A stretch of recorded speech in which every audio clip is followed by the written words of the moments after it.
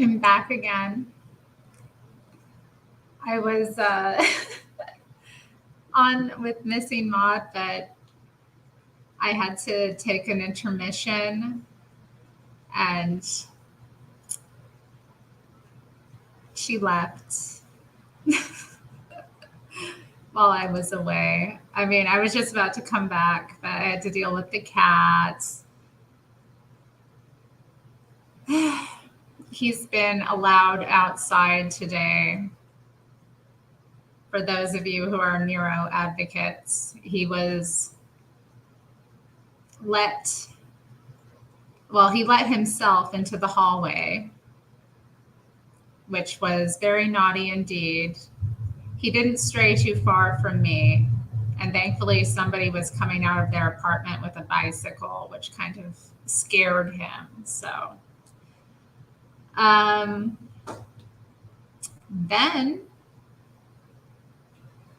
I got back, into the apartment and opened up the door to the balcony and let him just chill.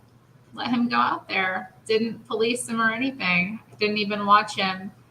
And he's been very, very cute and very thankful about it. But now he's going off now. I think he wants to go back outside. Baby! Oh no. Oh no, he's starting. I'm doing my nails, man. What the heck? What the heck?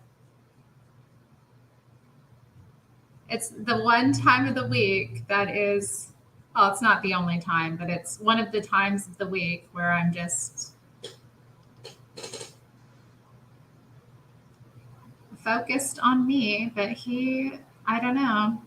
He has a problem with it, I suppose. Who's in the house here? We got Danny P. Hello, Danny P. Hello, Weird Beatnik. How's it going? What have y'all got on today? Like, meaning, what are you going to be doing with yourselves?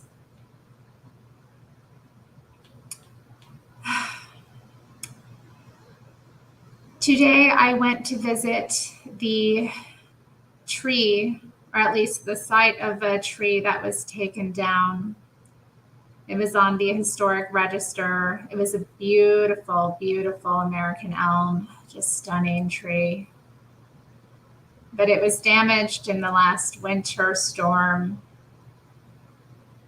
and it lost a significant chunk of its branches. Like, a big part of it came down. Hi, Missing Maud. I could hear you, but I was in the other room. Nero was going off. Well, dang, Danny P, you need to get yourself a life. Don't be looking for a girlfriend if you don't even have a life. What are you going to be giving her if you don't have a life? Come on. Well, anyway, it was Missy Maud. So sweet. Isn't that light coming in kind of nice? I drew the blinds up a bit just to get some more natural light in here. But the sun is moving around the sky. And then the afternoon sun will come in a blazing. Sometimes that's nice. I might let it today. Might let it just get a little bit bright in here. It's good to have the light in. That's, Danny P, that's nothing to offer a woman. Why should a woman lay down with a man who isn't, offering her anything? That's not, that's like the most base, vulgar thing to offer someone. Come on.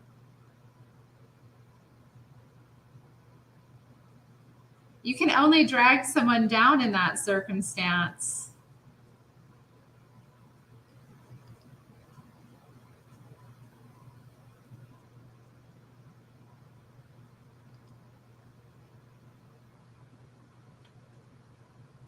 And it's not a loving way to treat someone. You should be thinking about, what you really offer to them.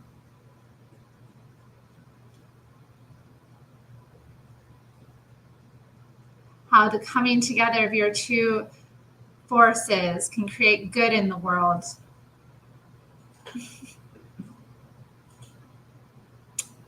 Oh yeah, I am blessed. I will say I do like the natural lighting I get in here. It's good for my mind. I got to get some light, you know.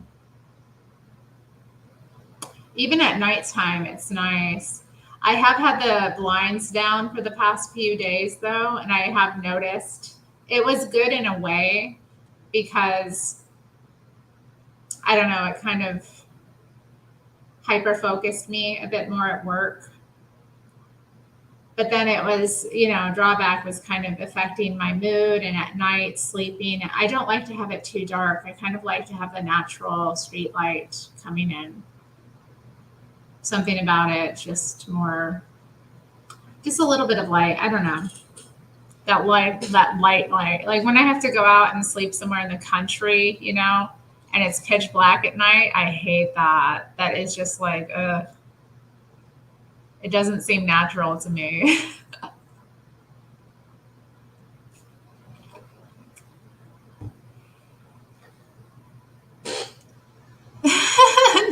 Missing on. Oh my goodness. Getting this nail polish off is proving to be a bit of a challenge, though, I have to say. I have to say it's a bit of a challenge. I don't know if I should have started this project now, but maybe it's better to do it now in the day because if I leave it, then I probably won't do it. And I was looking at my nails and I'm like, they're kind of looking like not so hot. So touch them up, get them redone, get a new color on there. I do like this polish though. It was a newer one that I got, and it's one that I'd kind of admired for a while.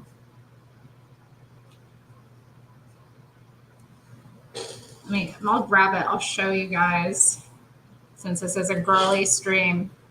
Girly stream. Here it is. Okay, so yeah, it's I think I got it from what's the name of that site? I don't know. It's one of these like Asian beauty sites that you get advertised. But yeah, the nail polish is, I had this one on. It's on the nails right now. It's kind of coming off, but I put this over the white polish I had, and it looked all right. I wasn't that pleased with it. I don't know what it looks like on its own, so I'm looking forward to doing that again. But it was a mixed kind of thing because it has some glitters in it. It had some big chunks of like moons and stars in it. It's cute. It's very cute. It's very girly, cosmic kind of thing. And it's got this kind of, you know, subdued pink quality, very feminine. But yeah, I don't know. the even after putting like a top coat over it, because I noticed immediately it was like catching on, it was going to catch on things, just the way the glitter kind of quality is. I don't like that with my nails. I find it distracting, especially with having longer hair now. Like when I brush my hair or style it at all, I don't like my nails catching in my hair. You know, obviously it's not pleasant to deal with. But yeah, so we'll give it another try another time. But I'm going to do a nice red nail, I think. Going to do some nice, flashy, classic red nails today. Who's excited? I'm excited about it. So yeah, since I'm here doing them, I might as well be live. I can share whatever I'm looking at online with you guys and gals. I have some stuff. I'll pull up my YouTube watch later, maybe put some stuff on, react to it while we're here. So, yeah, strap in, get whatever you're working on, hang out with me, and we'll go on this lovely little adventure. Oof. Huffer. Huffer. Hello, Point Fire. I don't know what you mean by huffer. Heifer? Is that what you mean, a female cow? Although the word cow is feminine as well, like a male cow is a bull, right? Mm-mm-mm-mm-mm.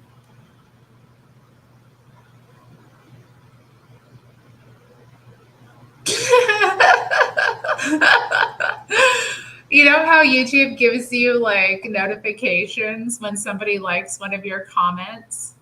No, I don't huff the nail polish. I get enough of the fumes off of it as is. I don't need to huff it. We don't need to, make it worse than it is.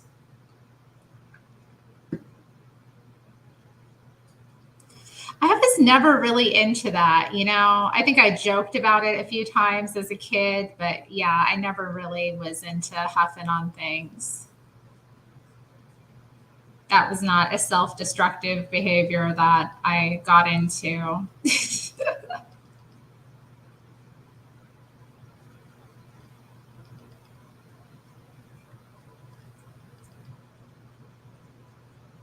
I do love nails, though. I do love doing them, looking at them.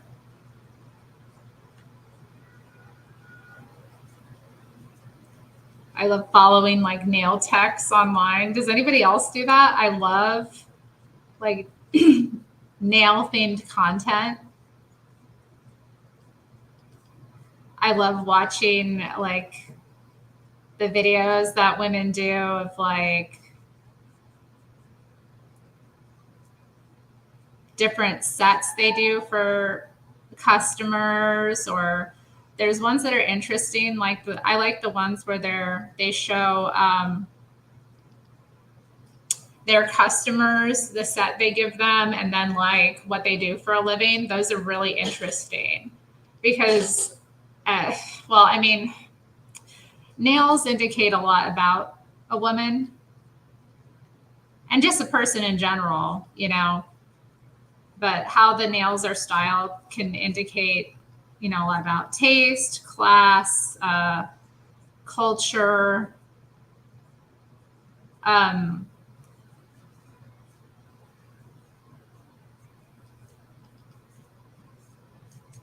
I find the whole thing rather interesting. Always have, always did. Weird Beatnik says that he loves makeup and does artistic things. Yeah, I like to be artistic with it.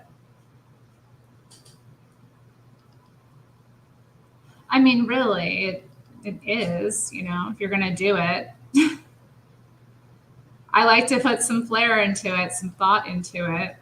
What am I doing here?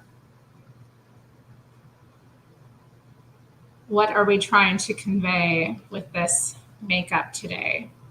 Hello, Cleaner23. How are you?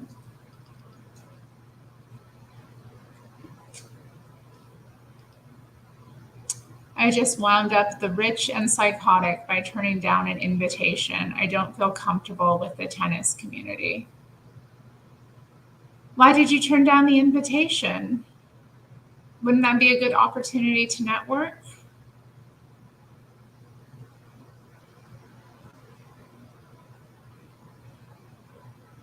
I mean, they shouldn't be psychotic about it or wound up about it. Sometimes people can't attend events for whatever reason. It's important not to take it personally.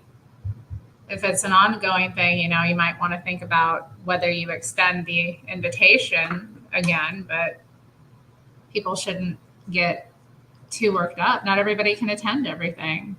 It's part of life. Oh dear. Yeah. Removing this nail polish is a bit of a challenge, I will say. That's another thing I don't like about glitters. I did see a trick posted on like one of these nail technician channels. Or no, she wasn't a nail technician, but just a person who makes a, nails themed channel, nail polish and nail care channel. However you want to put it. I don't know what the official or proper terminology is. Y'all understand what I'm talking about. Osaka, she's mental. What? Are you referring to me? Are you quoting something I'm unaware of? I'm okay. I have my little iced latte.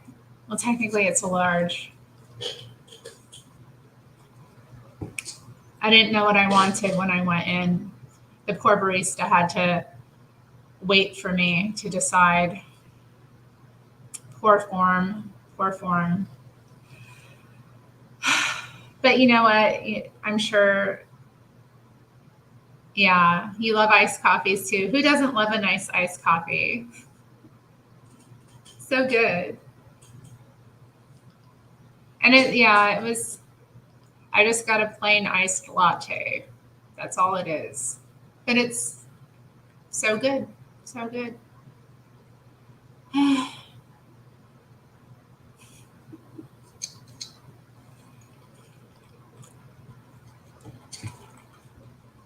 Hmm. Yeah, it's going to be kind of hot today, it looks like.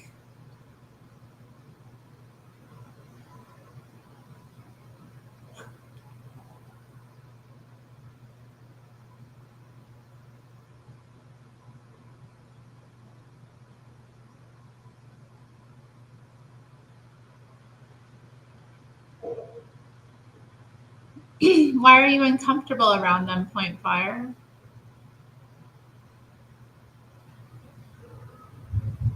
What makes you uncomfortable?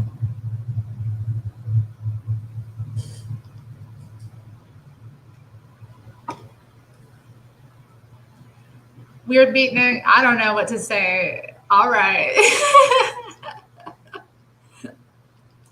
I definitely couldn't date a guy who wore makeup either. I mean, I don't know if that's completely true, actually. Like, it would depend on why.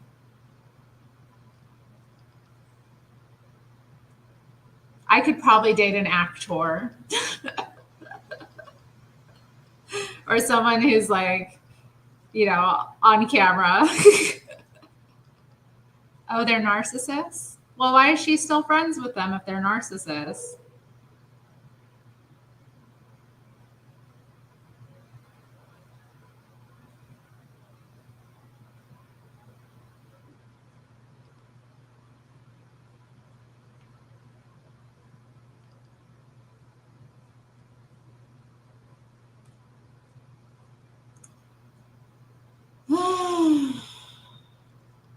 Narcissism. Ain't no such thing as narcissism. Reject all isms.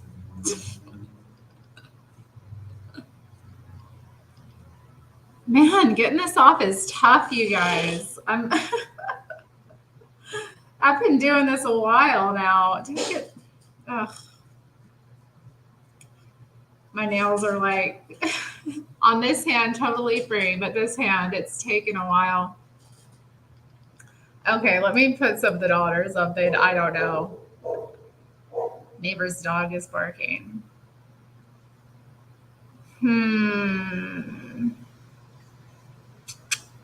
Watch later. Oh yeah, I didn't know that Katie Hopkins had been on the Fallen State, so I saved that. They're jealous because I don't control my wife.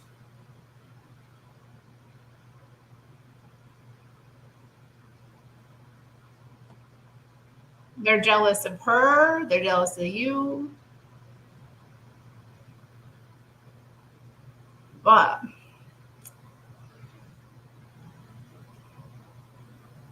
but they want to meet you. How do you know they're narcissists if you haven't met them? Hi, Nicholas Whittle.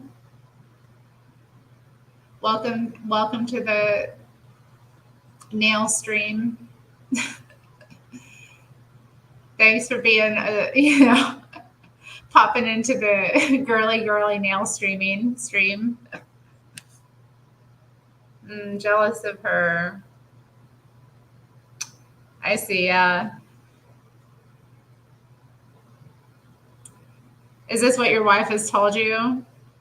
They're jealous of me. I'm just kidding. What is your opinion on the idea of starseed children? My mom used to tell me I am one. Oh my God. Yeah, starseeds is interesting. I mean, you're not a starseed. We'll just say that. It's not a thing. It's just something that people came up with to describe people. I don't know. It's not, it's like, it's another false identity, really. Like, what is that? We all come from the same source, which is God. Like, why are you pretending like, oh, I came from this galaxy or something? Like, I don't know. Like, another thing, I'm like wondering, I'm thinking more of the term of indigo children. Now, I'm definitely an indigo child.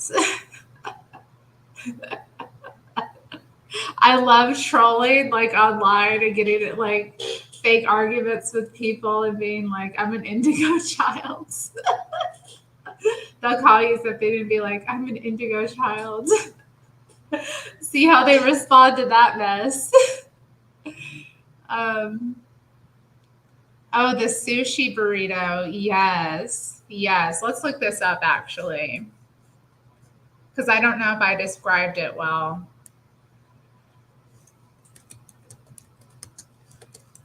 There we go.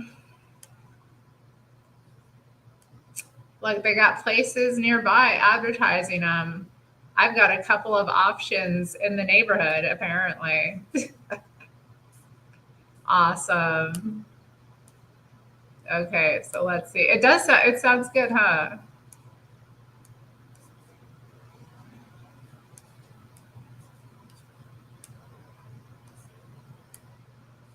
Okay, so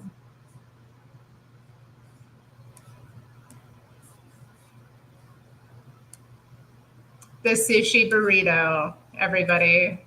Feast your eyes upon it. Marvel at its glory.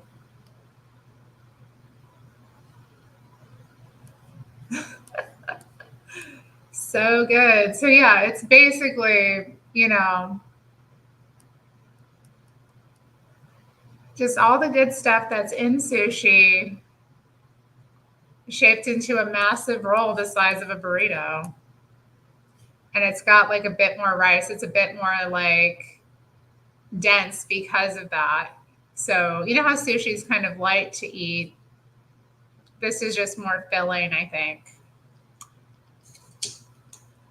Mm-hmm. It looks even better than I imagined.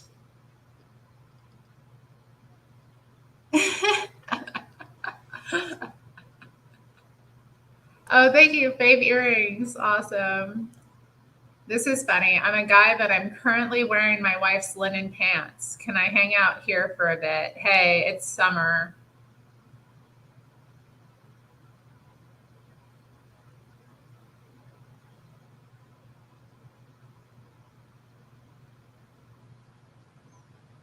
They travel with an entourage of worshipers, hitting coaches, sports psychologists, and slaves.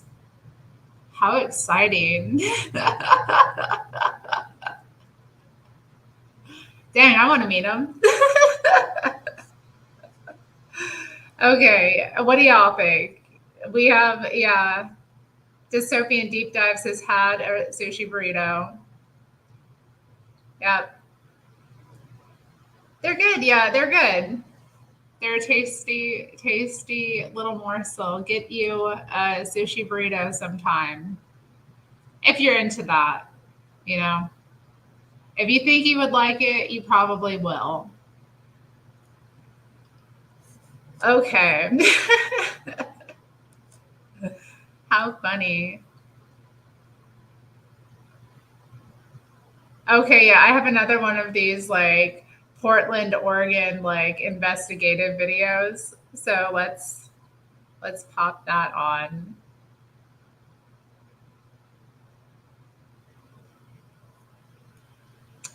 Looking forward to this. Another one of these silly things. I'm still doing my nails. I'm taking a break because taking the nail polish off is just taking forever. So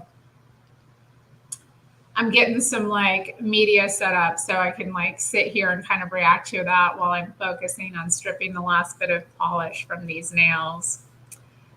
That's what's going on here at the Terri Strange channel. Never a dull moment.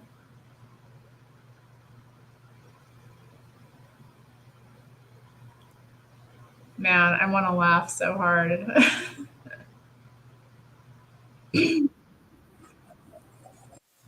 hate how it just like automatically starts. Let me rephrase that. I dislike heavily.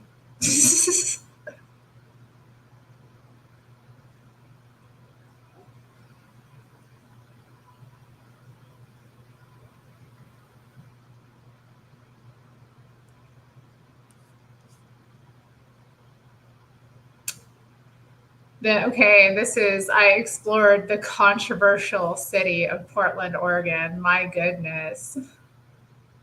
Don't long nails make it harder to type? Yeah, they can. They can. Mine are starting to get longer again, and I'm thinking like, do I want to keep them or not? I haven't really decided. But I figured out ways around that too. So it's not inevitable. It hasn't, even when my nails were longer, I was still able to get my work done.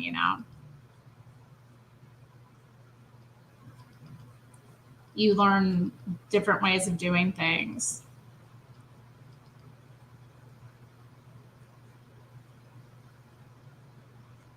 But yeah, some things become more difficult. Like opening my dryer, for example. That's one thing that when my nails are really long is, kind of difficult.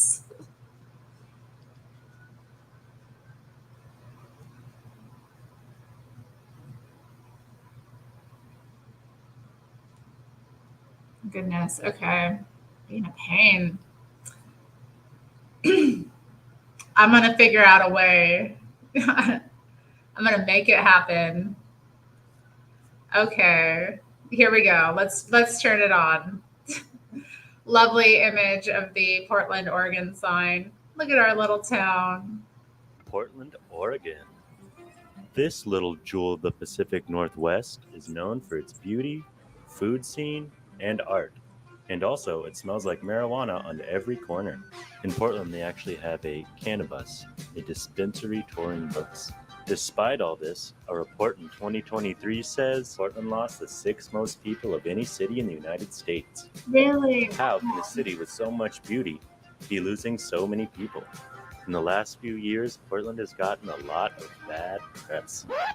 One local is called Portland, an open-air insane asylum. Portland is a hollowed-out shell of what it used to be. Public drug abuse, addicts sprawled on the sidewalks or wandering the streets. This is what Portland's other epidemic looks like. It spreads across the city into neighborhoods. After all this, I don't think I'll be ever back in Portland. What the is going on in Portland, Oregon? As someone who lived in Oregon for 4 years, I couldn't just sit by and let Portland get dragged through the mud like this. I decided it was in my best interest to go visit Portland and check it out for myself. I packed an umbrella, my hiking boots, and some Narcan, and I made my way to the City of Roses to see what's going on behind the scenes. Let's find out what's going on here in Portland and why people are leaving.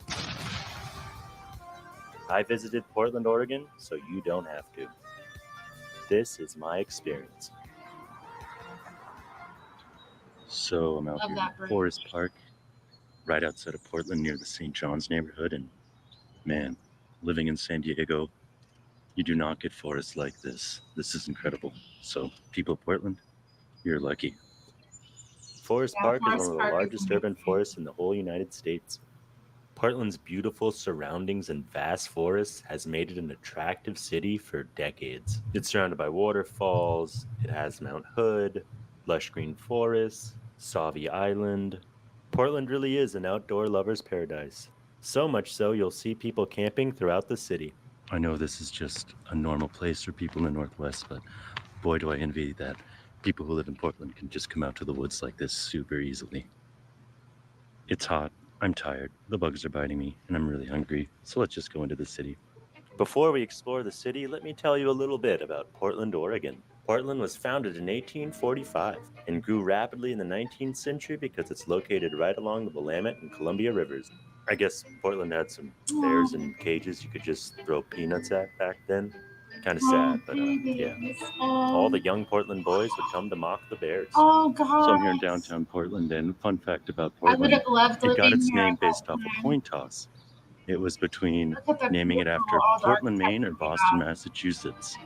And Portland, Maine won the coin toss. So now today we have Portland, Oregon. The California Gold Rush in the 1850s brought a lot of people to the region.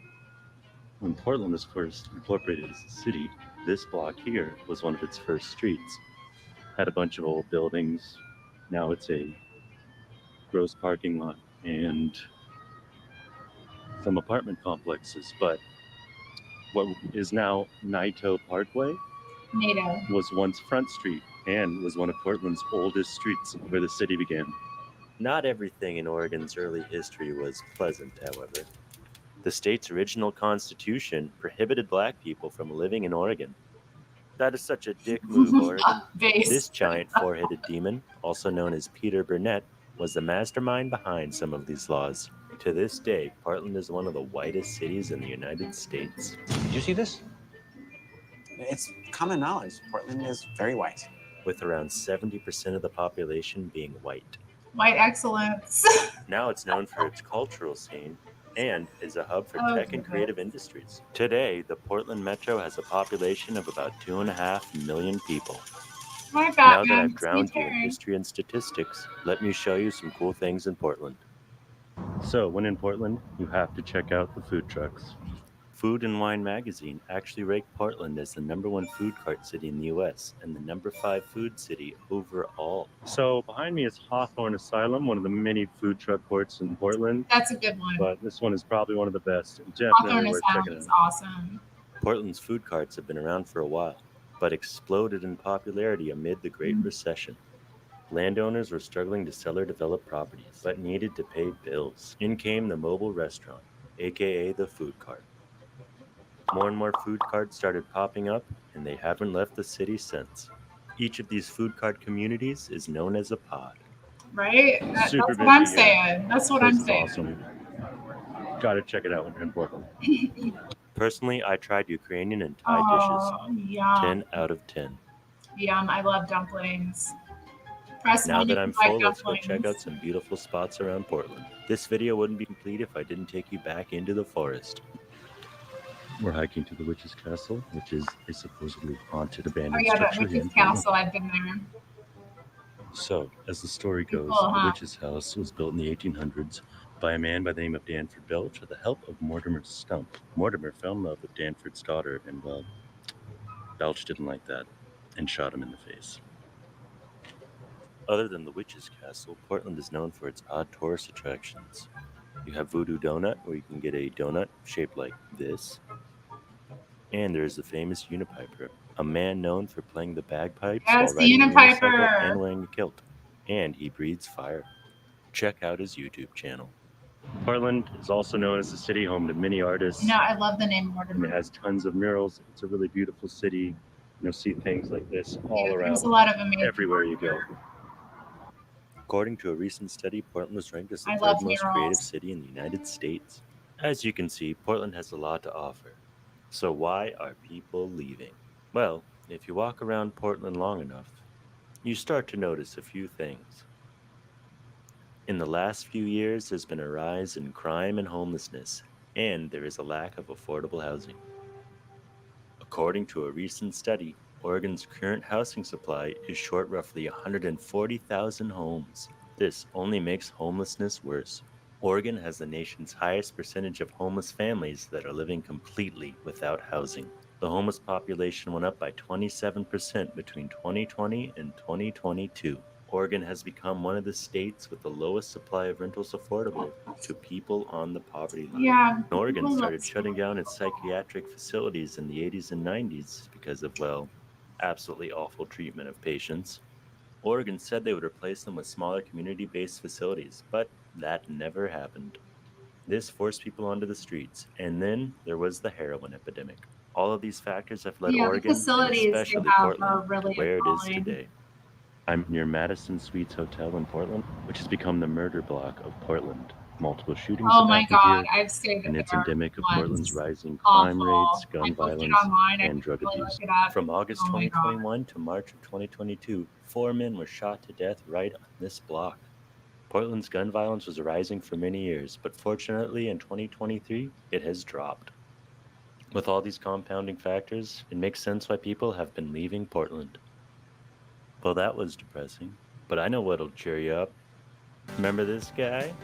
Yeah, still in the cage, but still adorable. These kids would have definitely bullied me for being a ginger.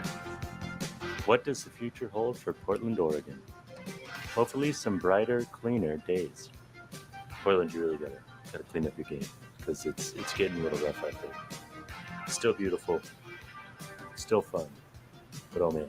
So basically, the homeless Like they said in epidemic. Portland, India, the dream of the 90s is alive in Portland.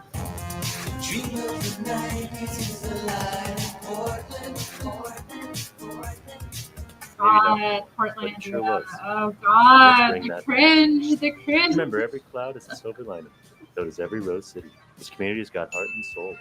I'll link some charities and It's kind of organizations true though. below A so lot you of can those donate to those in need in Portland. sketches really Thank you for joining me on this journey. And remember, Portland, keep it real. accurate. Maybe not I'll too just weird. say. Maybe we're good on the weird. This level of weird, maybe dial it down a little bit. But still, keep it weird. What would Portland be without its But weirdness? dial it back. Well, I'll see you all next time. Make sure to like and subscribe.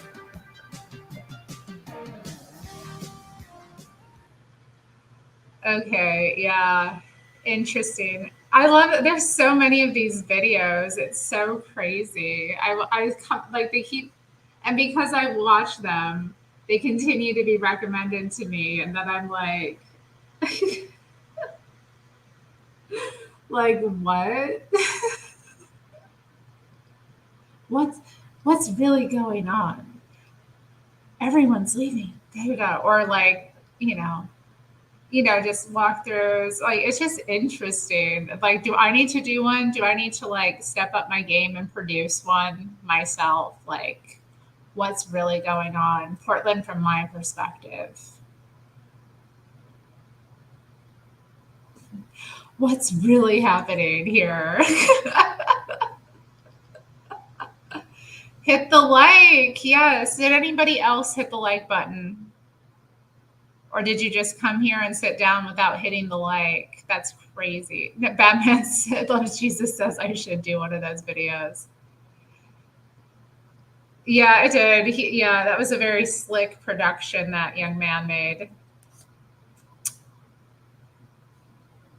Yeah, okay, the pull-out king joke. This is a sketch from Portlandia, if anyone is unaware. It's a phenomenal idea. It's not. I feel so cheesy about it. Like, here's Portland from my perspective. I don't get out much. I mean, I get around my neighborhood. I don't come across as much of that. I don't know. And I also don't feel comfortable. Like, I don't know. I don't think I can accurately do that video. You know what I mean? I don't feel like I can accurately do that just because, like, there's something about it that seems, if I were to like really give an accurate portrayal from my perspective, not only would I, potentially be doxing myself, a little too much, but also like I don't want to like go through and film people. Like I don't know how to do it without being exploitative, you know. I would help you shoot if I could. That's nice. Aw. I don't know.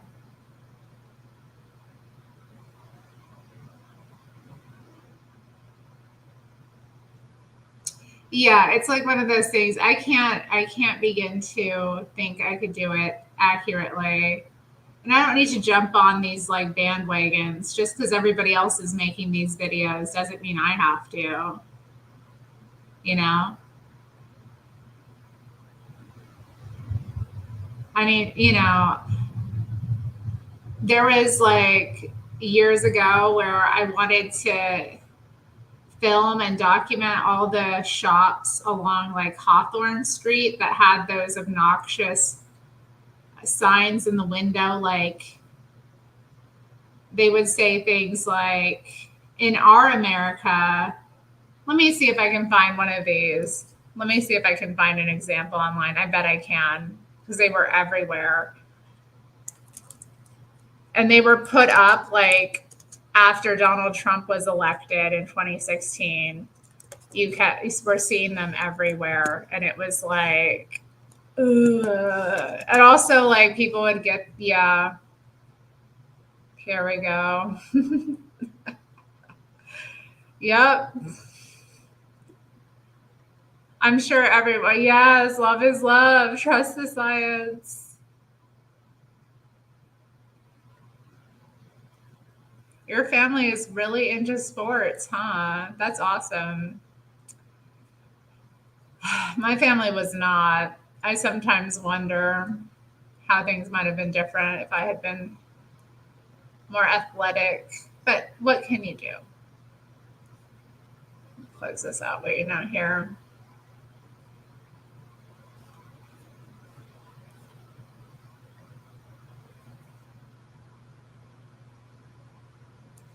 Yeah, these are just insane. You know what I mean? And they were everywhere. They were like in every business after Donald Trump was elected. In our America, all people are equal. Love wins. Black lives matter. Immigrants and refugees are welcome. Disabilities are respected. Women are in charge of their bodies. People and planet are valued over profit. Diversity is celebrated.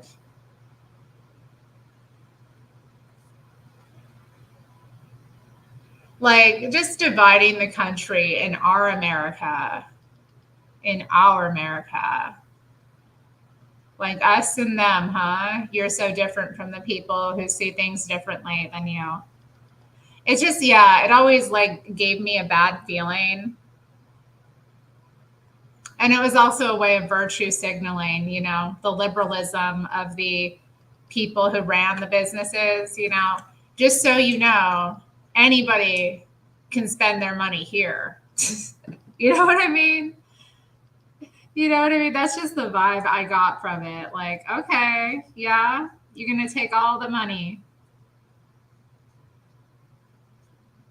But then it's off-putting, like if, you know, that kind of fakery just, ugh. It's fakery. It's nasty. I don't like it.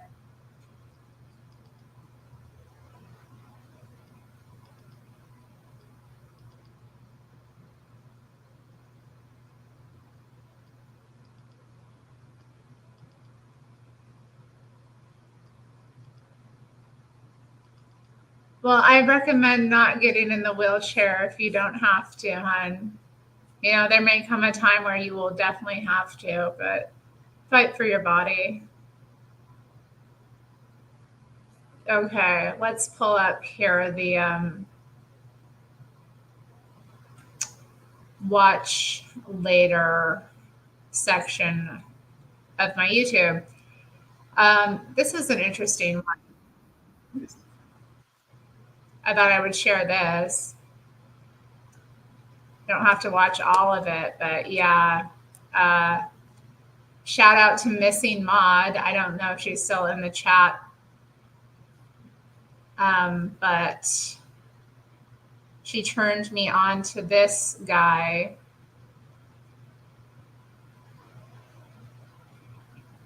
So many, all the white women you could ever want. All the liberal white women your heart could ever want. You just have to put up with them not like shaving. If you're cool with that, you can get any white woman.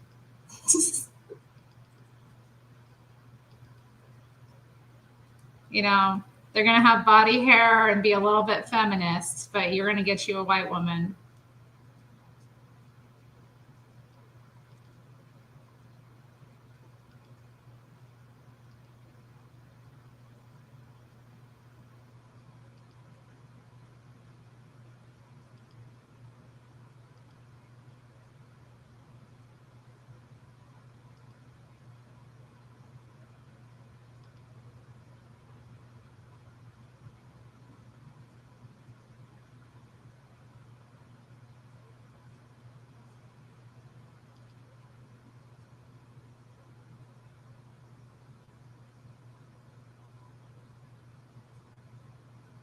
Dang, getting this last little bit of nail polish off of my pinky nail. Ugh, and I used way more cotton than I usually do.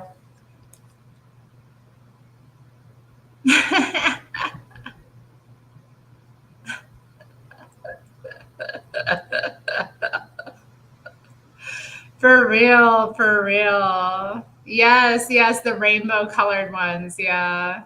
Yeah, it's sick. These people are like sick, honestly. Okay, so moving on. I was going to share this and play a little bit of it.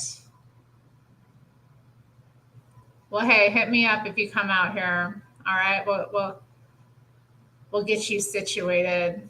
I'll show you some cool stuff.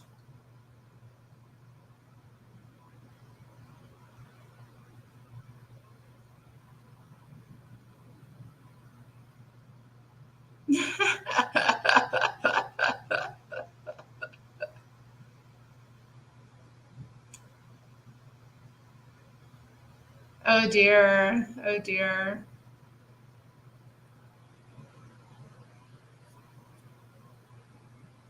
Okay, I'm getting distracted by y'all. I'm trying to share this. Girly nail streaming. Come on. How are we going to do it? Okay. So this is a nice girly topic for y'all. Missing Maud turned me on to this Derek Pritz guy. Very fascinating.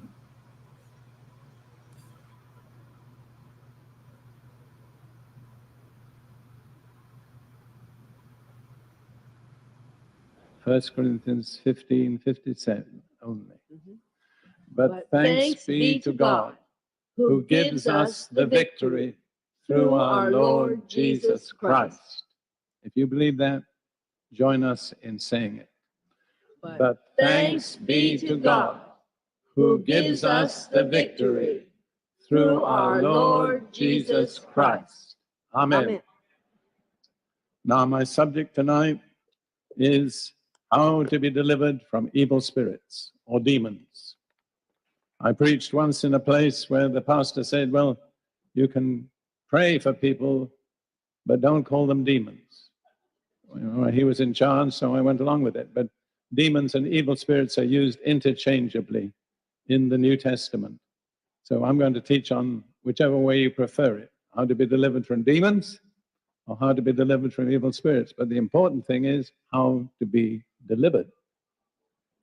Now, I'm going to try and give, in brief outline, a pretty thorough overview of this subject, which I think is one of the most neglected subjects in the contemporary church. There are a few people who go overboard on deliverance and preach about nothing but demons.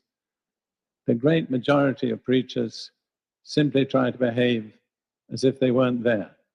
But the truth of the matter is, they are there, very close, some of them in some of you. I'm going to read from Mark chapter 1, verse 23.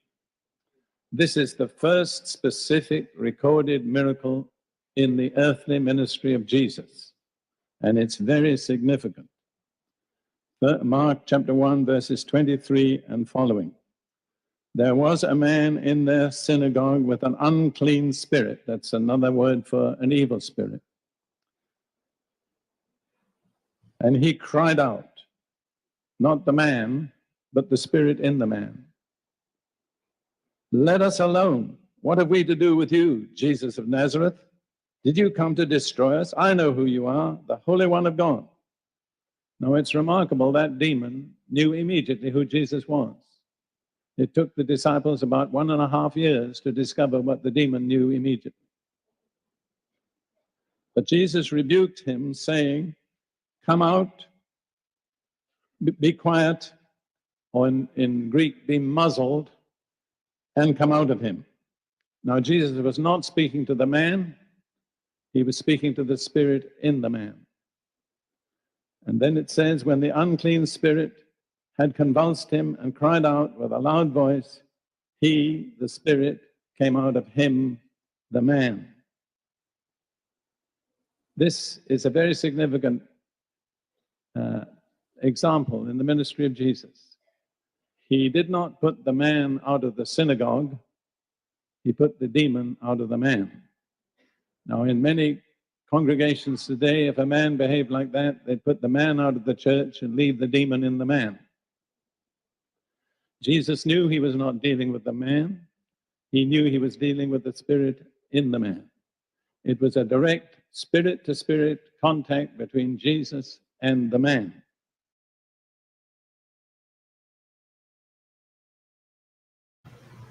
What are y'all thinking of it so far?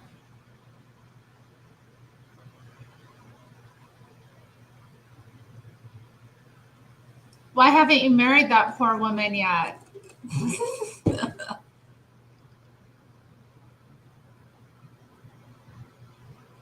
This is Derek Prince. Yeah, very interesting subject of he continues to go into like how demons affect people's bodies, or how they it's just interesting. I'm going to keep playing it a little bit more.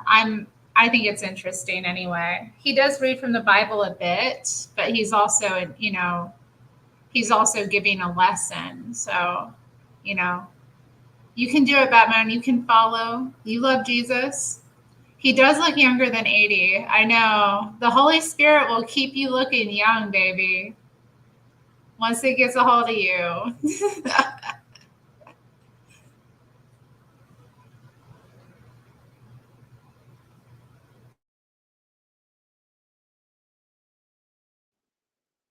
Then it says, they were all amazed, so that they questioned among themselves, saying, what is this? A new doctrine with power. For with authority he commands even the unclean spirits, and they obey him. This is something they had not seen before. And immediately his fame spread throughout all the region around Galilee. I want you to understand that initially Jesus was known amongst his people as the man who can cast out evil spirits. That was the first impact of his public ministry. Other aspects of his ministry appeared later, but the first thing that impressed the people was that he knew how to deal with evil spirits. Then in a little later, it says in Mark chapter 1, verse 32, at evening, the same evening, and it was at evening because the Orthodox Jews did not travel any distance on the Sabbath, and it was a Sabbath. So they had to wait till the sun set to move. At evening, when the sun had set, they brought to him all who were sick and those who were, I prefer to say, demonized. My text says demon-possessed, but that's a very misleading phrase, and it has nothing to do with the original Greek. The original Greek is one word, and it means to be demonized. I looked it up in the New Collins English Dictionary, and it says to be demonized means to be afflicted by a demon. That's exactly what it is. The problem with the word possessed is it suggests ownership. And people say indignantly, do you mean to say I'm possessed by the devil? Definitely no. If you're a Christian, you're possessed by Jesus.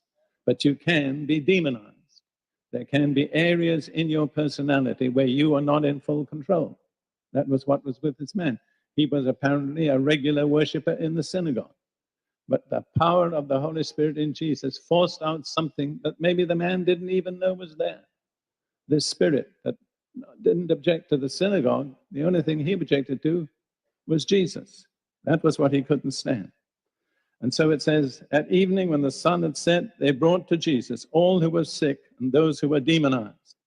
And the whole city was gathered together at the door. Then he healed many who were sick with various diseases and cast out many demons. Now notice, they came to be healed of their sickness. But in providing healing for them, Jesus cast out many demons. In other words, many demons are the causes of many sicknesses. And to be delivered from the sickness, you have to be delivered from the demon. Now let's continue in that chapter. Mark chapter 1, verse 39. And Jesus was preaching in their synagogues throughout all Galilee and casting out demons. Please note, it was not something that he did occasionally in an emergency. It was a regular, ongoing feature of his total ministry. Everywhere he preached, he cast out demons. The two things went together. And Jesus never separated preaching from casting out demons and from healing. And one of the disasters in the contemporary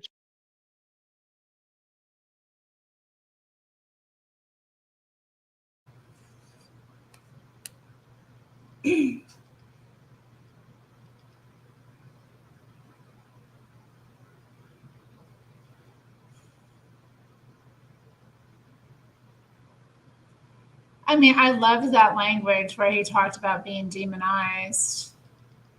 And it made me think of, how, when we use that term, is it always used accurately? Are we casting demons upon people when we don't wish them well? I know it made me think of that as well. Like, what are we doing when we demonize others? We're like, we're part of the problem then.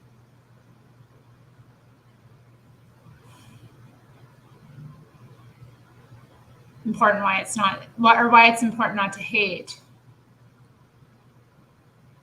But yeah, it's this is fascinating. I mean, I don't know. Y'all are watching too. Let's continue. Let's continue for a bit. churches, those things have got separated. And so a lot of people who need deliverance don't get it, and a lot of people who need healing don't get it. Now we'll look just one other passage on this ministry, which is in Luke 4:41. This is the same event described by Luke. Luke 4, verse 40 and 41. When the sun was setting, all those who had any that were sick with various diseases brought them to him. And he laid his hands on every one of them and healed them. And demons also came out of many, crying out and saying, "You are the Christ, the Son of God." Notice again that Jesus never separated healing from casting out demons, because demons are the cause of many sicknesses, sometimes directly and sometimes indirectly by creating attitudes in people which prevent them from receiving healing by faith. Then we look on in Luke 13, verses 11 and following. There was a woman who had a spirit of infirmity 18 years and was bent over and could in no wise raise herself up. Notice, it was apparently a totally physical condition, but it was caused by an evil spirit of infirmity. And if you read the record, Jesus did not pray for healing. He dealt with the spirit of infirmity. And then at the end he said, "Ought not this woman, being a daughter of Abraham, who Satan has bound 18 years, be released from this bond on the Sabbath day?" Notice Jesus said Satan has bound this woman in a condition of physical infirmity for 18 years. Apparently, the situation was totally physical, but in actual fact, The real cause was a spirit of infirmity. When the spirit went out, that woman who'd been bent double for 18 years was able to stand up. And then let's look at what Jesus said a little later in Luke 13, verse 32. He said, "Go tell that fox," and that was Herod, "Behold, I cast out demons and perform cures today and tomorrow, and the third day I shall be perfected." The third day is a Hebraism for the day following. Today, tomorrow, the third day. How did he begin? By doing cures and casting out demons. How did he end? By doing cures and casting out demons. You know why he did it that way? Because it was the right way. He never had to improve. He started right, he finished right. He began that way, he ended that way. All we can do is do it the way Jesus did. We do not have to improve on his methods.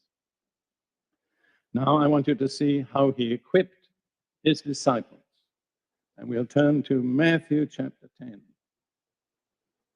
And let me say, while I'm looking for the passage, Jesus never sent anybody out to preach the gospel without specifically instructing and equipping them to deal with demons. It is not scriptural to send people out in evangelism without equipping them to deal with evil spirits. This is how he dealt with the first 12 apostles. Matthew chapter 10, verse 1. And when he had called his 12 disciples to him, he gave them power over unclean spirits to cast them out and to heal all kinds of sickness and all kinds of disease. Notice, the first authority he gave them was not to heal sickness, but to cast out evil spirits. And then these were the instructions he gave them. Verse 7, as you go, preach, saying the kingdom of heaven is at hand. Don't just say it, demonstrate it. Heal the sick, cleanse the lepers, raise the dead, cast out demons.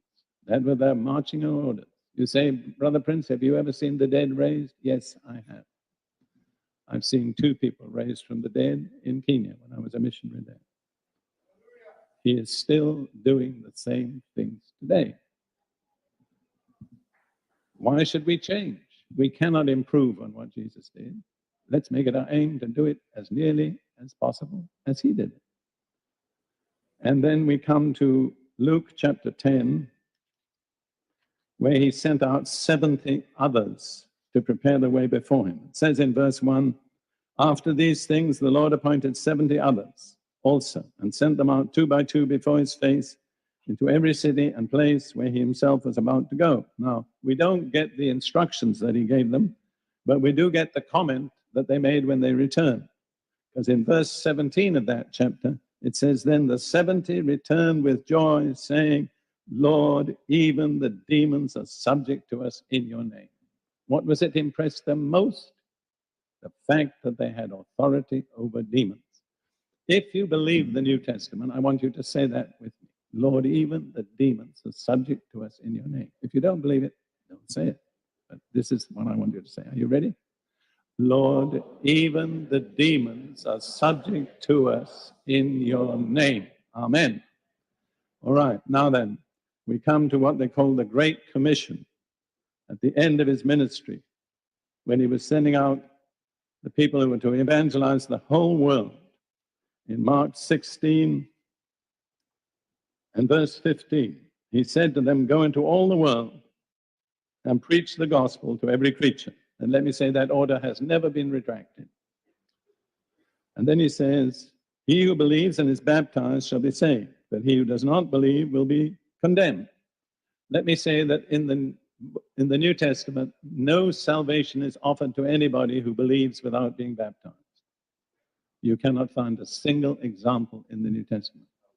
You may say, well, I believe, so I'm saying, well, that's your risk. But I wouldn't take that risk, because Jesus said, he who believes and is baptized shall be saved. Amen. And then he said, listen, these signs will follow those who believe. In my name, they will cast out demons. The first of the 5 signs is casting out demons. We hear a lot about speaking with new tongues, but that comes second. Laying hands on the sick and healing comes fifth. The first sign is they will cast out demons in my name. Why shouldn't we do it? Can we improve on his methods? Matthew 28, verse 20, the same commission at the end of that chapter. He says, go and make disciples of all nations, teaching them to observe all things that I have taught you. Well, amongst the all things that Jesus taught them was to cast out demons. So he said, when you make disciples, teach them to cast out demons. And when they make disciples, teach them to cast out demons.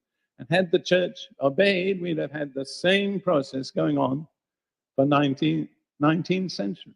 Unfortunately, the church tried to improve and made a mess of it. Now I want to point out to you that there are two kingdoms, two spiritual kingdoms. And when we come into this ministry of dealing with demons, the two kingdoms are brought right out into the open. In Matthew chapter 12, verses 26 through 28, Jesus had been accused of casting out demons by being allied with Beelzebub, that is Satan. This is his answer.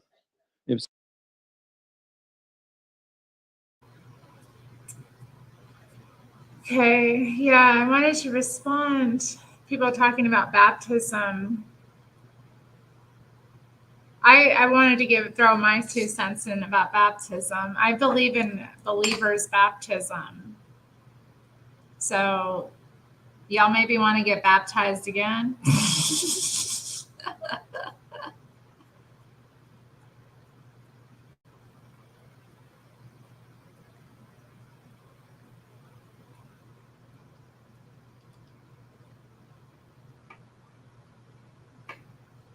Baptism should be, something that's chosen as an act of faith, I think. I did recently attend the baptism of a woman who was baptized, as a baby. She's was baptized in the Catholic Church. But yeah, she finally got her believer's baptism. It was actually sweet. It was the pastor who was baptizing this woman was baptizing his own mother. It was quite something to watch, and he was very I don't know, it's just a beautiful moment, really. You could tell that he felt honored to do it.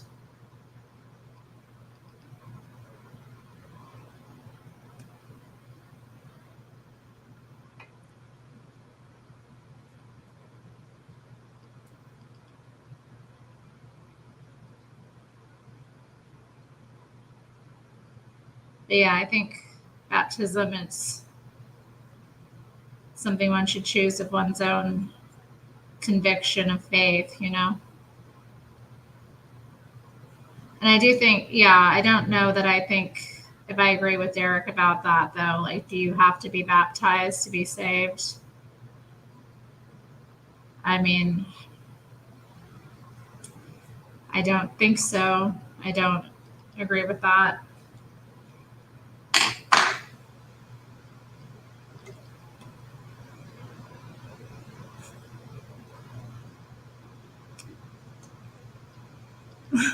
Like 10 times. You've accepted or you have accepted?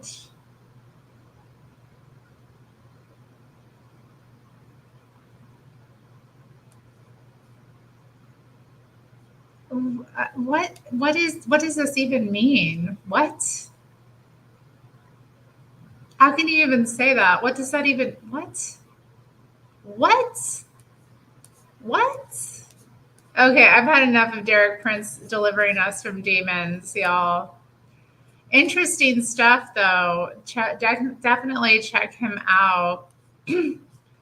Okay, this video, I don't know what to expect at all that I'm going to share. It was just, a nice looking older woman. I liked the title, so we're going to go in and see what she has to say. I love, wrong button. I love checking these things out from time to time.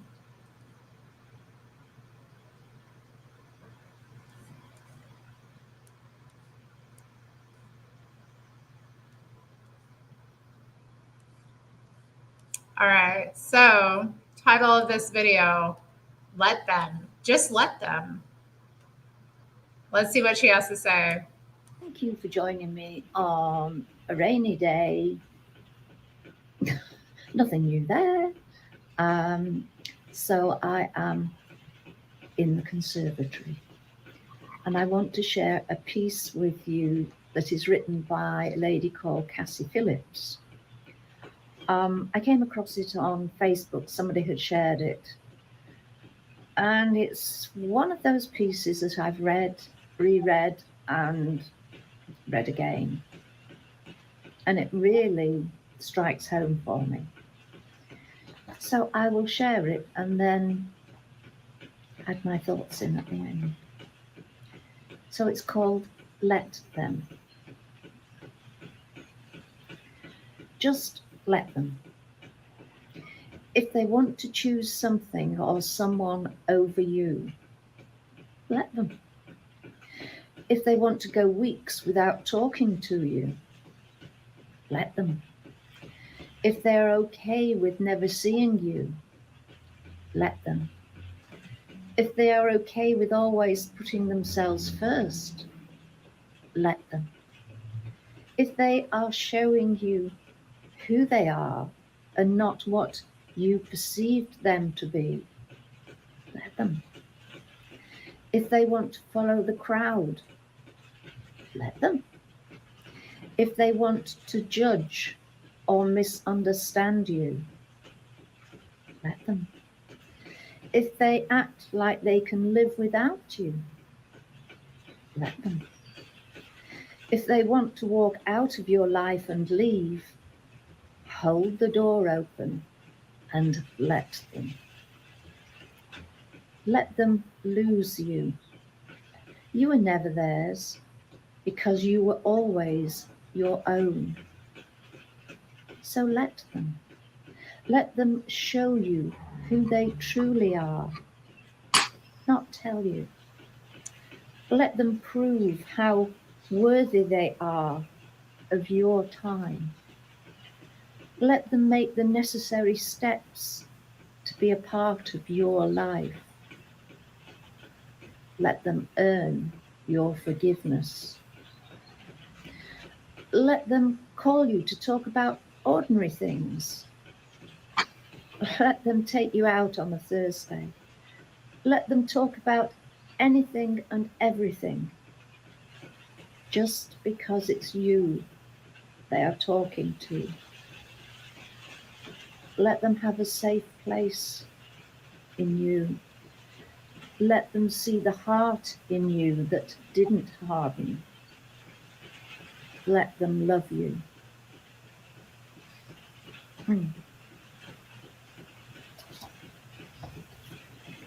Okay, so as I say, that has affected me on a very personal level. Pause for a deep intake of breath.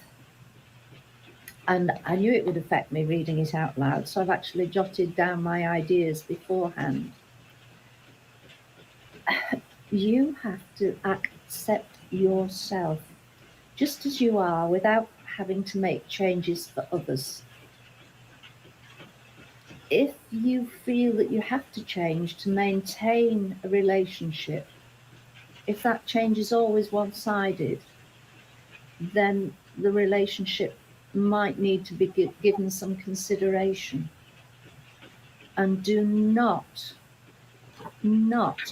automatically take the blame and punish yourself for any of the things that they have done. Yeah, some of us find that hard to do. And on occasion, you might be tempted to heal a rift, but they have to earn a place back in your life. Otherwise, it will be very quickly back to as was, same old.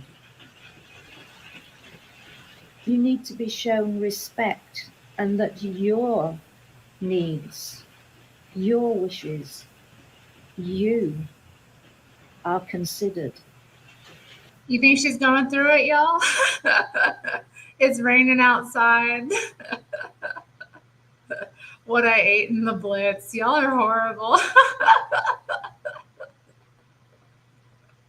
She probably was around then. She's interesting though. They don't value you, and you deserve to be valued.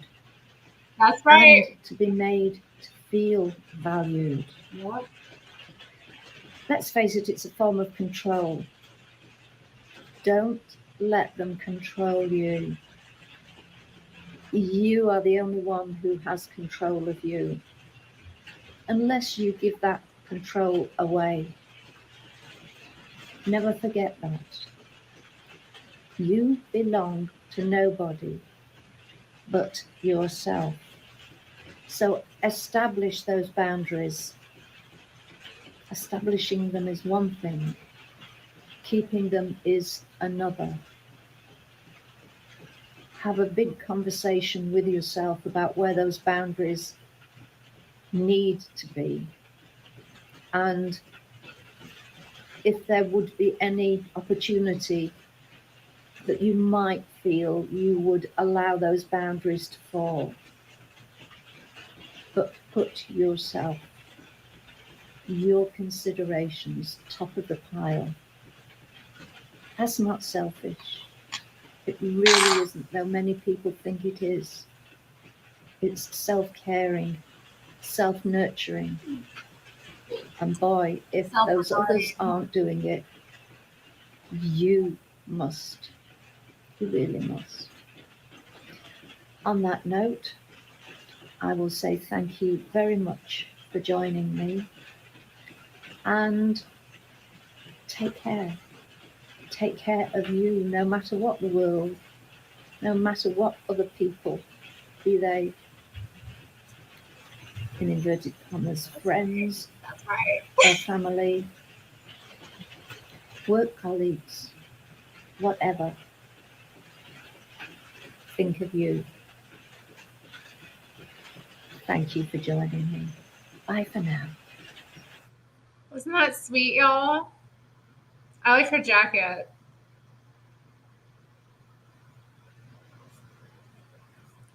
Hanging out in the conservatory. Oh my. Where's my conservatory?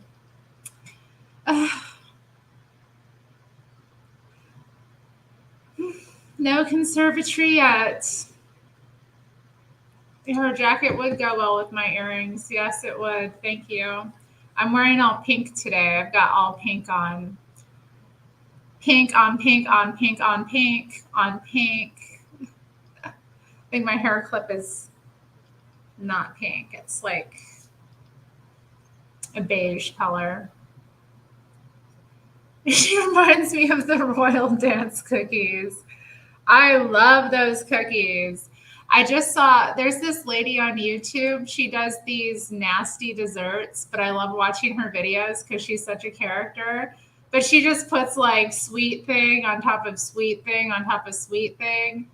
And it's wild. I don't even know. Like she makes these crazy cakes and they're all like low effort desserts with just like cans of like fruit and whatnot. She made a recipe yesterday that I watched that was those cookies, a tin of those cookies, and then she poured eggnog over the cookies, right? And then mashed them up, like crumbled them. Then, I don't know, if it were me, I would just like throw them in a blender or food processor, get them all powdered up, and then like pour or mix, you know, eggnog into that and like tap it down. But she's really messy. And then she took cherry pie filling, you know, a big can of cherry pie filling and dumped it over that, right? Then this crazy woman gets that instant vanilla pudding mix, pours that over the top of it, you guys. And I'm not done. I'm not done. Then this bitch, this crazy woman gets the whole thing of Cool Whip, pops that on top, spreads it around, and then finishes it off with some red and white candy cane sprinkles.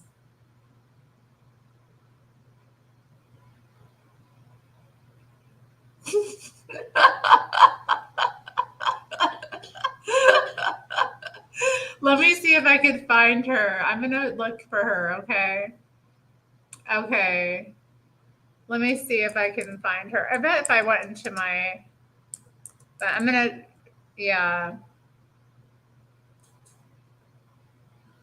Let's see if she pops up easy. If not, I'm going to go through my history and find her. She's an icon. This woman is seriously an icon. I don't know her channel. I should subscribe to her. I watch enough of her videos. Okay, we're going into the history. It's not coming up. I'm going to get it, guys.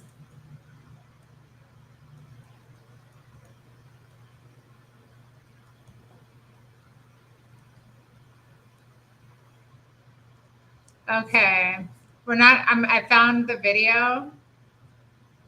But I don't want to play that video because I already gave you the recipe. So I'm going to go to her channel and find a video I haven't seen.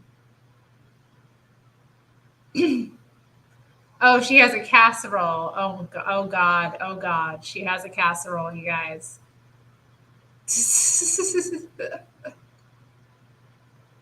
Husband's favorite thing I make. I want to see what her husband's favorite thing she makes is.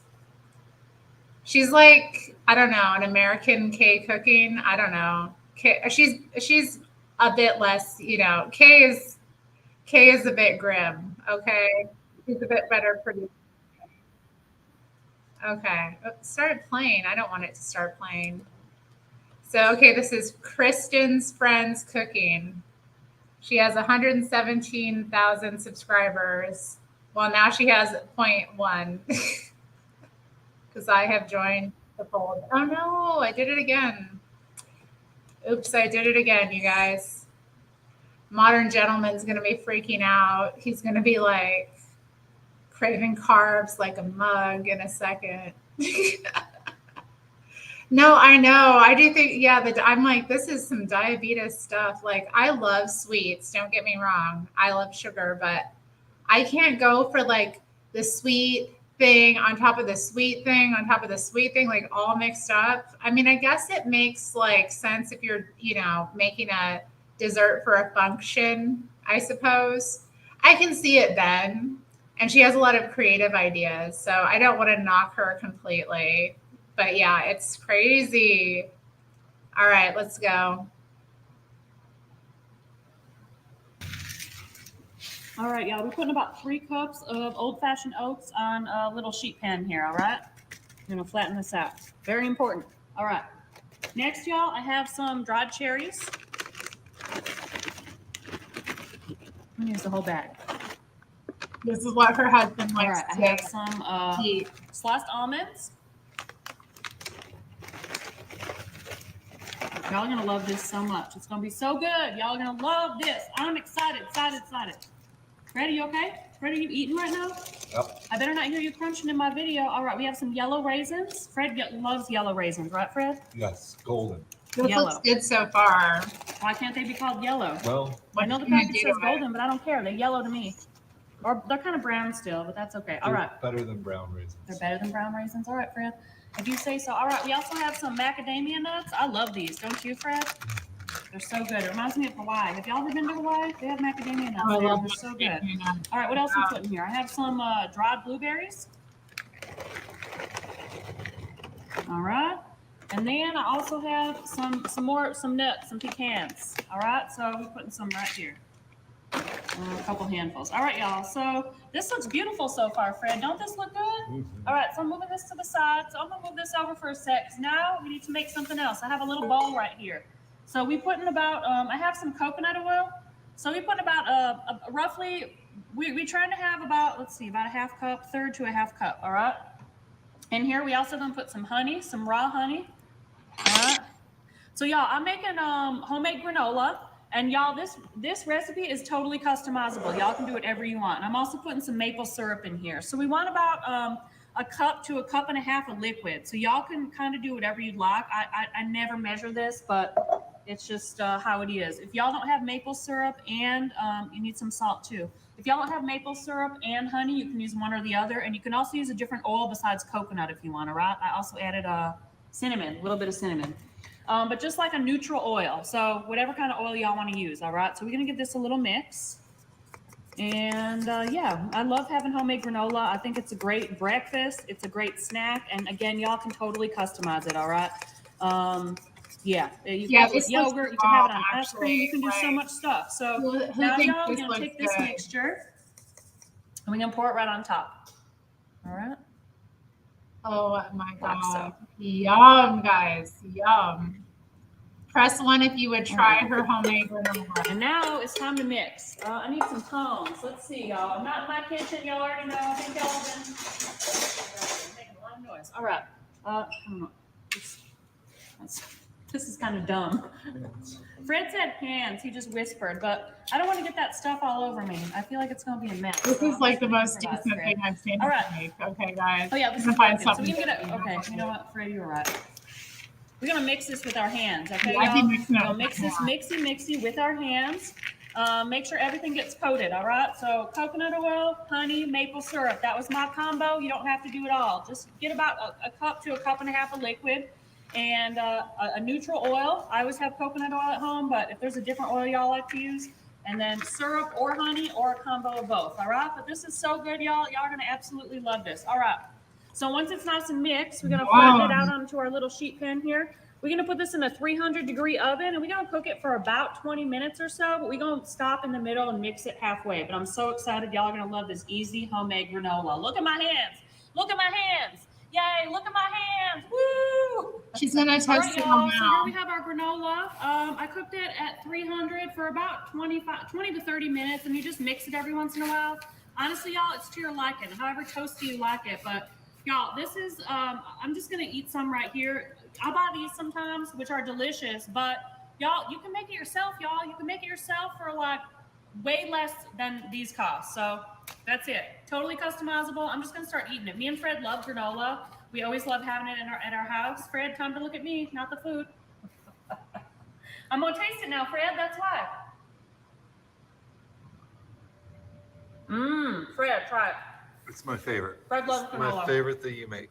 Fred, I used to, y'all, a long time ago, I used to make granola homemade all the time before I knew how to cook. And I know some of y'all are going to be like, you don't know how to cook. But before I cooked, like for this, I used to make like a few things. One of them was granola, and Fred loved it when I made it. This is real good, Fred, isn't it?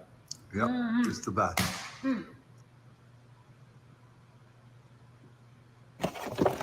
All right, y'all. Did y'all know that Twinkies come unwrapped now? I'm just kidding. We did that. All right. So we have a box, family pack of Twinkies. So we're going to take these and we're going to cut them up into like thirds, all right? If y'all want to do it a different way, you can, but this way is easy. And we're going to take a few of these out for now because we're making a delicious no-bake dessert y'all are going to absolutely love, all right? Yeah, here we go. We're doing a layer of Twinkies. Here we go, y'all. If y'all want to cut them into fourths, you can. That's a more fun word to say, so you know what? Do what makes you happy, but right now I'm just doing thirds because why not? Y'all haven't eaten a Twinkie in a long time. I think I might try one, but we'll see. Maybe not yet, Bridget. All right. So we have a layer of Twinkies at the bottom of this beautiful trifle dish. Y'all, I have 2 pounds of strawberries. So what I did here is I put some sugar on the strawberries. I cut them up, 2 pounds, and then there's probably like 2 to 3 tablespoons of sugar total on these strawberries, okay? So it makes them, I don't know. I actually got some real good strawberries. They're nice and sweet, but it kind of gives them this little syrup, and that's it, y'all. It's going to be so good. Y'all are going to absolutely love this. All right, half of our strawberries.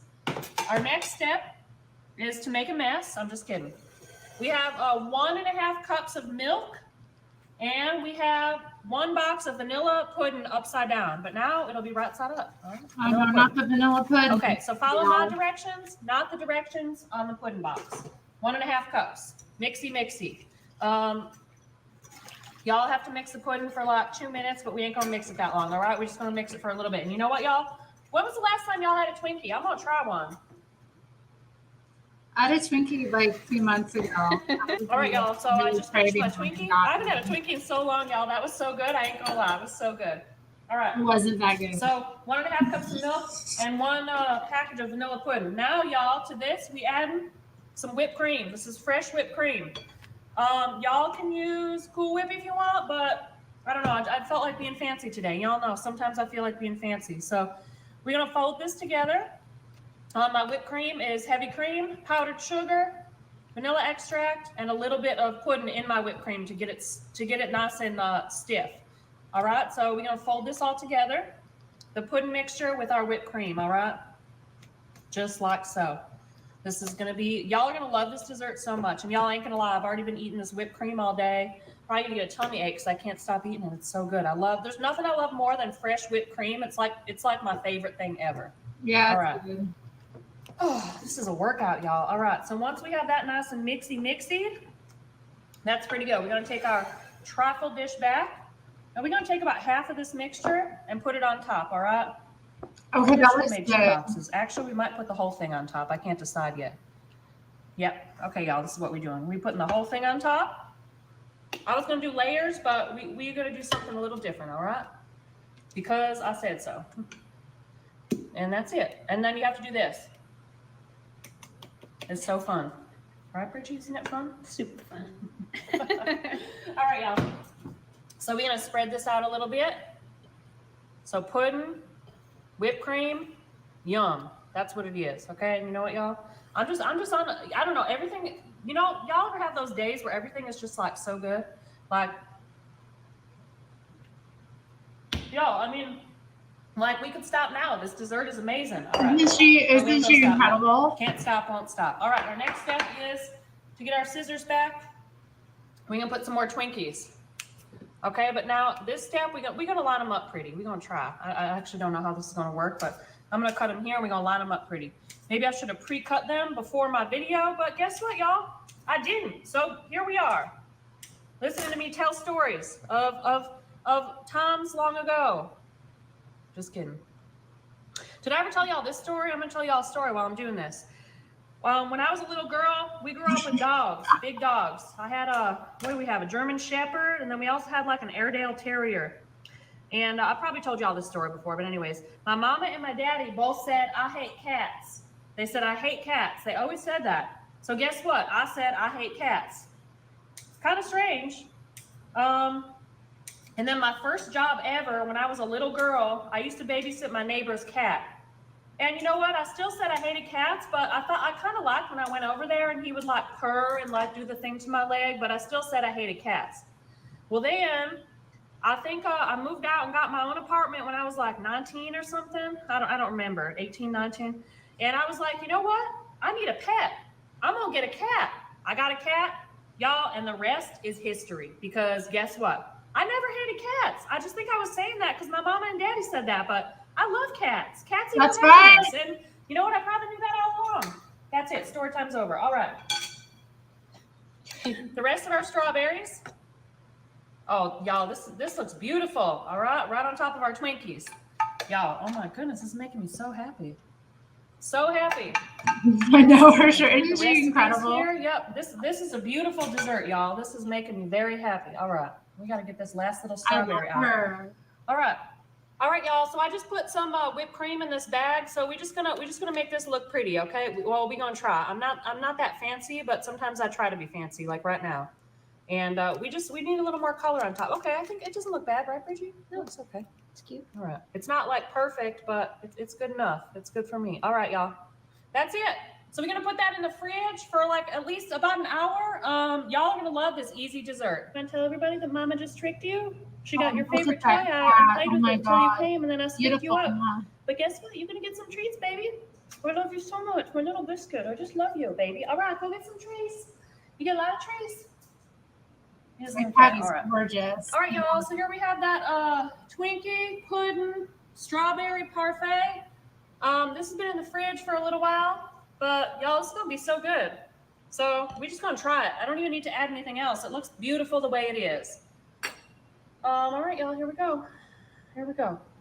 Let's scoop some out all the way to the bottom. Get some of this pudding layer. You bringing this to the next cookout? Pudding layer. Strawberries. Y'all, this one, I already know this is going to be a winner, y'all. Okay? This is definitely going to be a winner. I mean, how could this be bad? It's like strawberry shortcake, kind of. It's kind of like, yeah, like a strawberry shortcake hack. Look, y'all, I'm that confident. I'm slapping the counter before I even try. I mean, it's a Twinkie. It's fresh whipped cream. It's pudding.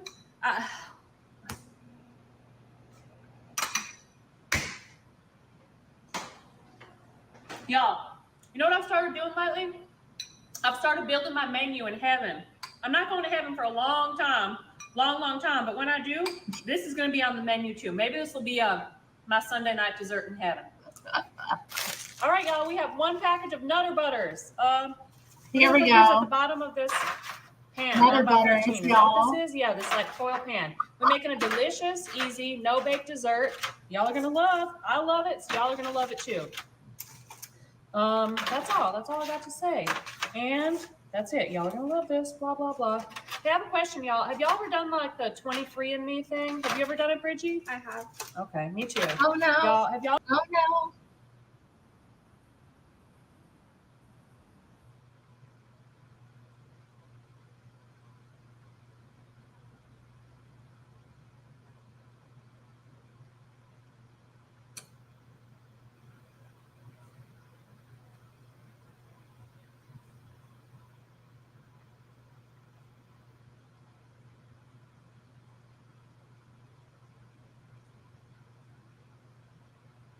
We okay, guys? Are we okay? Can y'all hear me?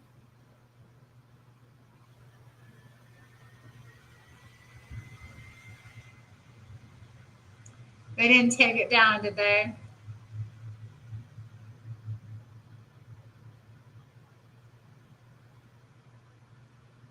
Well, we've seen enough, right? Actually, those looked pretty good. Who's going to attempt something like that? Huh?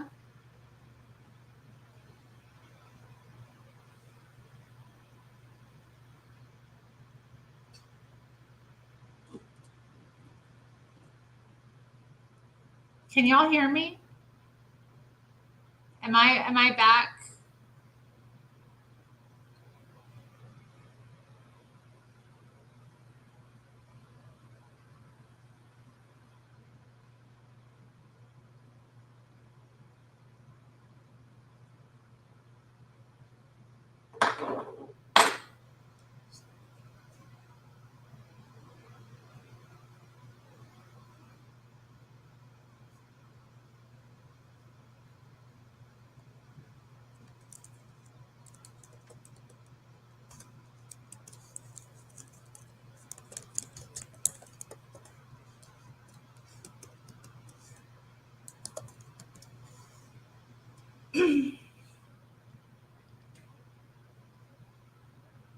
They haven't even sent me a warning, like.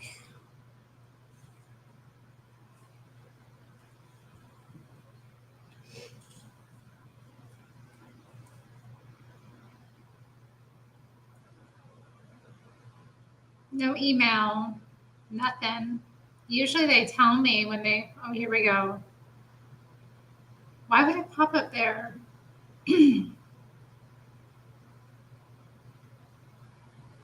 Should be re-enabled shortly. Okay, we're back. Gosh, how awful.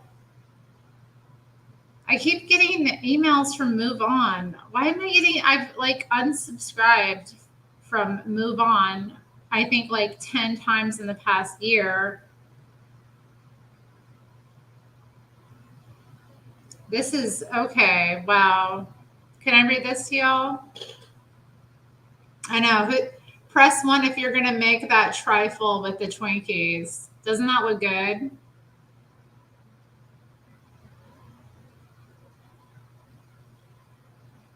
Laura Loomer, are you serious? Laura Loomer. Goodness. Following Vice President Kamala Harris's presidential campaign announcement and the announcement of her running mate, Governor Tim Walz, there has been a groundswell of political and grassroots support. But the reality is that we have less than 90 days to build the diverse voting bloc we need to defeat Donald Trump and MAGA Republicans at the polls. We need every eligible voter to turn out to vote for our democracy and freedom this election.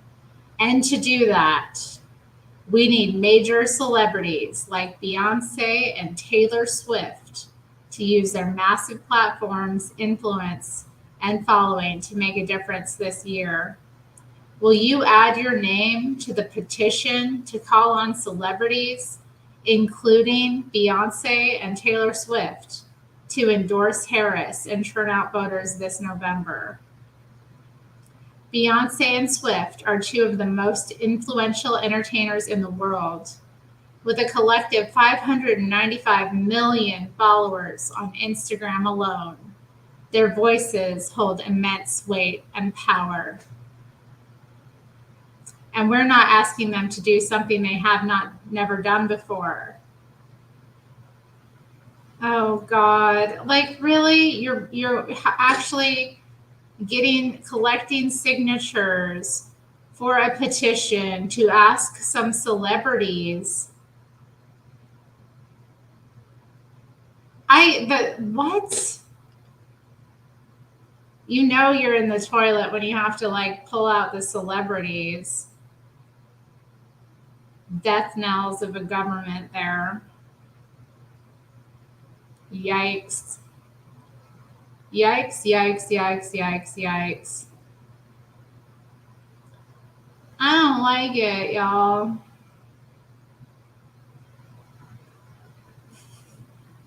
I know. Beyonce, please. Beyonce. Like, I'm sure she'll do it if she wants to. Like, what the heck? Okay, we're at this level. I've buffed the nails, cleared them up, pushed the cuticles back, cut off some like excess cuticle stuff, and put on the base coat. We're getting somewhere with the nails. Taylor Swift got shut down by jihadis. Oh no, did she? I didn't know that. Is she okay? Taylor! I love Taylor Swift. Poor Taylor. What color is today? We're going to be doing red. This red right here.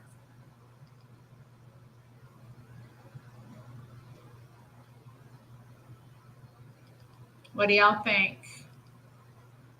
Does it look nice? A nice bright red. Yeah.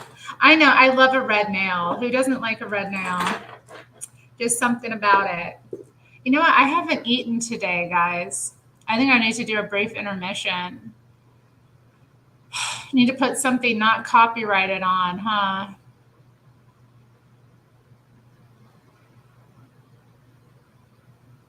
I wanted to know what she was going to do with those Nutter Butters, though.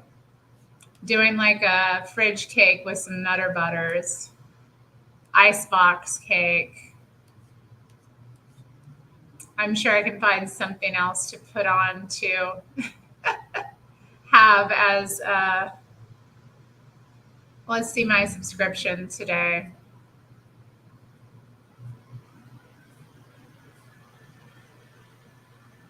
Oh, Gregatron working out again. Oh my goodness.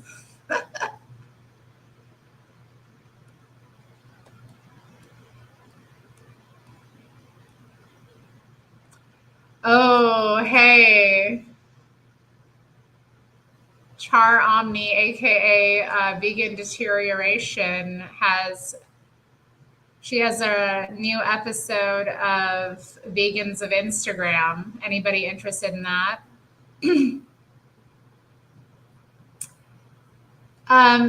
It does do that, but it also just kind of evens out the nail so that when the actual polish goes on, it looks better. It has a more smooth kind of appearance. It lays more flatly on the nail. It kind of fills in any grooves. Is it Leah? No, Leah is a vegan. Leah does not support the vegan. Hey, Amy. Amy's here, y'all. Hi, Amy. Good to have you back.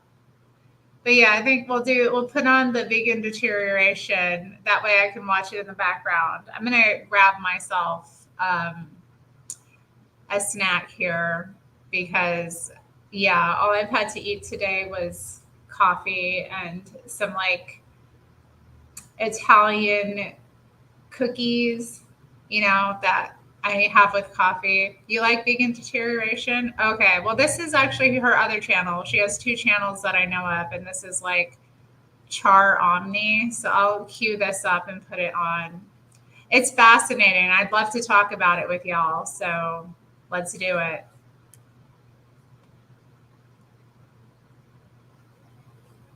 Her channel, like, and her content is really fascinating to me.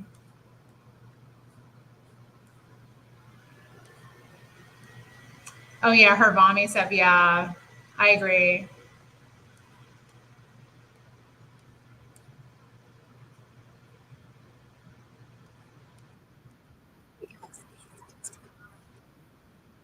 But we'll start with Carolyn Deisler. And I hope I don't have any duplicate images in here. Sorry if I do. I'll just, scroll right by them. So if you see the same picture twice and I'll scroll by, it's because I made a mistake. Anyway, Carolyn Deisler was talking about how bread used to be her fear food, and now you have a few slices every week and don't feel the need to overeat on it anymore. I think Carolyn Deisler is pretty open about the fact that she has an eating disorder. Now, she thinks that she had past tense an eating disorder, but she has one now, and I don't know what this is. Is it bread with just like ketchup on it? I have no idea. Let me know if you know what that is. But yeah, bread's not her fear food anymore, and she took a few slices every week. Your account is all about your eating disorder, somebody writes, in disguise. I feel bad for your daughter who you're teaching to fear food too. She always looks so tired. Until now, I didn't know something like fear foods exists. Seems to be a common term in your bubble, though. No fear of foods. Nothing is off limits. Everything in balance and moderation. Well, you can tell that to Carolyn Deisler, but there's no way she would ever put even one piece of bacon on this bread once a year. She wouldn't do that. She has ED. She's sick. Oh, this is the raw food family. She was talking about how she's building muscle and stuff. She has a starvation muscles like freely. Like they think just because you can flex your arm really hard and see like a line here means that they're building muscle freely. I didn't get a screenshot of it, but she was over there on Instagram talking about how she's lifting weights again and building muscle. Yeah, right. Her arms look the exact same as they always have. This lady, yeah, really, really sad. This is from I think this might be a raw vegan or one of those, woo vegans, alkaline vegans or whatever. Talking about the worst. Every time I say the worst foods, they always list like the best foods, but you have the top 5 worst foods for humans: dairy products like ice cream, milk, cheese, yogurt, milk products, canned food, GMO. Okay, yeah, maybe GMO is bad. Processed foods and sugar, rice, etc. Beef, pork, chicken, fish, lamb, turkey. Yeah, right. Beans, soy products, seeds, eggs, grains. Foods that have been canned, they already said that. Foods that have been cooked through a high heat methods, fried foods. So they're against seeds as well. What's left is water then. No, what's left is basically fruit and fruit and leaves and water. Vegans are the weakest class in society. It's so stressful seeing so many different foods that are quote unquote bad for you. Well, don't let this stuff stress you out. If you see this, you're like, oh no, what can I eat? First of all, this is some random thing put together. I know that when people see things in memes or they see it, arranged like this by someone very confidently putting it on their Instagram, they really accept this as truth. But you can make the exact same thing and say all these foods are good and post it, okay? It doesn't matter what they say. I've also seen that leafy greens. Also, another thing, they didn't say why any of this stuff is bad. They didn't put one reason down. They just listed it. They've seen that leafy greens and some vegetables are bad for you. It's also not very accessible for a lot of us to not eat out of cans or get fresh fruit. Yeah, I mean, they don't care about that. This is orthorexia. I'm not going to show the whole picture because she was wearing very little, but she was doing yoga. And this lady, her channel is called Health Glows. I mean, not her channel, her Instagram is called Health Glows. Or what is it called? Is it called Health Glows? I think it is. Because she thinks she's healthy and glowing. I can't tell how old she is. She seems old, young. Like maybe she's like 40 or something. Or 60. Or she might be 32. I don't know. Next up, we got Joey Carbstrong. I guess he made somebody really upset. Somebody that was walking his dog. And he had one of those probably sarcastic signs about people eating dogs just to try to make a point about, well, you wouldn't eat dogs, but you eat cows, like stupid stuff. So I guess the man got really upset and was about to fight Joey Carp. Okay. Look at the face this man is making. He might have to go in a thumbnail making this crazy face. What was he talking about? I don't remember. What to do when you're craving meat. Oh yeah, he was talking about some, oh, what do you do when you're craving crack and stuff like that? Like, what is with these vegans comparing meat to drugs? Anyway, maybe I'm a crackhead because I swear I make it 2 or 3 days all fruit and then cravings start craving hard. Yeah. Or you can just not give into your cravings and you can start looking crazy like this. He's hungry. Oh, this is Healthy by Wendy, and she is holding her baby. Her baby doesn't seem to have any hair. This baby is a few months old, but anyway, Healthy by Wendy. Look at her teeth, y'all. Look at her teeth. Let me zoom all the way in. All the way in. I do wonder about these people. Like, is there a point where some people get to where they just don't notice or they don't care or it's just not something they would ever think of? Because I saw Mary McDougal too. She had black stuff in her teeth. And I don't know. I have no idea. I don't know what to think of that. I don't know what to make of that. This is Aaron, Eat, Move, Rest. I don't know. How old is she? Somebody tell me, how old is she?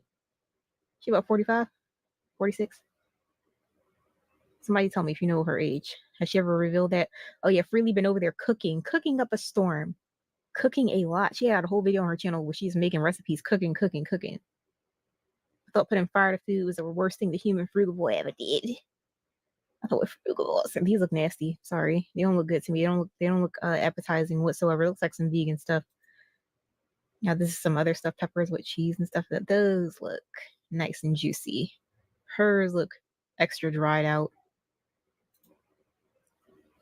This is from Nutrition by Victoria's Instagram stories. Look at her laying there talking about the body of your dreams with her. What? The body of your dreams? The body of whose dreams? I don't know if anybody's dreaming about sarcopenia.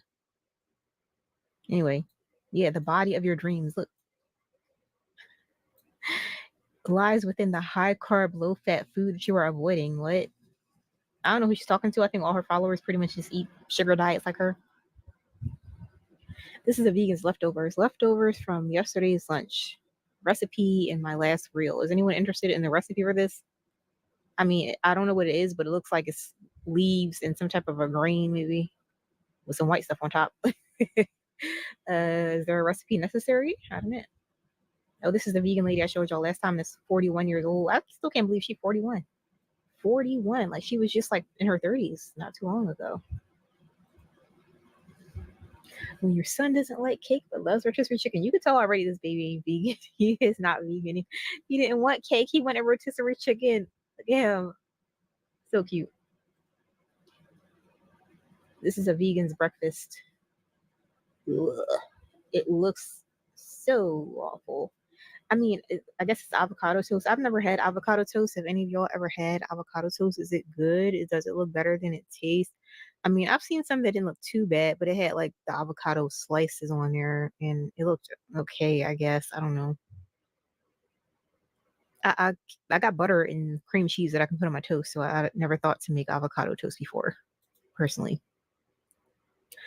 This lady is sending her 5-year-old kid. The lady I just showed y'all, the 41-year-old, and the one that made that nasty looking avocado toast, is sending her 5-year-old kid to school for the first time. He's just now starting kindergarten.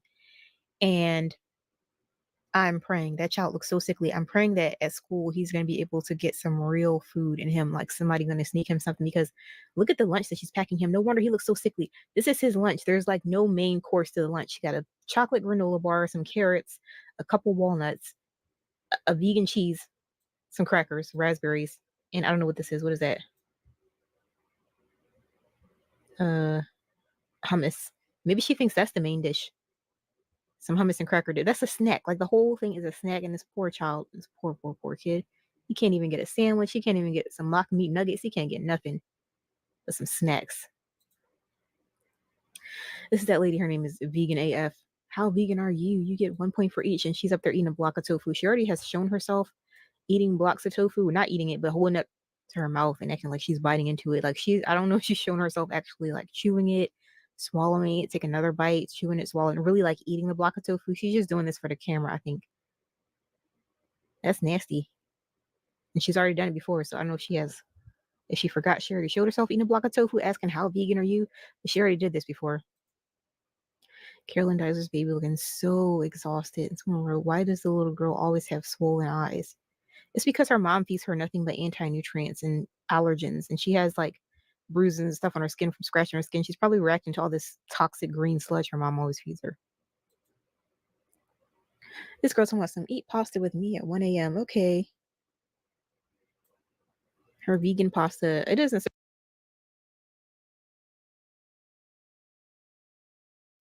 Just to answer dystopian deep dives, I'm having a bagel with cream cheese and some smoked salmon on it. Simple, you know. I'm liking it though. It's tasty. Yeah, I can't believe what some of these people feed their kids and then post. Surprised me that she wants to eat at 1 a.m. because all she eats, this girl, if you go to her Instagram, all she eats is bread, pasta, cookies, smoothie bowl, cookies, noodles, cookies, bread, more bread. Like all she eats is like bready carbs and sometimes a smoothie bowl. So of course your blood sugar is going to crash and you're going to be hungry in the middle of the night at 1 a.m. to eat another bowl of pasta. The raw vegan family, I can't believe how little Nina has grown. Like she's really not progressing and growing. Like even the way she was eating, I'm not going to play the video. She was eating like a baby that was handling a spoon for like the first time. Like she's like 5 now. She got to be 5. It's upsetting. Okay. Oh, here goes Healthy by Wendy again. Oh, I mean, this one is just for the thumbnail, you know.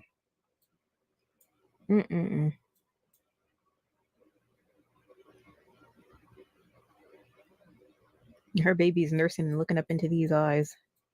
How terrifying. Oops, I skipped ahead. Hold on. Okay. Never mind. We don't gotta look at that again. Is this the last one? I don't know. I got a few more, I think. This is a healthy vegan eating. I don't know what this is. I think it's supposed to be some type of like chicken tender or something, but it looks like it's covered in like diced up peanuts or something. I have no idea. Simple classic. I've been trying out. I only did it one time, trying out them vegan recipes on my other channel. So I'm wondering if I should try some of his dry looking recipes.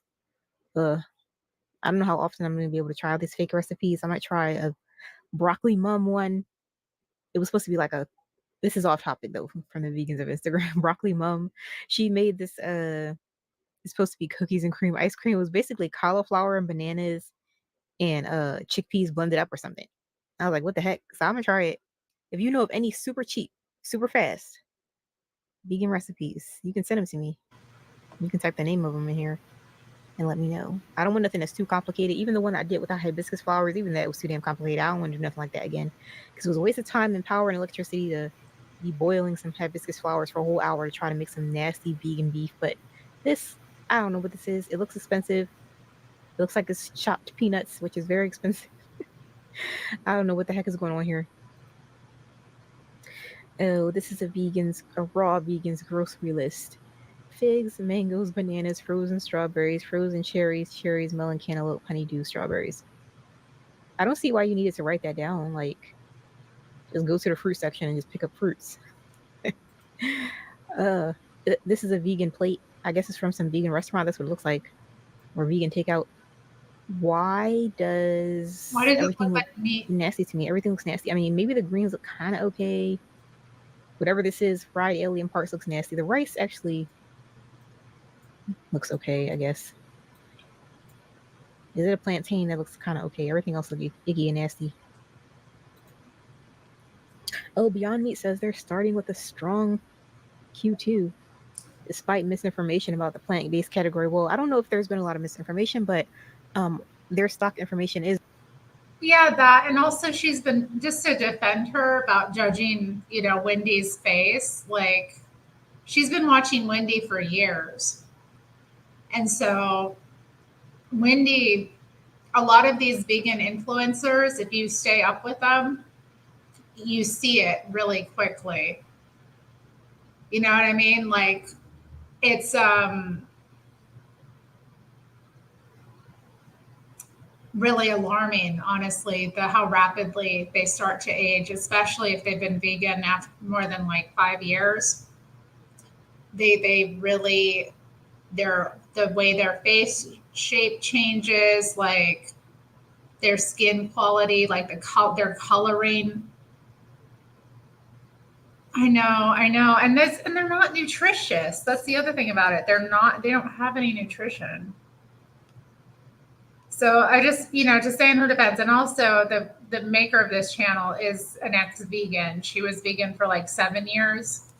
I think I could be wrong about that, but so her perspective, she really suffered from the vegan diet. So she's good at noticing little details that otherwise people wouldn't think anything of. Like, it's about putting it into context,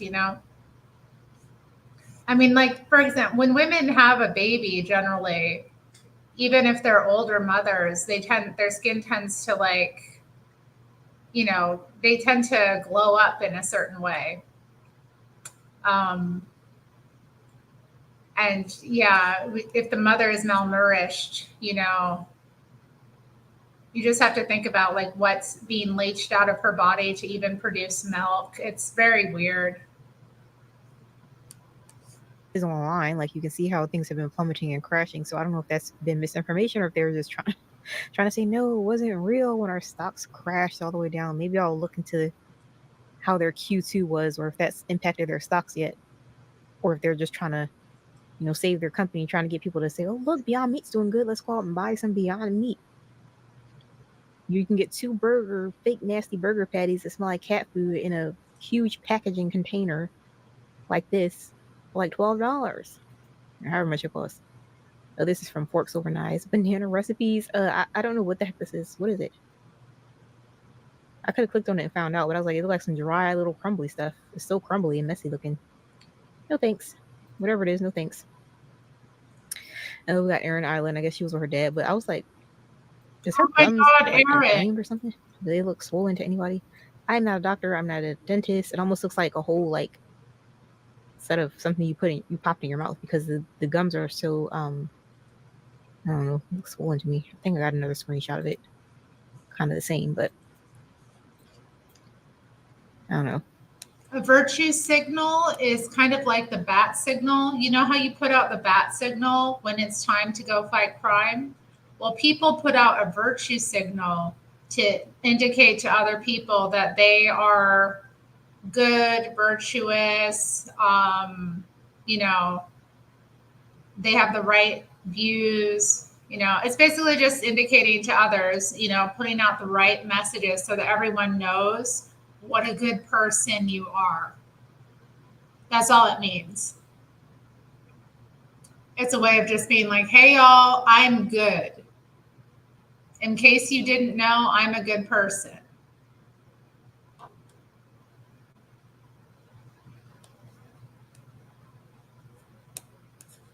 Do you work in dentistry? Do you know anything about this? Do her gums look normal?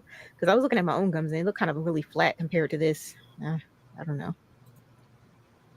Oh yeah, this is the Raw Food Family's refrigerator. It's like they're so proud of themselves to open up their refrigerator and show they got 4 apples, 2 little bags of grapes and bananas, a half-eaten watermelon, whatever that is back there.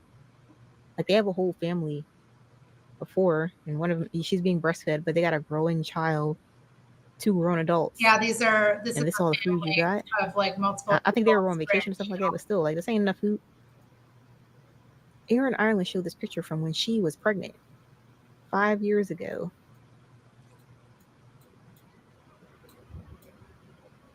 Wow. She almost looks like not alive or something. I don't know. But she was alive.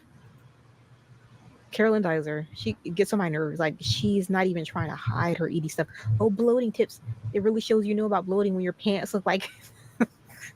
My pants don't even fit, y'all. No. She's been doing the gappy pants for a while now, but this is like just so extreme. It's like it's laughable. It's laughable. It's just like, what's next? You want to be standing in a trash can and then say, like, look how flat my stomach is. Like, it's just ridiculous. It's grossing me out.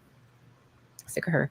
Okay, Fully or Christina, she made this drink out of, I don't know what it was, some type of a fruit. She look real tired, don't she? She made some type of a drink out of a fruit, and she said the pulp looked like lemon cake. What type of lemon cake?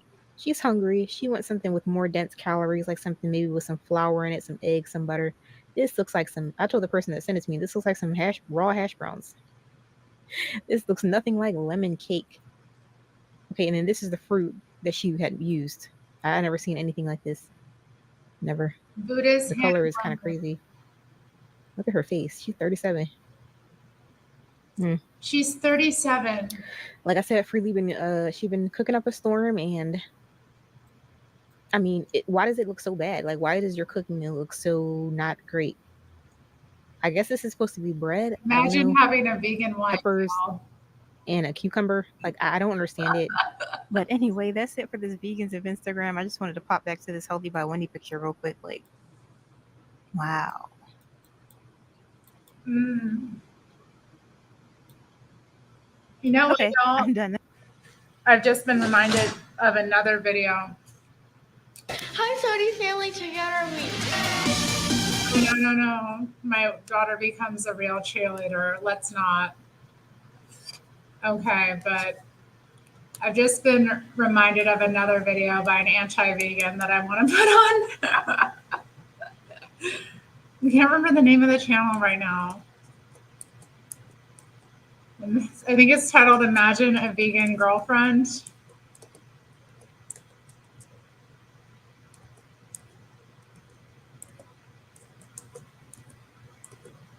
Or maybe wife, I'm not sure, but let's see. Imagine vegan wife, my bad.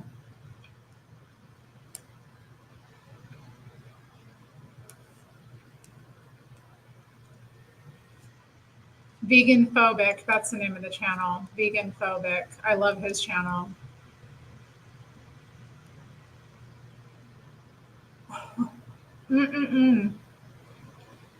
Oh dang, I'm on Big Town with my bagel and my cream cheese. It was good, y'all. I didn't toast it either. It was just straight up bagel.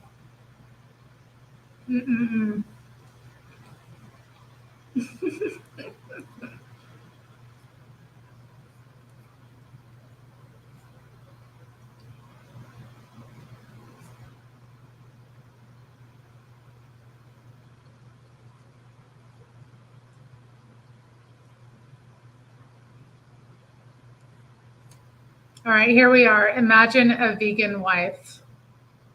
It's a kale bouquet. Aww.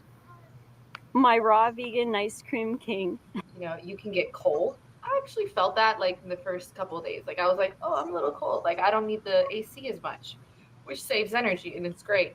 I can't waste my time into the kitchen. I cannot cook. I cannot waste my time. And that's why I turned into a raw vegan. Is the dinner prep. I'm gonna make some salad wraps. I've also been adding some raisins to my wraps. Gives that a little bit of sweetness since there's no dressing here. Just a few. Dude, that's steak. That is messed up.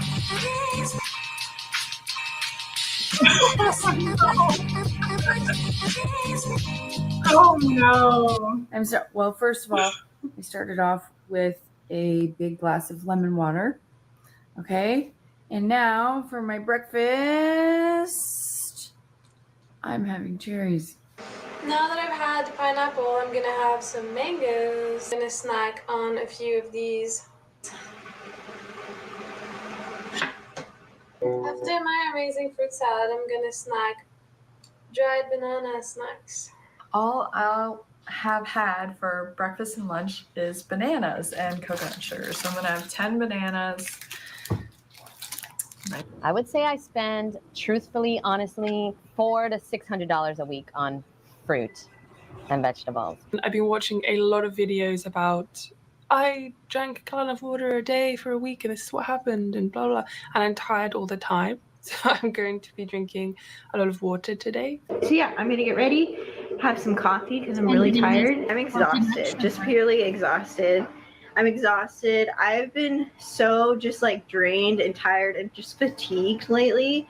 I don't know what it is. I'm just like weak and tired and fatigued. Like my whole body is just achy. So I need to eat and go to bed. I'm gonna make breakfast. I'm gonna eat some avocado on bread. And sometimes I think it's the fruits that makes me feel so tired and fatigued. Another thing is the tiredness. All that together is because, you know, the energy is going to heal inside versus warming you up. So it's just it's a normal symptom that I've learned. I'm just so tired today. Like I'm sure you can see it in my face. Like I'm exhausted right now. Like, I don't know, I just cannot get through a whole day. Like, I will have to have a nap. And depending on what I have planned and what I'm doing the next day, I like try to pre-plan my sleeping schedule. Look, I can never see myself eating animal products again. I'm so What if you went to the doctors tomorrow and the doctor told you, Stephanie, you're not going to live past 25 if you continue this lifestyle? I would probably continue the lifestyle. And how beautiful is this not to have this sacred color of red coming out of my vagina, out of my yoni? I love this. Out of the gateway to Crazy. heaven, That's her portal period blood, y'all. is this red blood coming. And that's her I period just blood, felt y'all. intuitively that I'm going to put it on my face. I'm going to put it I on my subscribe body. to her. Guys, I'm so hungry. I like barely even slept. I tend to stop taking care of myself mentally and spiritually. Like I'll try, but it's so difficult. All right, guys, I'm back home. I went to see my therapist. This video is about body hair, and I wanted to show you my body hair. So we can start with my armpit and my legs. Oh, God. All the other creatures of the earth, none of them pluck their eyebrows. They just are. Oh my god. Jasmine's just having some anxiety. Well, I just found the most efficient and natural lip balm that you can have at any time of the day, anywhere. So I just itch my head.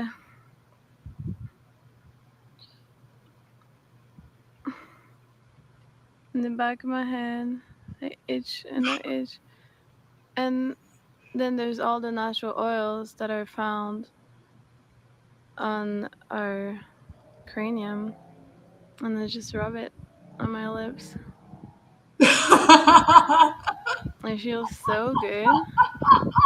Okay, but I'm not gonna kiss you because I don't want to kiss someone who just ate meat. How can you eat this knowing all that you know? And you said that maybe you'll go vegan in your old age. And that made me really upset. Adventure you're going on puts so much cholesterol in your fucking arteries that you have a fucking heart attack and die. That would be the best day ever. Because you know what? You've got some fucking karma coming your way, you stupid cocksucker. But I remember that watching my ex-boyfriend eat steak was at the same time alienating, depressing, and fucking infuriating. I kind of felt like gross being friends with my friends. I feel like I was the only person with any compassion that was around. It made me feel sad, depressed, angry, lonely, so many emotions that I don't think I've ever felt about anything. It's crazy what you go through, in my opinion, when you go vegan. And so women who are following a whole foods plant way of eating during pregnancy, which makes it much easier on them and on the baby during childbirth.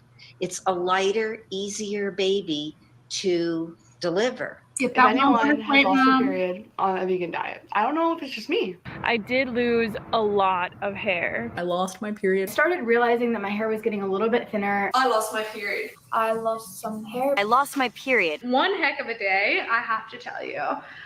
I feel like I've come on here just to spill my day to you, but I promise there'll be more. There'll be better.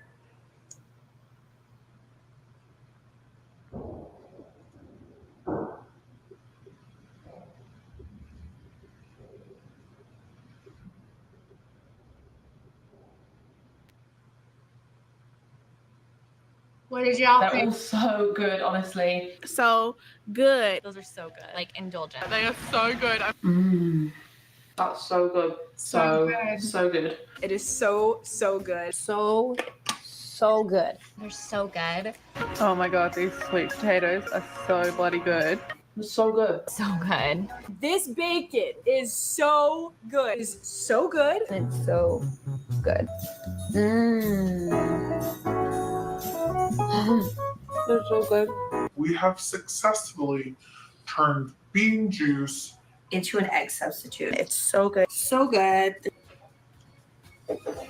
Oh my god, you need to try this. What the hell? That looks so good. It's chicken. Oh my god, it's so good. It's so good. It's so good. Just sat down to have a nice big salad. It's actually the exact same salad that I had last night. It is so good. Oh my god, this is so good.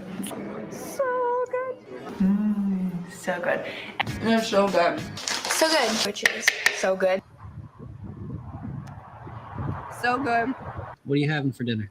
I'm eating my second bowl of chocolate and ice cream.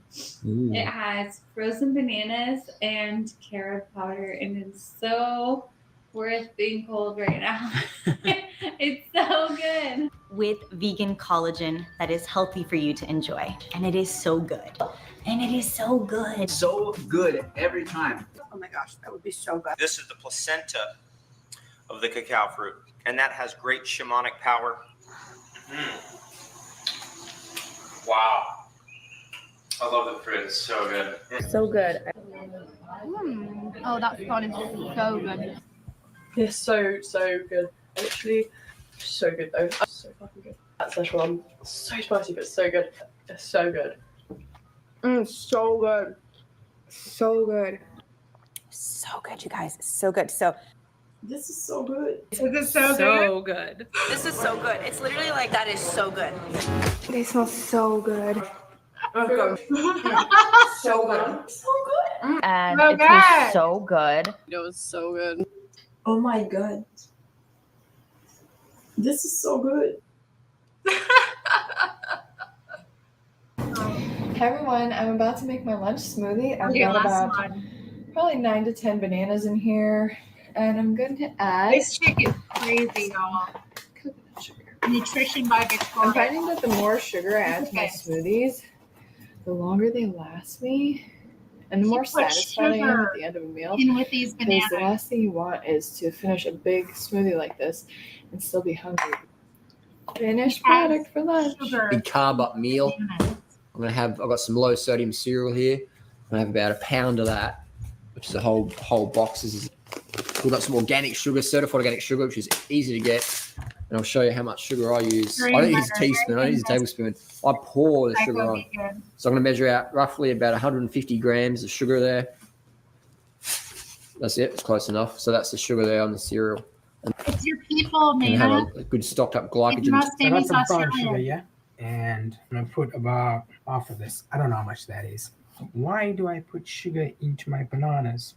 You say you have banana smoothies, but you don't know or you don't add sugar into your bananas, and you ask me why. Good point, Nana. Not that sweet.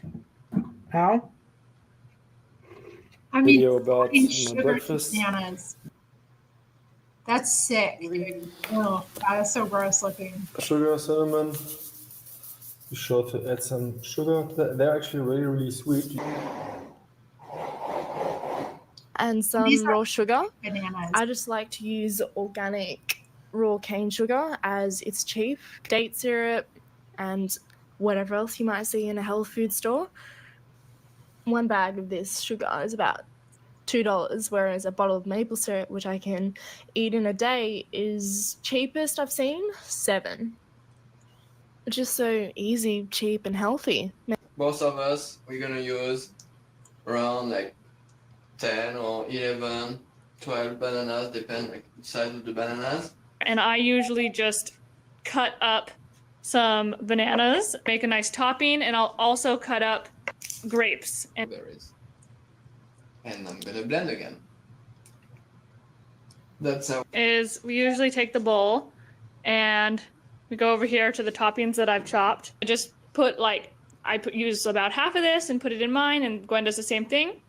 Okay, so now we have this amazing looking, yummy.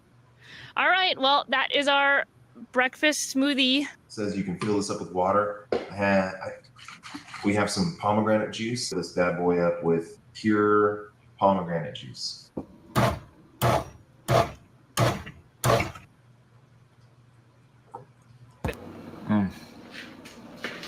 Like a milkshake for breakfast. Well, if you chew your smoothies, you're still getting the saliva in, and the nutrients are already broken down. It's less hard on your stomach.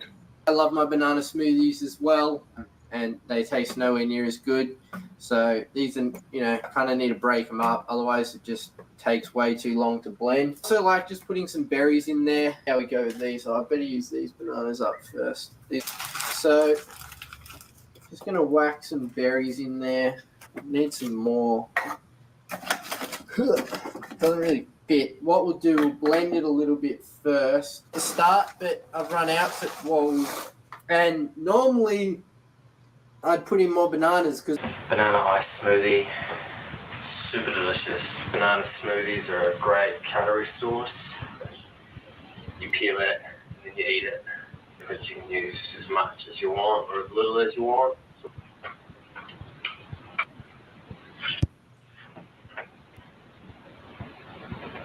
I'm going to use the living bananas in this one here. I could possibly get the two in here and squishing it down. A banana ice smoothie. Super easy, super quick, super good for you, super good for the planet. Shit's about to...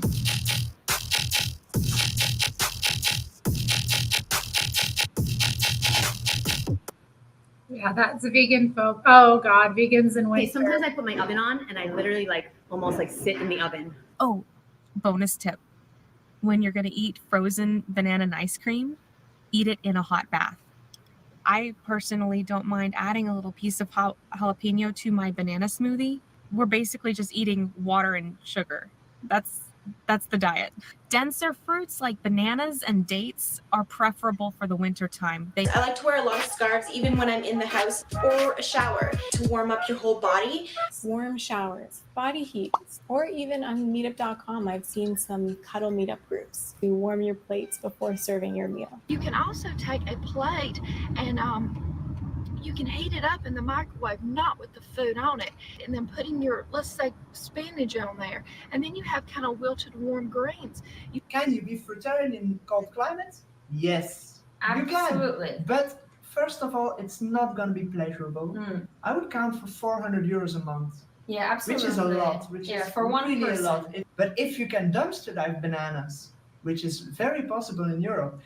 You can be a fruitarian in any climate. So 1 pumpkin for 2 persons for 1 day, easy. You can find some berries outside, frozen under the snow, and you don't need anything else because pumpkin, it is full of different minerals and vitamins, iron, and C, A, B, D, all the necessary vitamins. Nothing else is required. Oh, open. Oh, looks like So go. Is it cool? And I just jump, moving very often to warm up, dancing. So I'm going to be dancing, I'm sure, a lot this winter because I hate being cold and I really want to be warm. If it's too cold, then just move around your house. Dance. Dance is the best. Dancing is the best. Even if you just sit in your chair, I'm going to be having a lot of bananas. I just always have bananas. I like mashed up bananas, a whole bunch of fruit that's in season. And what are the seasonal fruits that I recommend for the winter? Thankfully, bananas are here all year round. Being a fruitarian during the winter season, one thing is always a staple is bananas. Because sometimes when I force myself to eat a bunch of them, I kind of gag. Of like too much, so it's just been so difficult that I'm trying to stay in this path. But this recipe is perfect to have in the winter. 2 cups of raw pumpkin.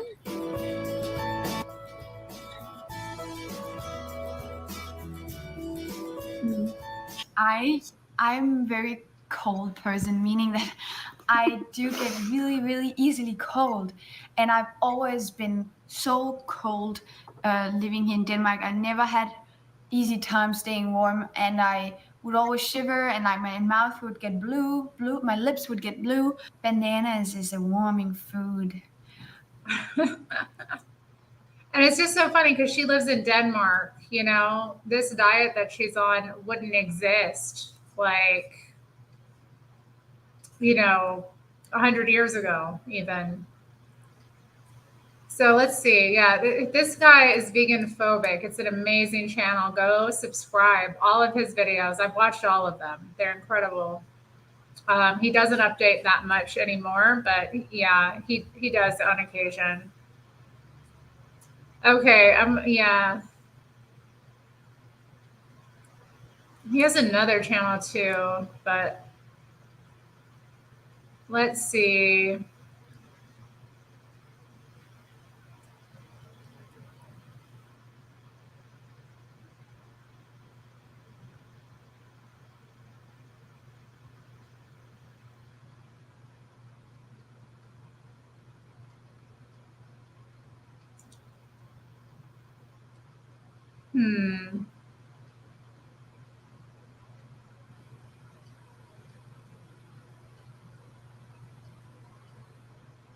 Vegans ruining Thanksgiving. There's one I'm looking for.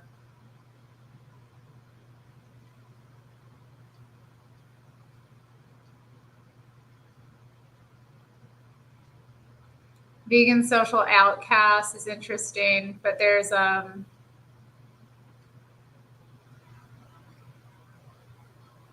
someone mentioned how long it takes them to go to the bathroom. I would recommend this video, vegan gut busting compilation. But there's another one I want to put on when I come to it. I'm going to find it. We're going to find it.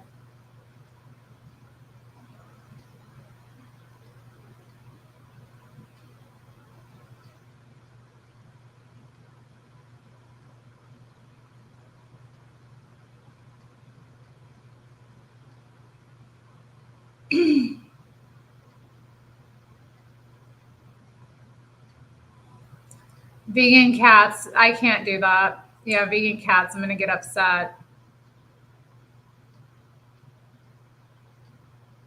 You were never vegan compilation. Oh, where is it? Vegan cuck compilation is pretty interesting.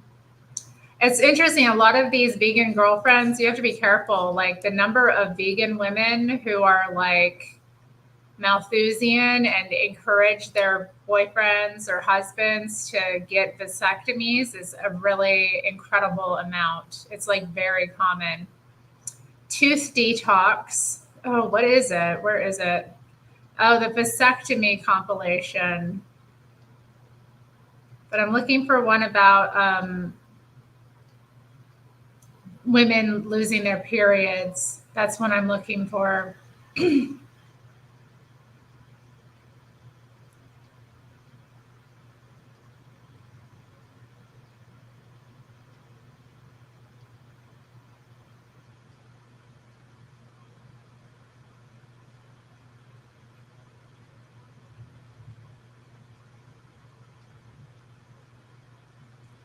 Yeah, here we go. Vegan women losing periods. Okay, this is like, this video is not to shame women. My wife lost her period on the vegan diet too. So this guy is another ex-vegan. I hope that if someone's lost their period, that they've come to this video to talk. So I want to know if anyone has lost their period on a vegan diet. I don't know if it's just me. Okay, ladies, now don't freak out when I tell you this. But I lost my period for about 4 years. My body was most likely in a stage of healing or cleansing or restoring or rebuilding somehow. As I mentioned at the beginning of the video, I was one of those women. I lost my period for about 1.5 years following a raw vegan diet. 34. So that's the whole period of the first day, right? Just a third here. And the second day of the period, because it's about 1.5 days long, right, is even less than a third, right? So we're actually talking about more like spotting than like heavy periods. And I'm super happy about this.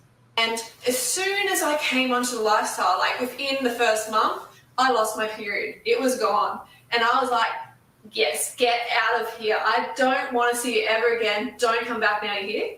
And I still believe that largely menstruation is toxicity leaving the body. And then I realized, oh, I haven't had my periods for 15 months. Maybe I could do something for it. And I started introducing eggs and milk.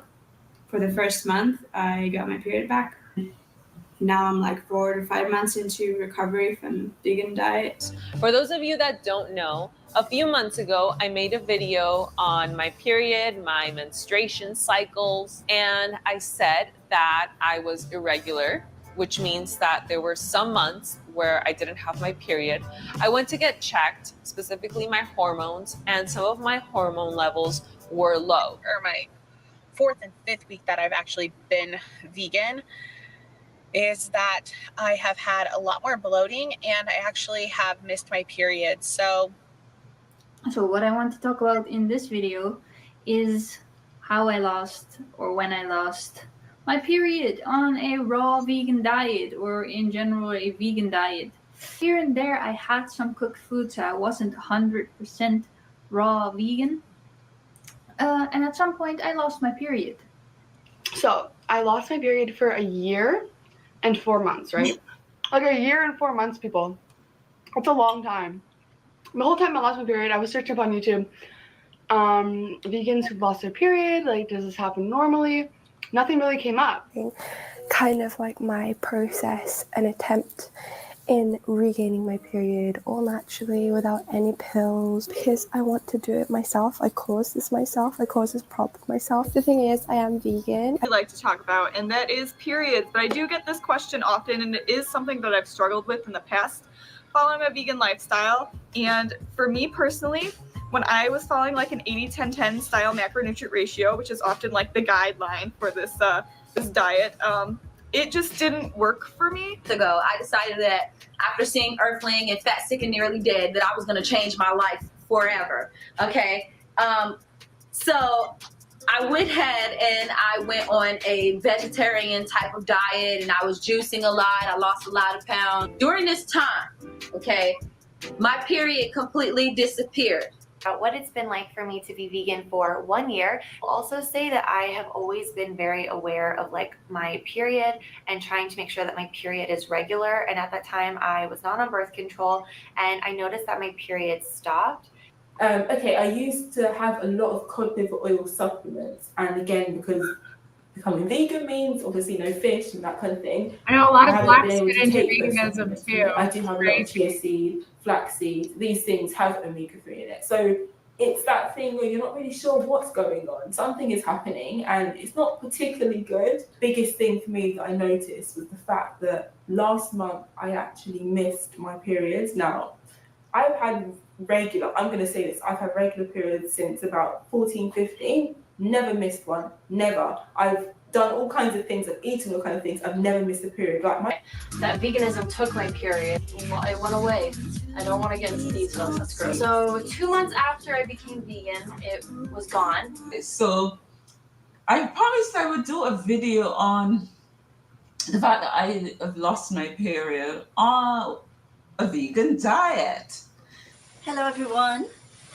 I would like to speak to you today about going on a vegan diet and your periods stopping. The reason I wanted to make this video is because this is exactly what happened to me. So, and then I also, one of the biggest things was I lost my period, and that never really happened to me before, but I kind of just dismissed that too. Like, I was so set on making it work that it took me like 8 months. I hope that if someone's lost their period, that they've come to this video to talk. So I want to know if anyone has lost their period on a vegan diet. I don't know if it's just me. Like, am I crazy?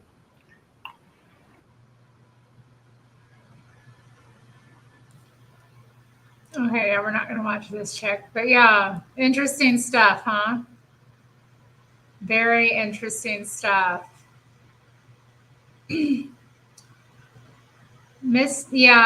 I would think so. It would definitely impact your fertility. I mean, there are a lot of these raw vegans that do end up getting pregnant. I mean, women can get pregnant under starvation. It's not impossible. You know, women don't have to be healthy to get pregnant at all. But I would assume it's just that their body can't continue to, I mean, their hormone levels probably become very low. And if you look at vegan women over time, you know, their hair starts to thin. They start to get like thinning, usually around here at the widow's peak area. Skin and hair can become brittle, thinning out. Skin can kind of become very dry, or they can have like acne cropping up, like hormonal acne. So they have a lot of hormonal problems. So I think it's due to just not ingesting enough like protein and fat to even create the menstrual like material, because what it is just, it's meant to be there to like cushion and nourish and create like a healthy space for a baby or a fertilized egg, you know, to implant and grow into a baby inside the woman. So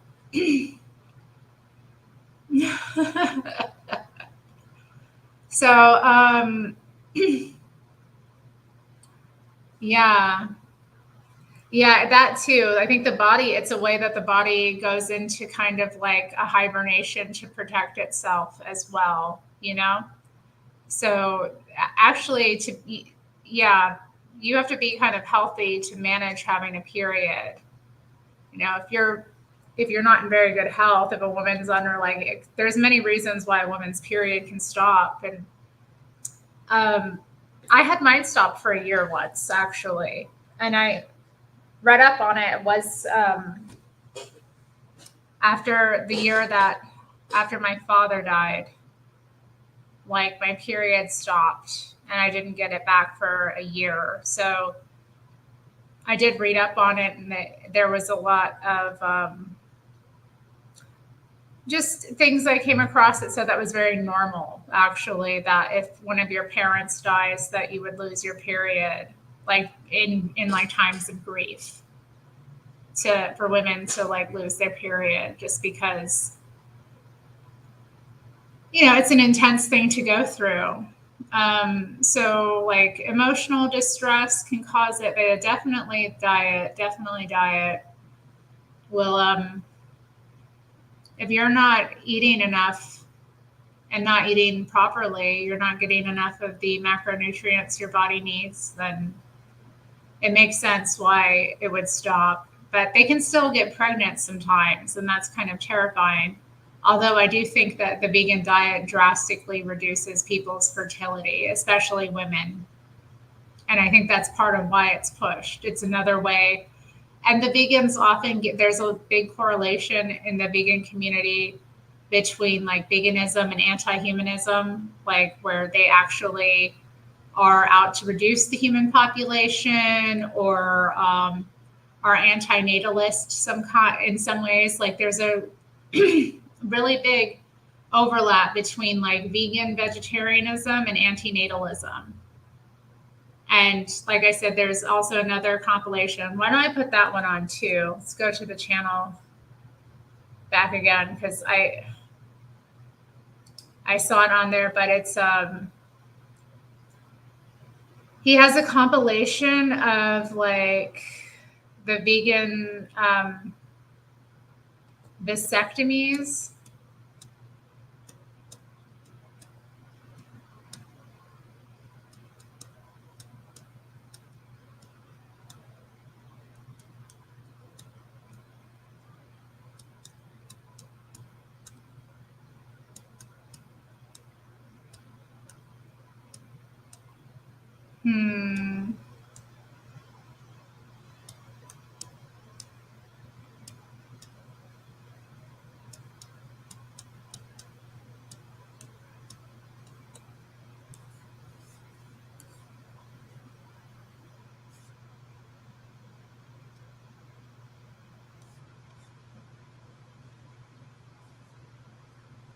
Yeah, that too. That's a big part. I know they're environmentalists, but their agriculture is some of the worst thing that, agriculture is not, it's a destroyer of the environment in a great way.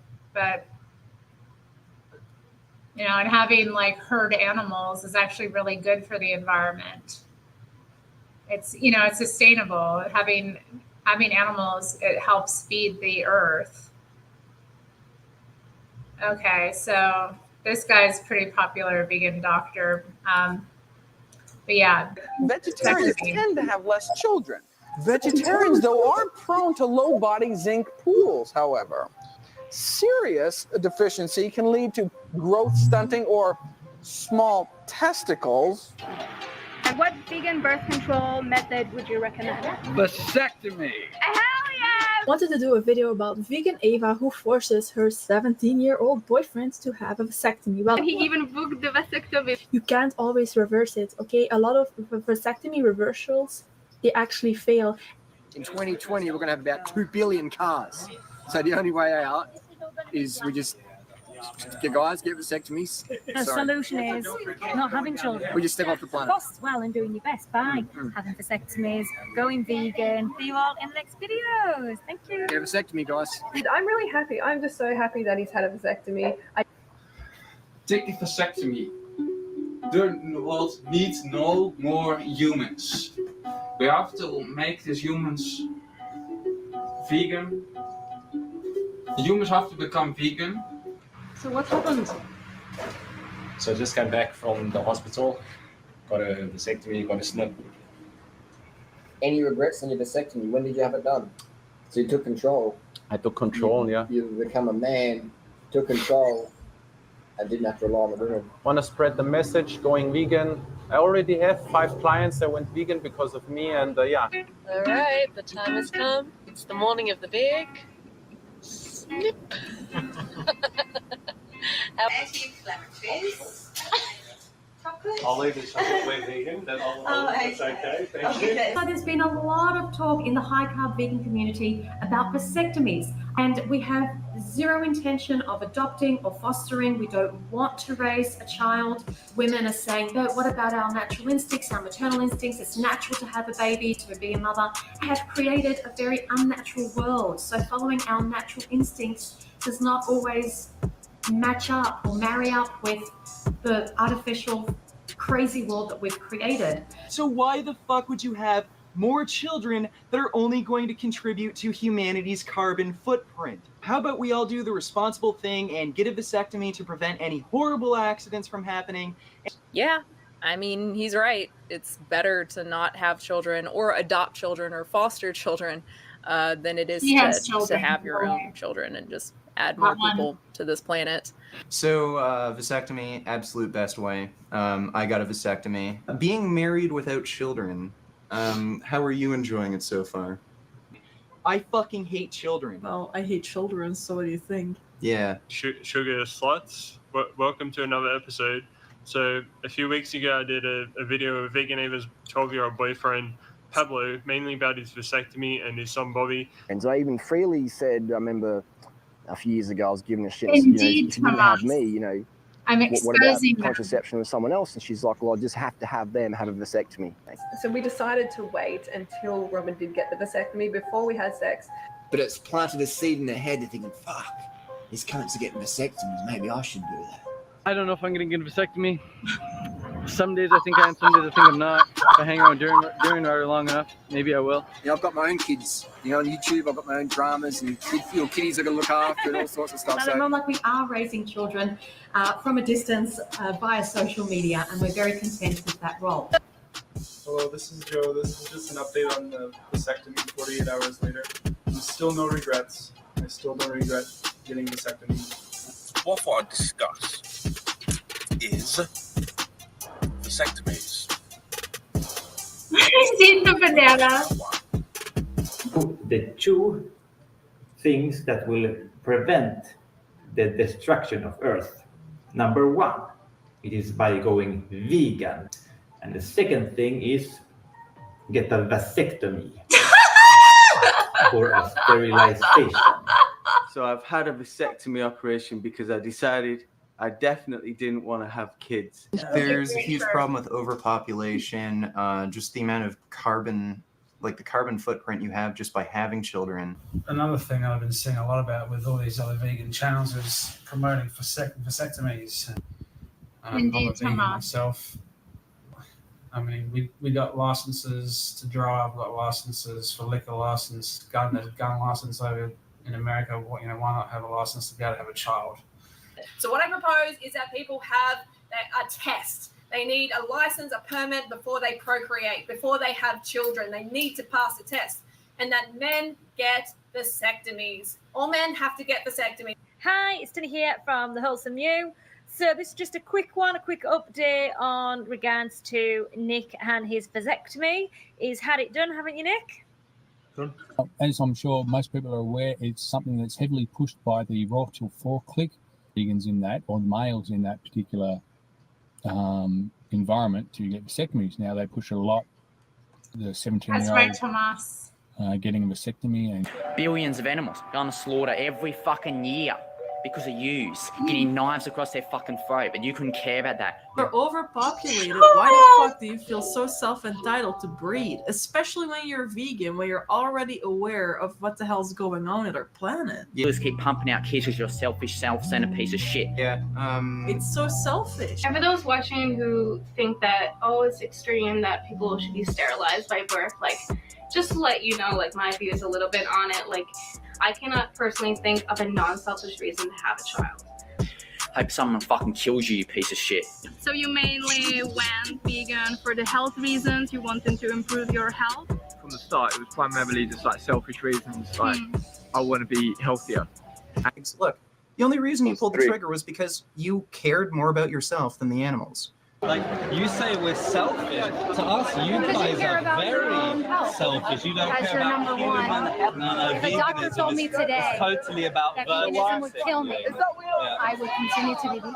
That's literally like someone telling me, hey, you need to start eating your dogs to get better. If someone told me that I was going to die unless I ate my dogs, see ya. You won't see me on YouTube anymore. Well, are you saying that if you would not eat animals if you knew you were going to die in a month if you didn't?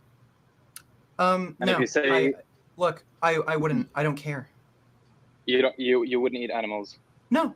If you truly believe in the ethics of veganism, you're not going to incorporate animal products into your diet, period. I don't care what any doctor says. Like I said, I've had so many health issues, and doctor after doctor told me that I should not be eating a vegan diet. And I'm tired of it. I'm tired of seeing people coming out and blaming veganism for their health issues. Veganism is not your problem. You are your problem. Like I've met vegans who like say that like they feel guilty for like eating plants and the harm that comes from that, and they're like, yeah, I have trouble like justifying continuing my existence. We're the ones who need to get wiped off the planet, not the animals, you stupid fuck. Just because you're human doesn't mean you get a right to kill all the motherfucking animals. And we just exit gracefully, say, Mother Nature, sorry we abused you for so long. We'll leave now. Yeah. Pandemic comes and makes everyone go extinct. That'll be the best fucking scenario ever. Because then no animal, no species, no fucking even piece of bacteria would have to put up with the scum that is the people. The human race are just fucking mongrels. I can't get anyone pregnant because I got a vasectomy. I haven't gotten a period since July. and the worst part about that is that I couldn't have a baby even if I wanted to, which I do. But I just couldn't get this thing up, man. I just couldn't get it up. Because I didn't have any testosterone. I want to know if anyone has lost their period on a vegan diet. I don't know if it's just me. Okay, ladies, now don't freak out when I tell you this. But I lost my period for about 4 years. What we think that it is and what he thinks that it is that I just have low testosterone and that I haven't been producing any swimmers. Low libido. It's not so hugely important for you as it was in the past. I lost my period for about 1.5 years following a raw vegan diet. As soon as I came onto the lifestyle, like within the first month, I lost my period. Certainly I've experienced having I would call it a more manageable libido. My libido wasn't as powerful as it had been in the past. I lost my period on a raw vegan diet, or in general a vegan diet. Many people ask me, Rob, I started a vegan diet and my sex drive has tanked. I have low sex drive. 4th and 5th week that I've actually been vegan, and I actually have missed my period. So my sexual drive hasn't been that up or high. You know, I do have sex drive, especially in my mind, but somehow I couldn't just keep it hard long enough, or I just didn't have the drive. Vegan means obviously no fish and that kind of thing. Thing I noticed was the fact that last month I actually missed my periods. Now it's going on a vegan diet and your periods stopping. He's been a vegan, 20 years old, and he notices that he just can't get it up. His libido sucks, and his sex drive 20 years old is and horrible. can't get it up. And he owes it to years and years of eating like a vegan. I think we should be helping animals. I think we should be helping the planet. I think we should be finding a purpose in life that doesn't revolve around raising a family, which objectively brings nothing good to the earth. And I noticed that my period stopped. So recently, I switched from vegan, and I've noticed my desire to fuck is extremely high. That veganism took my period. It went away. I have lost my period on a vegan diet. I've been eating a vegan diet for more than 13 years now. And what I find is that, one, my libido tends to disappear. Lost my period for a year and 4 months, right? Lack of sex drive. No sex drive, no interest in girls. Classic, yeah. But because you'd lost your interest in girls, you had no one there to share it with. And if it was a vegan girl, she wouldn't be interested either. That there were some months where I didn't have my period. And there's nothing wrong with being a raw vegan. In fact, there's one here that I hope to get an interview with who didn't have her period or develop her breast until she was 16 as a total raw vegan. And then I realized, oh, I haven't had my periods for 15 months. An attempt in regaining my period. The thing is, I am vegan. Is periods, but I do get this question often, and it is something that I've struggled with in the past following a vegan lifestyle. You know, did my back injury suddenly heal? Did my libido suddenly increase? Okay, my period completely disappeared. I lost my period, and that never really happened to me before. 2 friends this year, thank you. I had 2 friends this summer who were pregnant, who got an abortion. And I was really hard on them. I tried to get them to have the baby so that I could have it. You know, I really wanted that. I wanted it so bad, and I felt like I couldn't tell anybody. I'm not about to be a mother anymore. About a year ago, I went vegan, and since then I've become something of a vegan advocate on my channel. And for some reason, once I started talking about veganism, all of a sudden I was getting all of these requests to talk about antinatalism. Now, Antinatalism follows from veganism. Check it out. Proposition 1 is that you shouldn't bring new animals into this world. You shouldn't breed them into existence. Don't do it. And proposition 2, P2, is that there is no relevant moral difference between people and animals. However implicit this proposition, it's there. The conclusion, C, has to be bringing human beings into existence is also immoral. In fact, I'm a pretty hardcore anti-natalist. FYI, that's someone who is morally against human reproduction because of the damage it causes to the earth, to animals, and to ourselves. Basically, there are no objective, identifiable reasons to reproduce your own children on this planet. Therefore, I am against it. I myself am a misanthrope. I despise the human species as a whole. Us vegans have total empathy for the victims. We have zero empathy for the victimizers. I think that human beings are the worst species on the planet and don't benefit the planet in any way, shape or form. We are the cancer of the planet. Go vegan. I'm a misanthrope. I hate all human beings. I've watched Earthlings, they know the facts, they've been educated, but they choose to continue eating animal products, whether they actually deserve to continue living. I honestly think everyone should be sterilized at birth. That's, my view on things. Veganism has nothing to do with health. Veganism only has something to do with animal rights and has nothing to do with health. No one has to worry about me procreating. The transrealism legacy lies with me. I say this not just because I only came to know it from working. It's about to...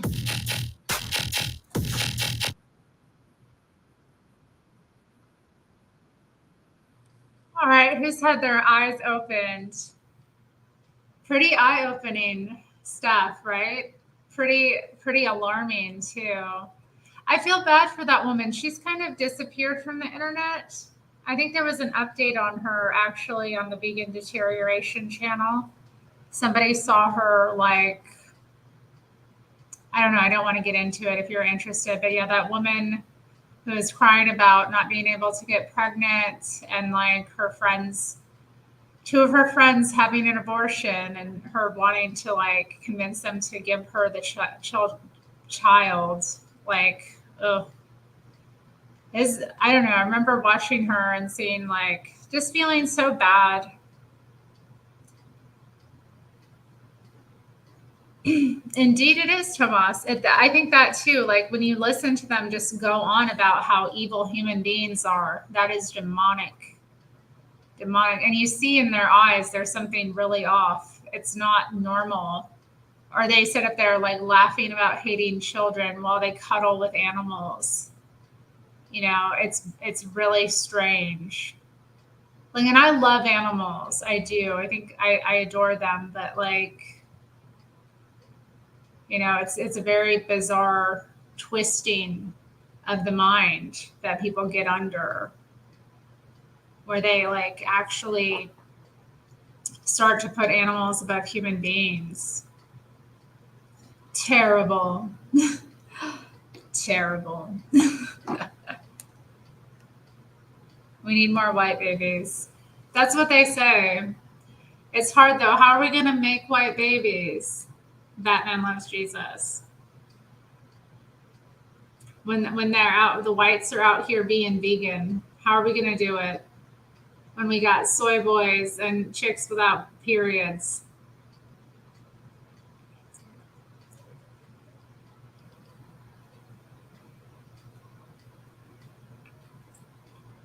We're not putting that comment up, Batman. You like the color? Yeah. Yeah, so far. Here it is so far. I think it looks pretty nice color. Very classic red. Very classic. You could make white babies? I thought you were brown. Are you like one of those white brown people?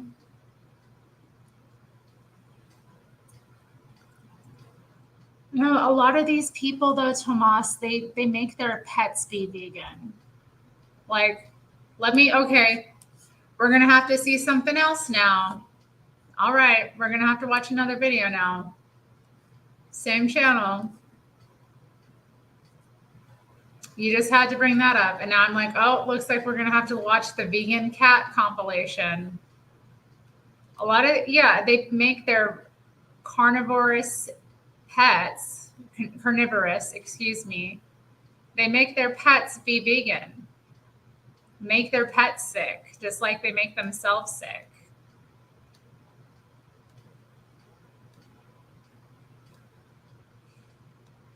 It's too bad Tomas wasn't here for the Imagine a Vegan Wife bit. That was the best. That one's my favorite. Okay, here we go.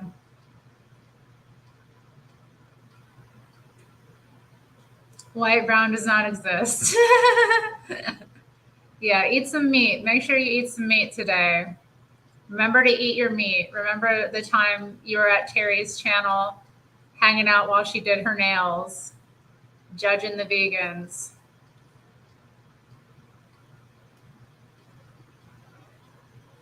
Okay, here we go. That if done right, it seems that cats can thrive on a vegan diet. That just absolutely does not make any sense, because if you fed your dog or your cat a purely plant-based diet, and particularly a high-fiber diet, they would get sick and eventually die. Do we potentially risk the health of these animals that are in our care that we know and love deeply? Or do we continue to purchase meat-based cat food, knowing full well that hundreds of animals will be put to their deaths? Cats cannot live and survive off of a completely plant-based diet. I have no clue what we should do about this. Cents or 99 cents, whatever the currency is. Oh, she's here again. There we go. You will get custom emojis that you can use in the chat. Tasha! Oh my God. Right, this is not working. I really appreciate it. You're also going to hear my cats in the background. They might come up. And there's one here right now. To avoid a lot of extra salt, I've been using sprinkles. I call them sprinkles, but it's just seasoning. And my current favorite is this guy. Oh, that's Milchi. Quarantine in their area and they're not allowed to leave their house if stores shut down or whatever. Not that I believe that it's going to get to that point. Be prepared, really. So the first thing obviously would be water. You want to make sure that you have access to water. Cat! Get out of there! In the green powder that I've been trying out, also got 1 banana, about 2 cups of frozen mango, and then a container. I believe it's 6. Video. If you guys saw on my Instagram, I wanted to do like a 30-day raw vegan challenge, and it was funny because the percentage of people that were like, do it, was like 50-50, and most people were like, you're not gonna make it, you're gonna hate it, whatever. Everybody should have the right to say that that is a wrong thing, because we all have the right to do what we feel is right for ourselves and our family. And this doesn't mean that we don't believe that a vegan diet can be optimal, can be great, because we still believe that it can be good for a lot of people, maybe most people, but we don't. But you're different, right? You're different. You're special. Also, we never got an answer as to what a vegan diet is. She just said a vegan diet. Fewer animals, they're making a big impact. You know, I knew that was coming. They walk across the table and so transition. I start my day with a gentle yoga, and I'm trying to drink more water these days. What I eat in a day as a vegan, full day of me eating food and a few more things. Here's my cat, first of all, and there he is. The Facebook group, but the technical difficulties have made it a little bit challenging to go live, or quite impossible. Hey, kitty. Oh, you know, because the kitty wanted to join. The thing to watch out for is if they develop crystals in their urine. If this is the case, then sadly, they must be fed meat. This is not a decision that we took lightly. If we got this wrong, we would have a terrible burden of guilt with us for the rest of our lives. But I think there needs to be a serious, debate and discussion about, what should we do with cats being pets? And also, what should we do to ethically source the meat for the cats, since they need it to live? So basically, I became educated on how, animals have a will to live, and there's no nice way to kill an animal regardless of the argument. Sorry, my cat's meowing. All right, I'm doing something special for the vegans. I'm going to veganize my chicken coop. These are my backyard chickens that they call unethical. I'm about to veganize it right now. From this point on, these hens and roosters are dedicated to being food to my cat, because I'm vegan and my cat's not. Since vegans can feed their cats meat, and vegans say that chicken coops are not vegan, I have now veganized my chicken coop by making it the primary source of meat for my cats. And in return, my cat will veganize my chickens, because if my cat decides to kill a chicken and leaves it behind, it is then ethically sourced meat. Ta-da!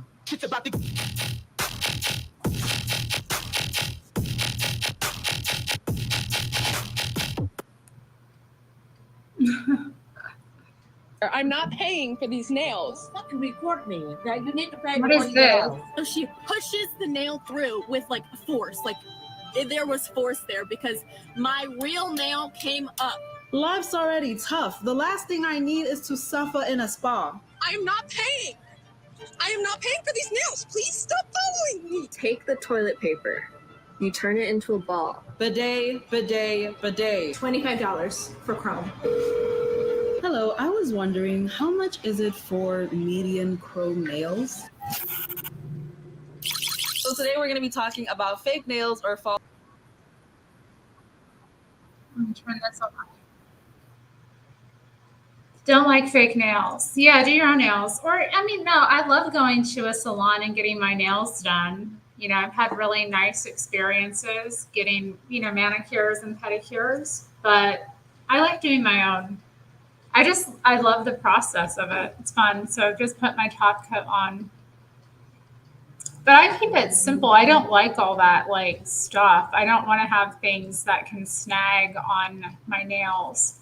It's become so common to have these like really intense nails with like gems on them and things. And I just think it's like very impractical. Very impractical.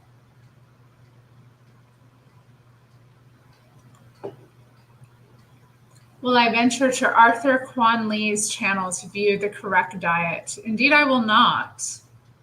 I might. Who is Arthur Kwan Lee? You know, I'm not into that. I just, you know, I'm here to judge the vegans. I'm not here to, promote some kind of diet. Interesting kick we got on today. I had no idea when I went live that we would be looking at the anti-vegan side of things.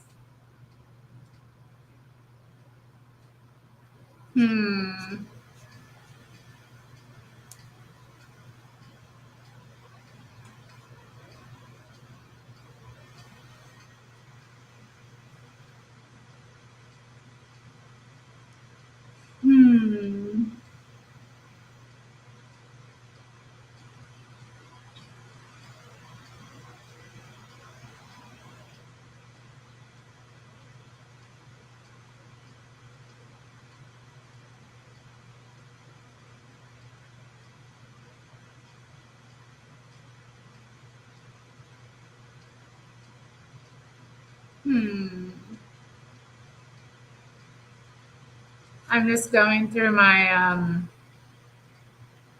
subscriptions to see if I've missed anything. Interesting stuff today. Oh, okay, Arthur Conley, okay. Indeed. Yeah, I don't know. I don't like to have fake nails too. I'd rather have short, real nails than fake nails, you know? I'll grow my I'm lucky, I guess, in that I've always had strong nails. So like they grow out pretty quickly and strongly. I know how to take care of them. I know how to file them, you know, keep them strong. I know how to do all that. So, you know, here you can see my nails right now. They're natural. I wouldn't do the fake thing. And they have so many options nowadays for how to do like nail extensions. It's interesting to watch. I do enjoy watching them make them and build them. But yeah, I find it the royal dance. Good point, Josh Music. That's a good point. Delicious vegan beef.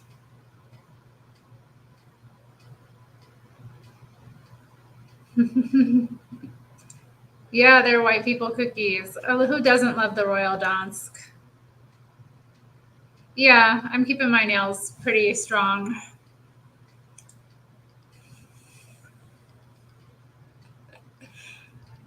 I don't know. I had some salmon today. That was the only meat I've had. I've had dairy, though. I had cream cheese and milk and cream in my coffee. I'll probably have some fruit today as well. Got some plums that are ripe and need to be eaten.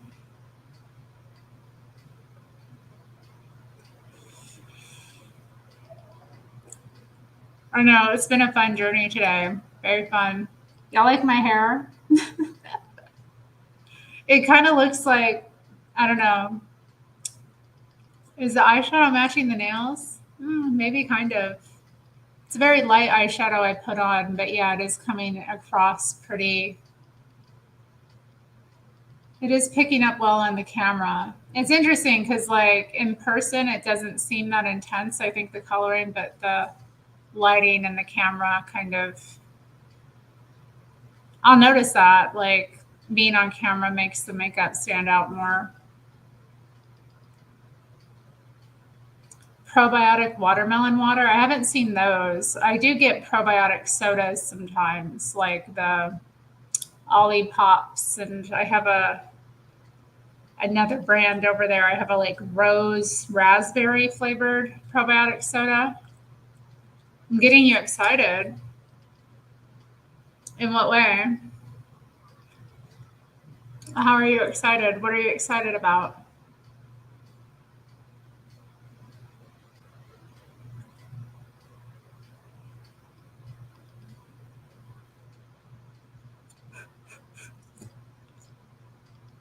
Do you like it? Tell me you like it, Tomas. I thought it was a nice photo. Have my hair up in it. I know you like my hair up. And I have that nice big collared shirt, pink cardigan. I was looking nice that day. I was looking classy. I don't like coconut water very much.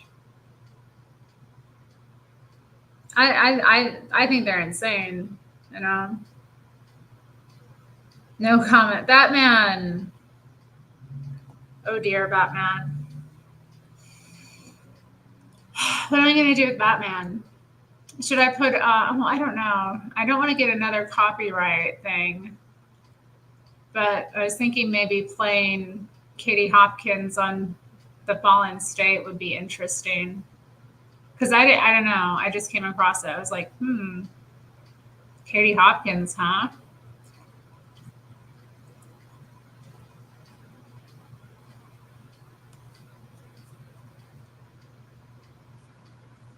Yeah, I like fun drinks too. I don't drink alcohol either, so they are fun to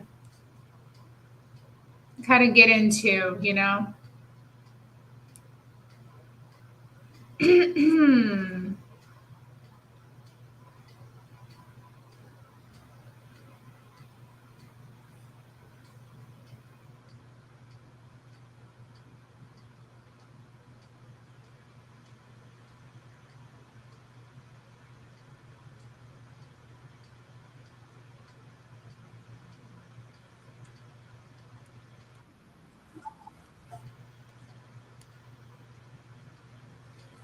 Indeed not, Tomas. It's a very different sort of Batman. Indeed, Amy. I know, I wasn't aware. I'm excited. Let's pull it up. Let's take a chance, yeah?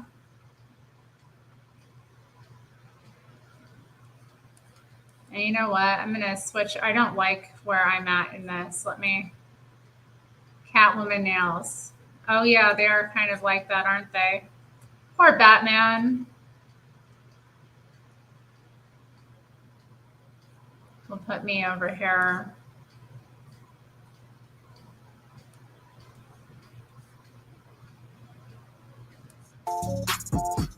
That is amazing. Amazing. Amazing. Isn't that amazing? That's amazing.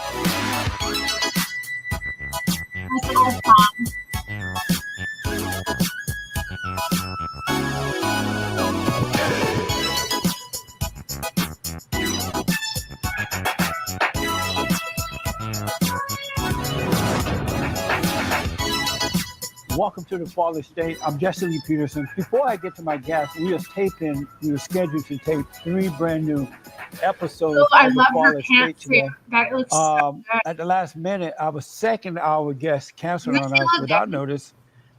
We had 2 Mexicans coming who are liberals.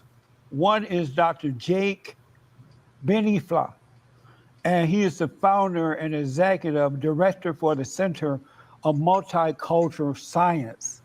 And also Lucy Flores, founder member of the Nevada State Assembly and founder of Loose Collective. They canceled at the very last minute by sending an email. And Dr. Benifla said that he was advised not to do the show. Cowards. I bring that to your attention because I want you to know liberals are cowards. And there's no reason to be afraid of name calling. Let them call you whatever they want. Don't let them intimidate you because they really don't have any courage at all. And so these 2 people are cowards. Beta male and beta female. But I have with me a young lady I've been looking forward to speaking to for a long time. Today, my guest is here all the way from the UK. I have with me Katie Hopkins, columnist at the Rebel radio show host and best-selling author. Katie, thank you so much for coming in. No, not at all. It's my pleasure. And I really dislike it when people cancel when they've agreed to come. I think it's very weak, and particularly doing it by email. At least have the courage to call someone. That's right. You know? And the last minute, we could have found someone else to take the place. Yeah, but they of didn't let us course. know. My mother's name was Katie. Such a nice name. Oh, thank you. Thank you. I think it's a little, I don't know what it is. I've used it in Starbucks here a couple times. And they kind of have a little, it sounds like I'm a little stranger in the district because I don't think that many people are called Katie. Right. I was going to say it might be because we don't hear that name anymore. No, for the most I get part. that. Isn't that Yes. amazing? I have a lot of good questions for you. Number one, are you a Christian? Yes. I describe myself as a white Christian conservative woman. Right on. And as such, I say that I'm kind of an endangered species where I come from. And here, it started to happen here too. Yeah, I think so. And I kind of feel like I'm up there with the kind of the black rhino, and he has an advantage because he's black. That's where I come from, right? Being white is a tough gig where I am. I know all about that. Do you believe that human beings are in a fallen state? I think 2 sides to that. Firstly, I think where I live, my country, the United Kingdom is a fallen state. Yeah. In its truest definition.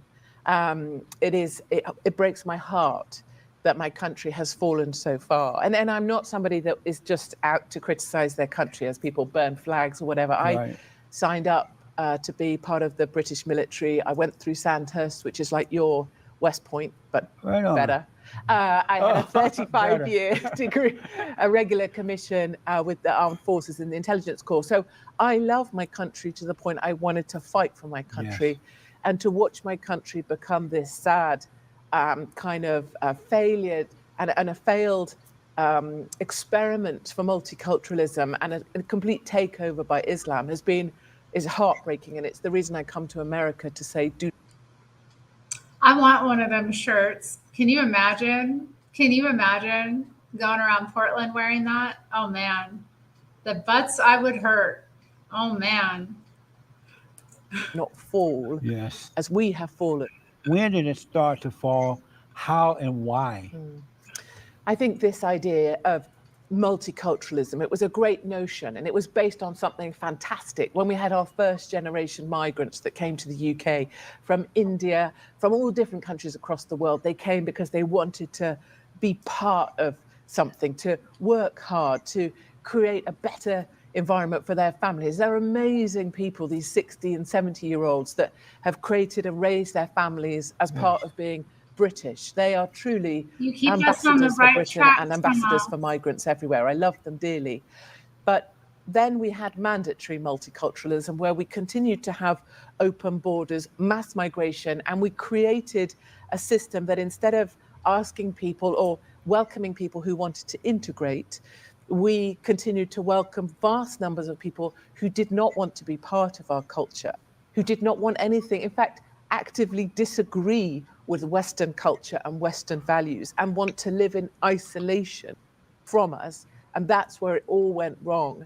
And I think Angela Merkel most recently opening up Europe and saying, wir schaffen das, we can do this, and telling everyone to come. You know, our country has been completely overrun.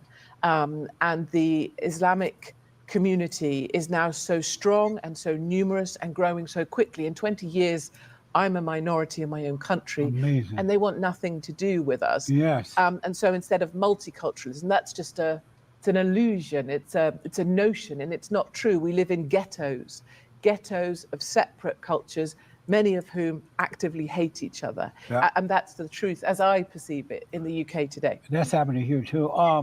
The first immigrants or migrants who enter into the UK, did they come legally or illegally? Yes, no, they came legally. Yeah. They worked incredibly hard to come here, and they were the sort of the bastions. They were almost held up, still are actually held up as those individuals who would work harder than British people. I'm definitely a contrarian. I do like to be on the outs. I think it's an important role to play. I'm strong enough to do it, you know. Who would work the longest hours, whose children worked the hardest in school, outperforming our children because they were just so grateful to have the opportunity. Yes. They were amazing ambassadors. And what's been so upsetting, I spend quite a bit of time with these older generation migrants, is they're so disappointed by the recent arrivals because it's giving everybody a bad name and it's really diminishing the UK. You know, and we now have, we have a situation really where, you know, we just had a ruling from Europe that the rights of Muslim communities not to be offended is greater than the rights of someone like myself to speak freely. That's amazing. This is a start of kind of de facto Sharia blasphemy laws in the UK. Why do the white men of the UK, along with the white Christian women, sit back and just allow this to happen? Why don't they not fight back with truth and vote in people who can do something about this or who will do something about it?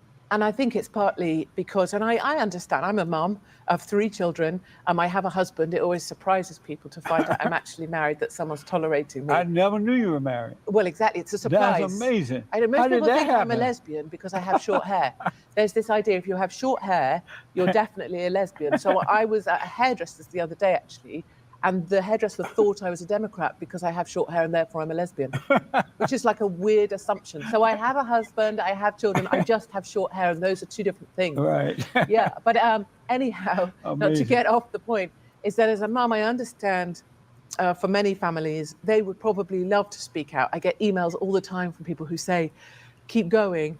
You say the stuff I'm desperate to say. You say the stuff, keep going, because they can't. Because if you even say your opinion in the UK, you lose your job. I mean, you know how it is here. It's happening here. There's so many secret conservatives here Yes. that stop me in the street Yes. to say keep going because we can't say it because we'll lose our jobs. But that's a horrible mistake. I know. Because what happened, as it happened here with white Americans, they were afraid to speak out against liberal blacks and those who were calling them racist. And so years and years have gone by, and the white children, even today, are now suffering because the parents didn't speak up. And these white kids in the universities, if they spoke up, they were called racist, they were kicked out of school. Had the parents spoken up years ago, the kids would not be suffering it today. I absolutely agree with you. And there is a frustration in me. You know, sometimes, well, often, you know, people will say, I don't agree with everything you say, but I really like you. I really like what you do. And I feel cross with those people a little, even though they're being supportive, because I want to say, I never asked you to agree with everything I said. That's right. Do not start the sentence with, I don't agree with everything you say, but, because I never asked you to agree with everything I said. Point. I am happy, you and I would be happy, if we disagreed on everything, but we can still sit here like regular adults and chat. So I think people have to take some level of ownership about not trying to excuse themselves before they even dare to have an opinion. That's right. People have to kind of man up a little bit. Absolutely. What do you think of men, and in this particular case, white men who are afraid to speak up, who allow their families to be having to live in fear because the fathers didn't speak up? What do you think of white men who don't speak up? It is a real problem, and we've seen, you know, white men. I know there's a good number of strong white males out there, even in the UK as well. I know they're out there and they want to fight back. And there's even talks of, in the UK, because things are so dire, this kind of the start of the militias, the sort of start of, semi-organized groups of individuals who are talking about creating a kind of police network where they're going to start walking the streets of London, because London is now such a high crime place and our police are doing nothing about it. So I know we have strong men out there, but I think we have lost this ability to accept being called a name and saying, that's okay, I know I'm not that That's person. right. To be called I'm called Islamophobe. If we looked at, I don't know, some people look at Wikipedia, which is a terrible idea, but like I'm an Islamophobe, I'm a racist, I'm a misogynist, I'm a supremacist, all of those things. And you have to say, okay, I'll accept those labels from you, but I continue and I know who I am. And as long as I know who I am, it doesn't matter the labels you throw on me. But I think it comes down to, this idea, and I think our schools do it too. Everybody wants to be liked. And I never know where we get that from. Where do we get that notion from that being liked is more important than having principles that you'll stand by? And sometimes you have to not be liked to make unpopular decisions, but that are the right decisions. I think that starts in the home when the parents treat one child better than the other instead of treating them equally. And so the child that is not getting the same treatment tends to try to prove themselves to the parent that, you know what, I can do it too. I'm as good as my brother or sister. They're trying to be liked by their parents. And if it doesn't work, as they become adults, they go out into the world trying to appease people so that they can be liked. I think so. And I also think it used to be that I want to be liked or I want to receive validation, And so it used to be, and I still feel this way, you do that by doing hard things. So you do that by doing the marathon, or you do that by, passing out of the academy, or you do it by having, as I have had, both your arms dislocated, but you still get to where you need to get to. You do it by doing the hard thing. What I notice with the latest generation so often is they don't look for validation by doing the hard thing.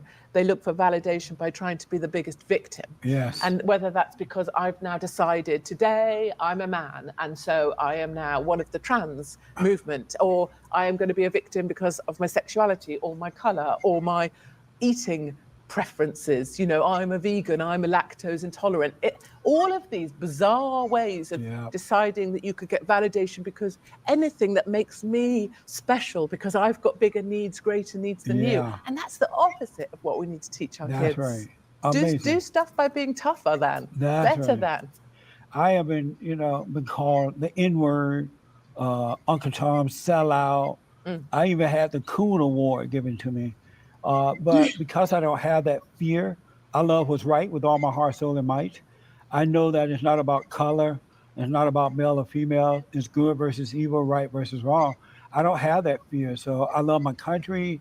I stand up for my country. And I bet people love you. I bet you get support on the street when all you over walk the world, around. really. Absolutely. Because it's critical. Well, it's something I've noticed after the midterms is I keep reading or seeing the first female, blah, blah, blah, the first black, blah, blah, blah, the first Muslim, blah, blah, blah. And I just think, what the hell has that got to do with the job you need to go and do in Congress or the House or Senate? Who you are in terms of your color or your sexuality makes no difference. That's right. Do not report me on the basis of some identification matter.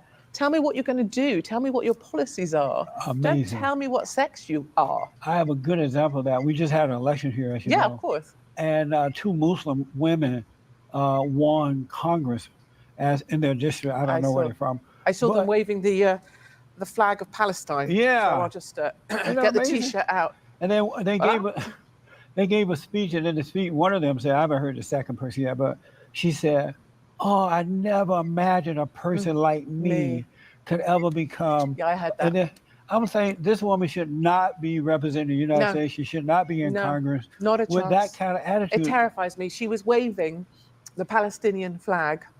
And she said, to your point, she said, as a proud Palestinian. Yes. And then American, and then it was all about me. I was like, this is the craziness. It sure and for is. me, it breaks my heart because I see it starting. I've spent a lot of time no, campaigning Mina, what did you do? in Minnesota, in Michigan, because I see where this starts.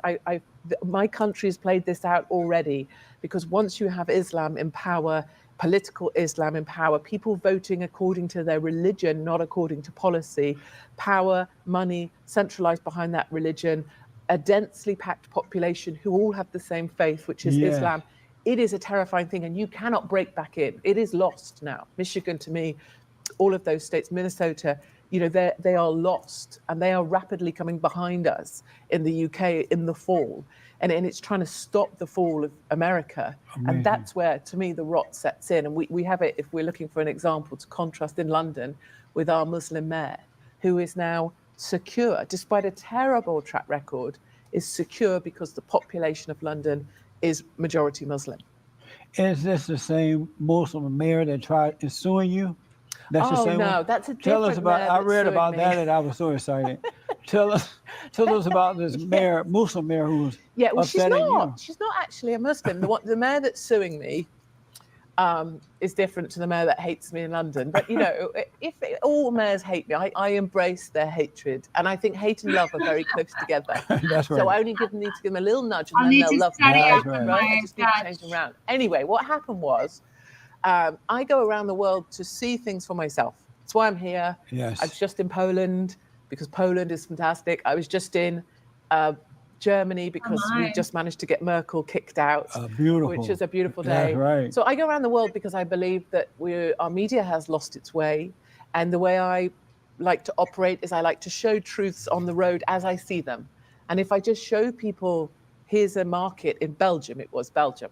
Here's the market in Belgium, and it is entirely full of Moroccans. It is Moroccans in full headscarves, burqas, full dress, and people cannot get their heads around that is Belgium because it looks like Morocco. And that's how I work. That's my journalism. That's what I like to do, is just, without adding commentary necessarily, show people the truths from the road. So I went to Belgium because there's a town there, and it's known as the jihadi capital of Europe. It's called Molenbeek. And out of that it's the tiniest place. And it's right next to the EU Parliament, all of kind of suits and ties and all of it. It's the jihadi capital. And out of that tiny place came the Paris attacker, came all, if you could think of a terror attack, they came from Molenbeek. And I found the mayor, and she was told, she's not a Muslim, but she was told where the Paris attacker lived. She was given the address. She was told they were planning an attack, and she did nothing. Amazing. And when I got a hold of her, and I didn't physically get a hold of her, though I really You happened to could have. see her on the street somewhere, right? She bumped into me, and she told me, she didn't know who I was. It was very unfortunate for her. I was sitting on a bench, and she told me not to sit on the bench because it was dirty, which I kind of wanted to say, well, you're the mayor, you should be cleaning this up. Anyway, she came to me, and then I realized who she was, and I kind of got a hold of her, and I was like, you knew, you were told, you had the list, you had his address, you did nothing. And she said, it was not my job. Wow. It was not my job. And those Paris attackers went on to do the Bataclan, that horrible, the scenes there. It was a massive slaughter. I never will forget that. It was terrible. And she isn't a Muslim mayor. She's a mayor. But she needs the votes of the Muslims because it's a majority Muslim population. And this is precisely my point. Once you have politicians who are dependent on the Muslim vote, they are then placating the Muslim community. Yes. And so you have terrorists, as a specific example, who are left to carry on and slaughter our daughters because they put the power of votes over the safety of our children. Yes. And because of all of this, and it went on to mainstream news, it went on to Fox, it went as a sort of a viral video, she then sued me for defaming her town, which is called the jihadi capital of Europe.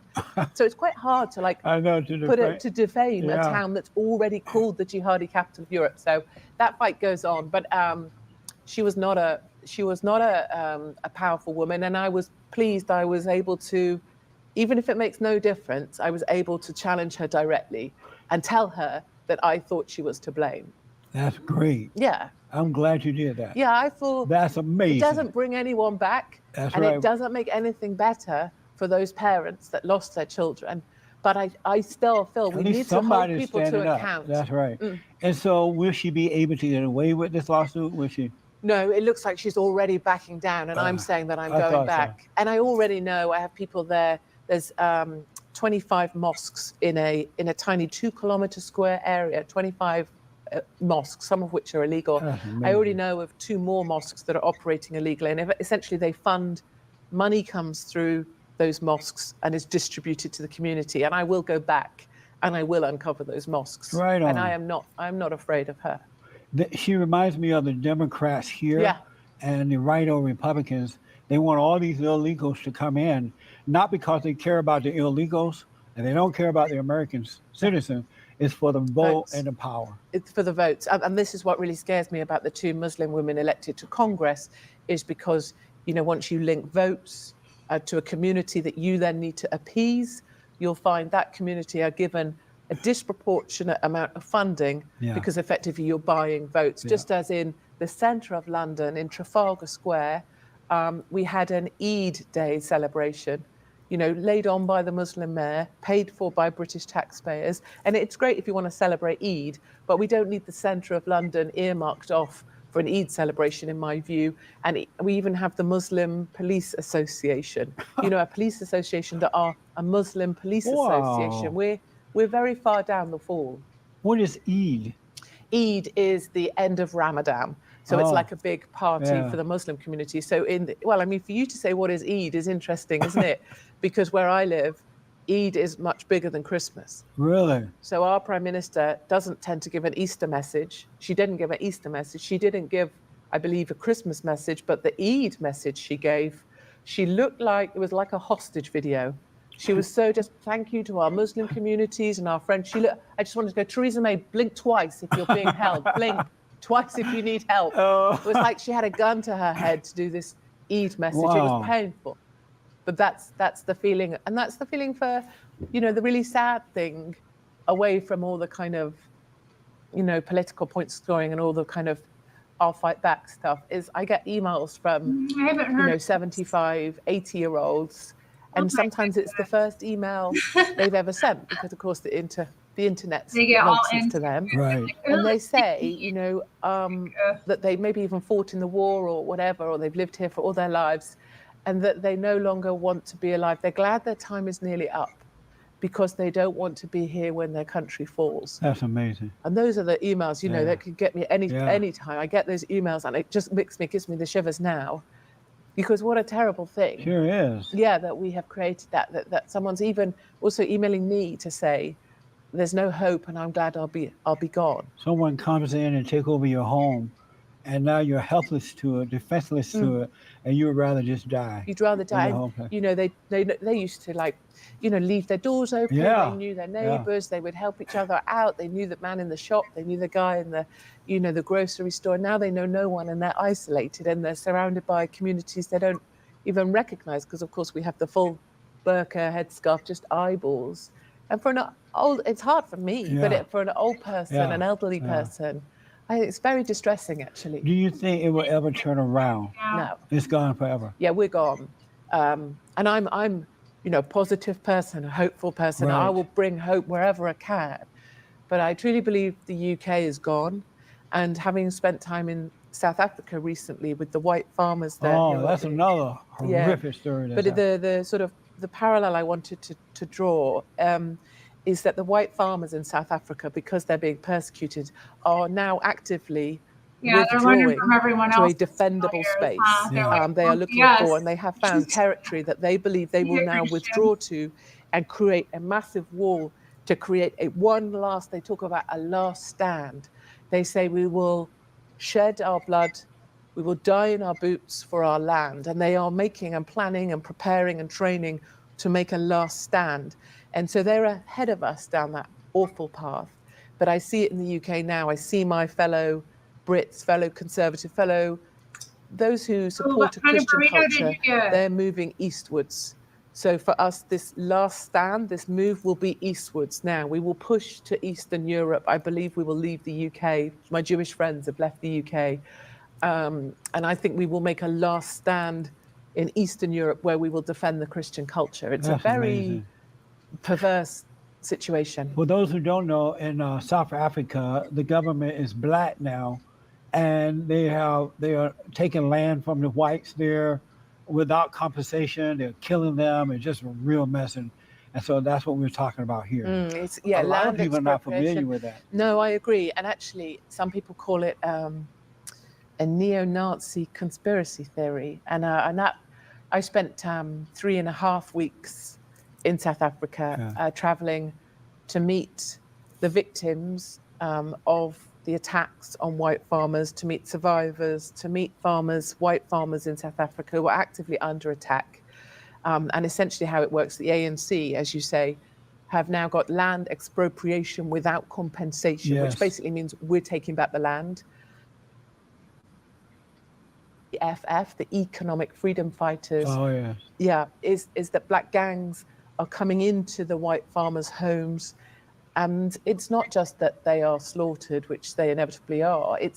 There is a long process. And I don't want to go into too much detail because I think it's upsetting for viewers, but 3, 4 hours, 5 hours of torture, of blow tortures, of hot iron being taken to women, of being strung up with the fence wiring and beaten. And I met those individuals, and I think it's just it's unbelievable to me that the world's media won't cover this because the victims are the wrong color. They're white. And in a way, apartheid is still as present in South Africa as it ever was, and the only difference is it's changed from black to white. And that doesn't make it okay, and it doesn't make amends for the past, but nor does vengeance, nor does revenge. So I think one day people will speak up about it, but a serving policeman who agreed to meet with me as long as he wasn't identified told me he believes the whites in South Africa have 2 years, and in 2 years there will be no more whites on the land. Why do you think whites are hated? They're the most hated species on this side of heaven around the world. Why is that? Well, I suppose in some ways you could argue that we've acted like arseholes in the past, and that's how, you'd say in South Africa, apartheid, if you bump into and talk to, and I met a lot of black farm workers, and they get hurt just as much alongside the white farmer that they work for, and it's so upsetting. They're the most loyal, most devoted farm workers, but those who live in the settlements, those who are angry, young, angry men who were displaced, they want revenge for apartheid. They want revenge for the past. And I can understand that sense of wanting vengeance. But revenge is never good. No. Never good. It doesn't work out for the ones who are trying to get the revenge. No, and almost it doesn't matter what's happened. It doesn't matter if they've lost a job, or it doesn't matter if something didn't work out for them. It doesn't matter even if their truck just broke down. Somehow it's always, well, apartheid. It's always apartheid. They do that here, blame everything on slavery. Yeah, so here it's 150 slavery. years ago. Yeah. Slavery. And I understand that it's a dreadful thing in the past, but we have to get beyond apartheid, I think. Yeah, that's right, 100%. So to make that cure. But, I think one story that really, or one thing maybe that I can say to help articulate how this isn't just a conspiracy theory. I went to meet Bernard. He is a white farmer, very poor. People say, why don't they leave? Why would they stay? They can't leave because they can't afford to leave. White farmers are incredibly poor. Yeah, I've interviewed some of them on my show. Yes. So, And Bernard came home from church with his family. Black gangs were waiting for him in his garage when he got home. They strung him up with wire. His wife, they bound. His children, they shot at one of the children who lived, but the shot is still in the wall of their house. And then the children watched as Bernard and their mum were beaten. Bernard's father was hacked to death. And I was sitting with Bernard on the doorstep of his house overlooking his farm. And the shot is still in the wall where they tried to shoot his son, who's 11. And, Bernard said he now trusts in 2 things. He trusts in God and the land. And there's for me, such resonance with Americans that I know who, the land and your God are so fundamental to this country. Right. Yes. And Bernard said, apart from those 2 things, he doesn't trust anything. And his 11-year-old son has tried to commit suicide and wants to die because he believes that bullet was meant for him. His grandfather died, and he said, maybe if I died, my grandfather would have lived. And so that's really the truth of the genocide of the whites is the children are the ones that also witness all of this. So amazing. And it's very upsetting, but it's also an important story that we talk about and tell. Yes, absolutely. Two quick questions about that. Then I want to move on to some Of other course. things here because time is going by. I noticed that white people tend to, wherever they go, they tend to create and build a free society. They're very creative. They just seem to get it all together like no other race of people I know or seen or heard about. What is it about white people that seem to be unique from all other races? And then they make this horrible mistake of inviting other people to come in who turns out to be their enemies. So number one, what is it about white people? They seem to be greater at inventing things. And, I read about the Constitution. And if I'm right, this country is the only country to ever have had a constitution. And that was mind-blowing to me. I know. So what is it about white people that have that mentality? How did they get it above all other races? Partly I don't know, and I definitely can't speak for white people everywhere. I know that, and I will get sorely reprimanded if I was to endeavour to. But I see the Constitution as well. Yeah. And can you imagine all of those hundreds of years ago, people sitting down and deciding the rules that would then exist for all of these hundreds of years? How does that even happen? Right. These days, we can't even have a video go up on social media, and people are bored of it in 20 seconds. How have we got this amazing book that lived on through those years? I just read that the other day, and I'm like, wow, that's I know, amazing. I love never knew that. It's one of the things it's when I do talks, and I'm pleading with Americans not to become like the UK. Yes. I would have that Constitution, and I would have it in my children's bedside tables. I would have it on the kitchen table. Yeah. I would have it projected in big letters on the wall of my house. I think it's the thing that might save America. It The is thing so that amazing. built America is the thing I think that will save America, That's because right. you have your rights written down in the Constitution, and we Yeah. don't have that. And That's you right. can see us fall. And secondly, your point. One other, just to add to that, the unfortunate thing, and I know you probably already noticed, but for them, they are not teaching the Constitution to the young in the universities and high school Or today. schools. in the I know. public schools. I know. And why do we not do that? What's happening? Other religious groups like Islam, who want to aggressively, in my opinion, take over a country, teach their book, Yes. and they memorize their That's book. right. And That's that right. Quran is memorized by children from the age of 5 at the special schools they go to after school. They learn that book. Yes. Why? When you guys have this incredible That's book right. that is above religion and above any kind of the sense of country, it's about individual freedoms. Why do we not teach that book? Yeah. When I was growing up, they taught that. I grew up in Alabama on a plantation under the Jim Crow laws, and they taught the Constitution, and they taught it with pride. Yes. And I went to all black school, and because we were segregated at the time, and they taught it with pride. We don't have that anymore. No, and that's a tragedy. And then your second point about why do we, when we've built something great. While white people are so smart, they Why do build we things let that them- are great, and they, first of all, how come white people seem to be smarter in that way than the other cultures? And then we're so And then you fundamentally bring in the stupid. enemies, right? Yeah, I think It what looks like you're dumb and smart. we're super dumb. We're super dumb. White people are super dumb. And what happens is, it's a word I actually hate, but it's progressives. I'm so progressive. I'm so progressive. I'm going to take this, but it's like I'm going to take this mug and smash it because I'm so progressive. And that's what we've done. We take something brilliant that people created because white people like rules. That's my theory Right, on this, they right? really do. We love a rule. Yes. And if you go to Germany, where I've just got back from, they love rules so much that on their subway system, they have ticket machines, but they're not even checked. Awful. So you don't, in the UK, I think here in America, Yeah, but when you watch go what through they're to the subway, showing you have to you, put your ticket because, in, don't you, to get into Oh, the yes, subway? you do. Yeah, The I comments, did. I mean, like, sometimes, I don't know. I haven't looked into it, but I know that sometimes things can be from different periods. So just, believe half of what you see, notice it, but don't let it get to you. That's awful. But, like,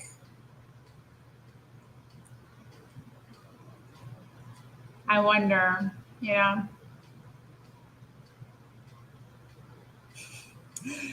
I know, God, yeah. Well, it's much easier to come after a law-abiding citizen than a thug. To show up at their house and arrest them as opposed to like actually standing up to violent mobs.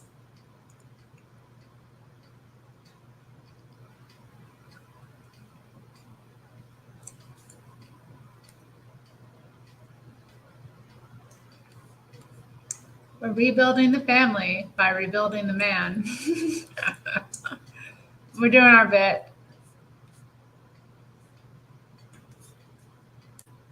In New York, I've not done In New York, yeah. But in England, to get to the subway, you have to put your ticket in the machine to get through the barrier. Yes. In Germany, they don't even have a barrier because Germans are so well behaved and love rules so much, they just buy a ticket. Really? Because it's the right thing to do. Right.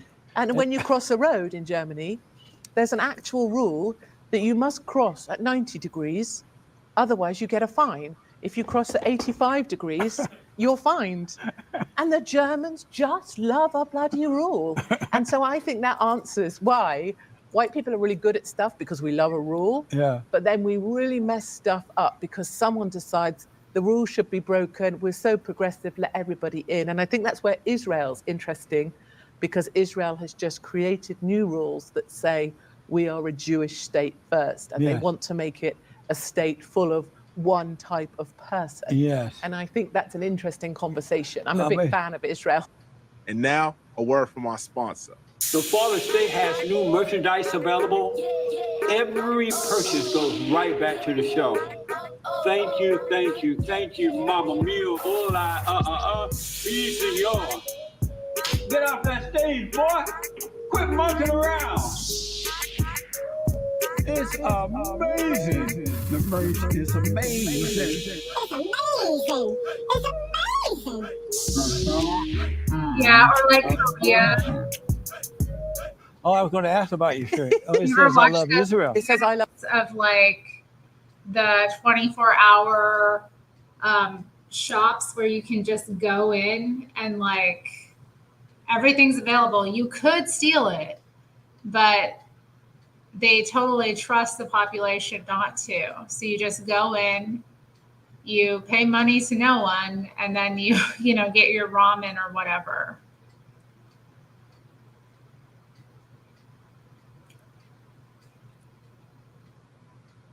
I've never had alpha jerky. You lived in Japan for 6 years. No one steals. Yeah, I love a high trust society. It's too bad. Your wallet was returned many times. You lost your wallet multiple times.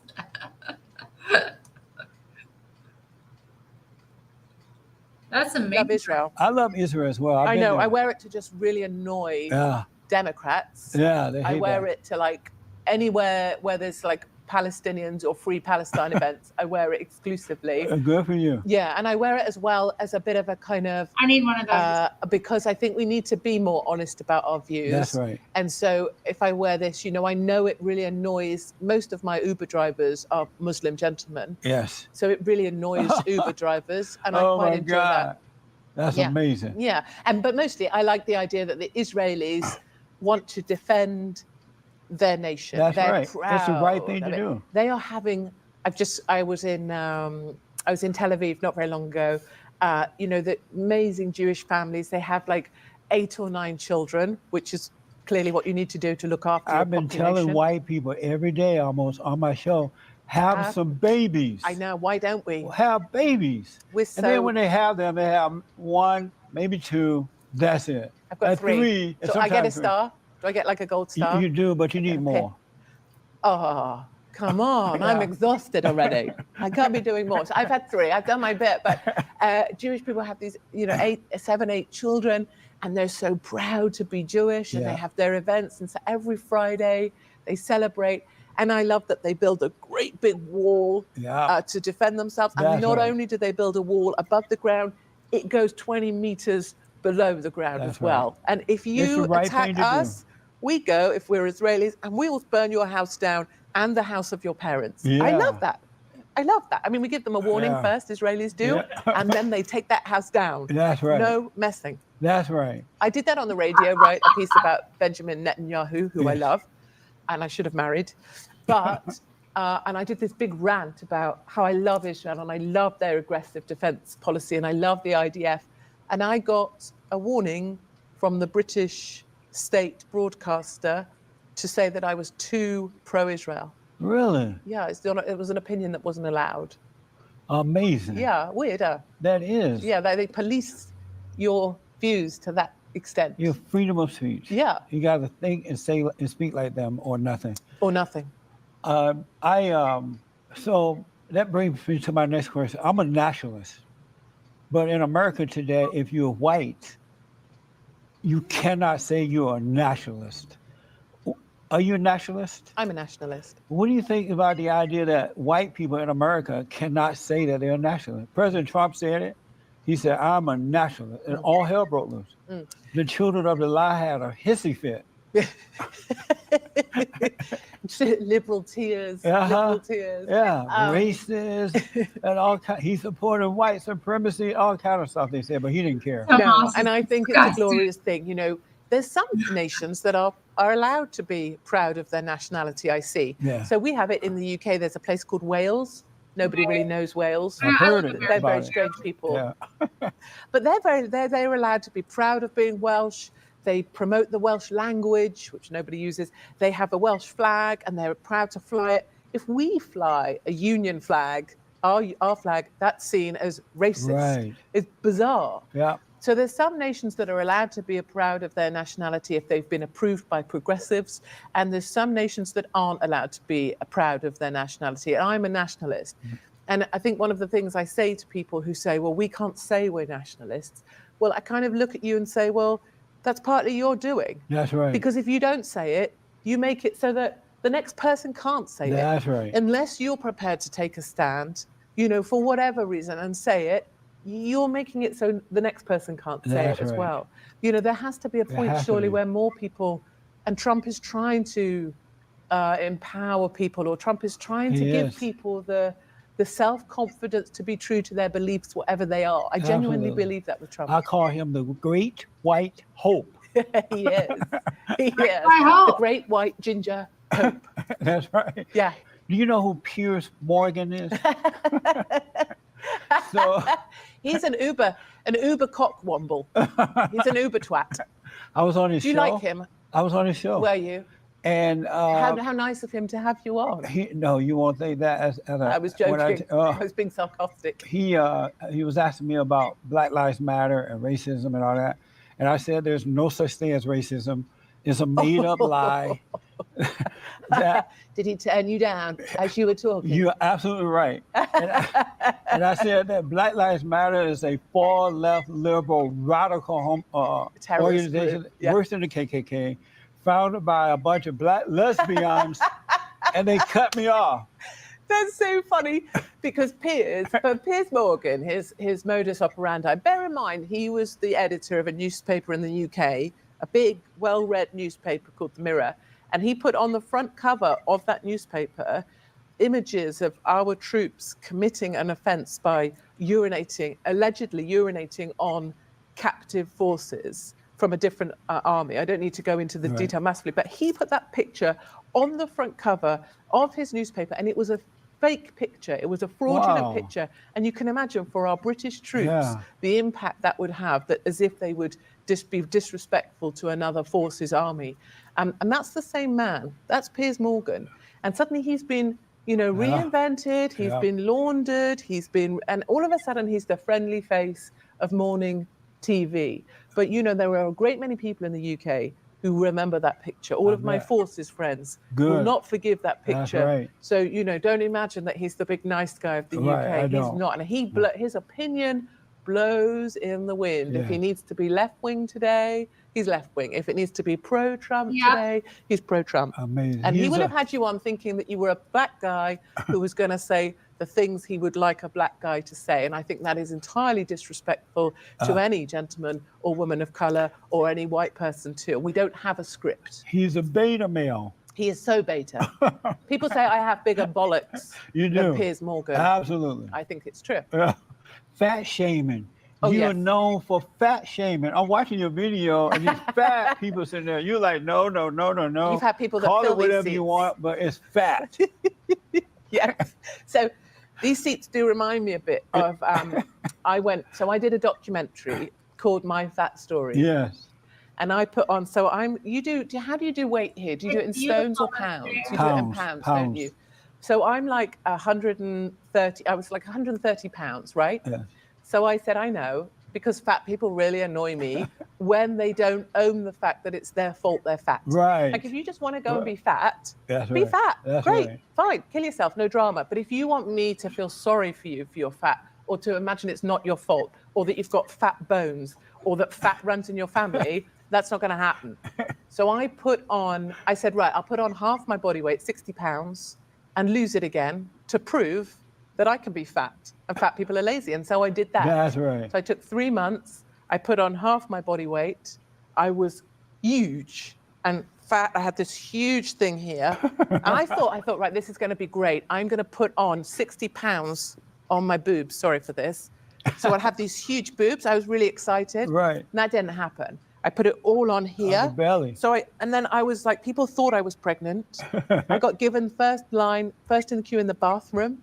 People let me go in front to the queue in the bathroom. Yeah. I got sent flowers for the baby I wasn't having. And so then I lost it again in 3 months as well, to show that all you have to do is eat a bit less, move a bit more, That's right. and you won't be as fat. That's right. So that's all. It wasn't really fat shaming. It was just saying the only way you'll lose weight is by knowing you've got a problem and you can solve it. That's right. Yeah, I need 3 quick things happening. Your impression of the great white hope, President Trump. I love Donald Trump. I knew he would win. I know he will win in 2020. And I believe he was sent here. He's been placed here. His moment is right now because he is the person who can actually save the free world and our Christian culture, Judeo-Christian culture that we need to defend. I believe he's placed here for that purpose. Number 2, what is a man? A man is someone who is not afraid of a woman who works like him, but is also prepared to defend a woman if she needs help or if she needs support. Amazing. Aww. Number 3, what is love? Love and hate are closely aligned, but love for me is the willingness to commit anything, that your own life is not as important as the thing you love. And for me, that's true for my country, that's true for my family, and that's true for my beliefs. If that costs at any point my life to defend any of those things, that's a price I'm absolutely willing to pay and something I accepted a long time ago. And my final question, did you have fun? In my life, I had a lot of fun already, and I had real fun meeting you, and I'm very grateful to you and your team for having me on. Right on.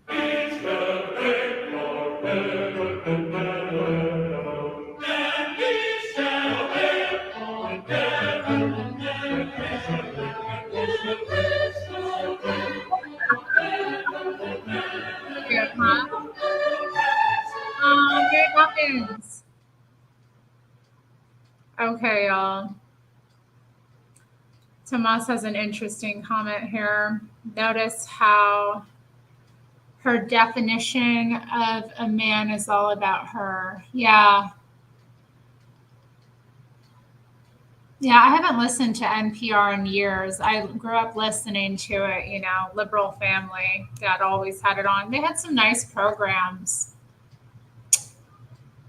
But yeah, a lot of propaganda.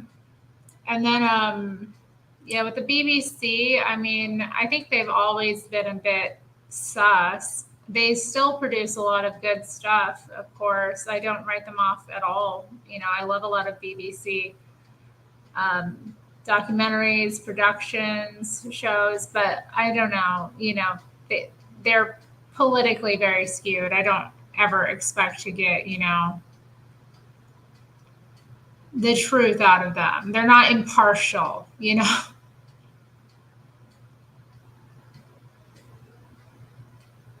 You know what? And I just remembered, I thought I'd saved video of Neil Oliver, but I don't, you know what? My nails are done, y'all. I've been on for 4 hours. It's been fun hanging out, defo, but I do have some things I want to get done around the house. So I should say goodbye to you all. I hope you had fun. Did you have fun?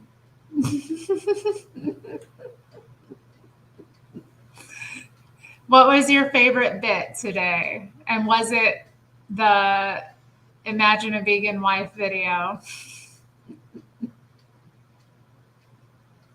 Hi, Stacy.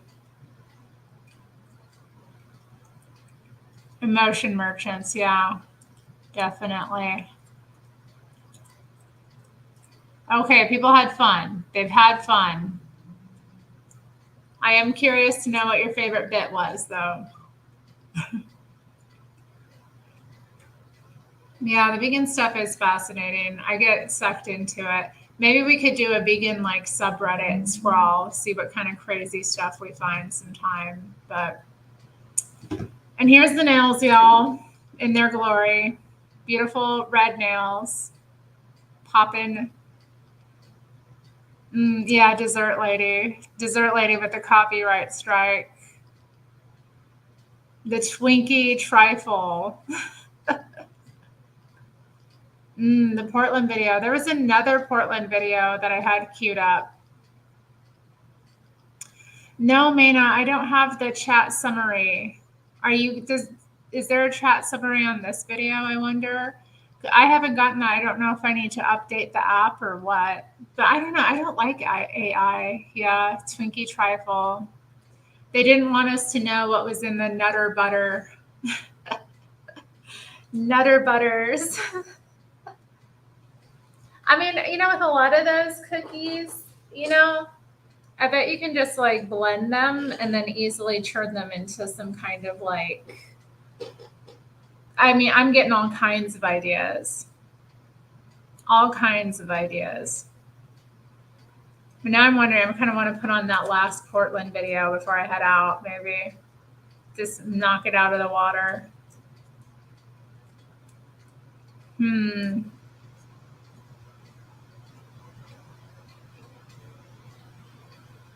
7 minutes, why not? Why the hell not? All right, last bit, and then I'm going to go.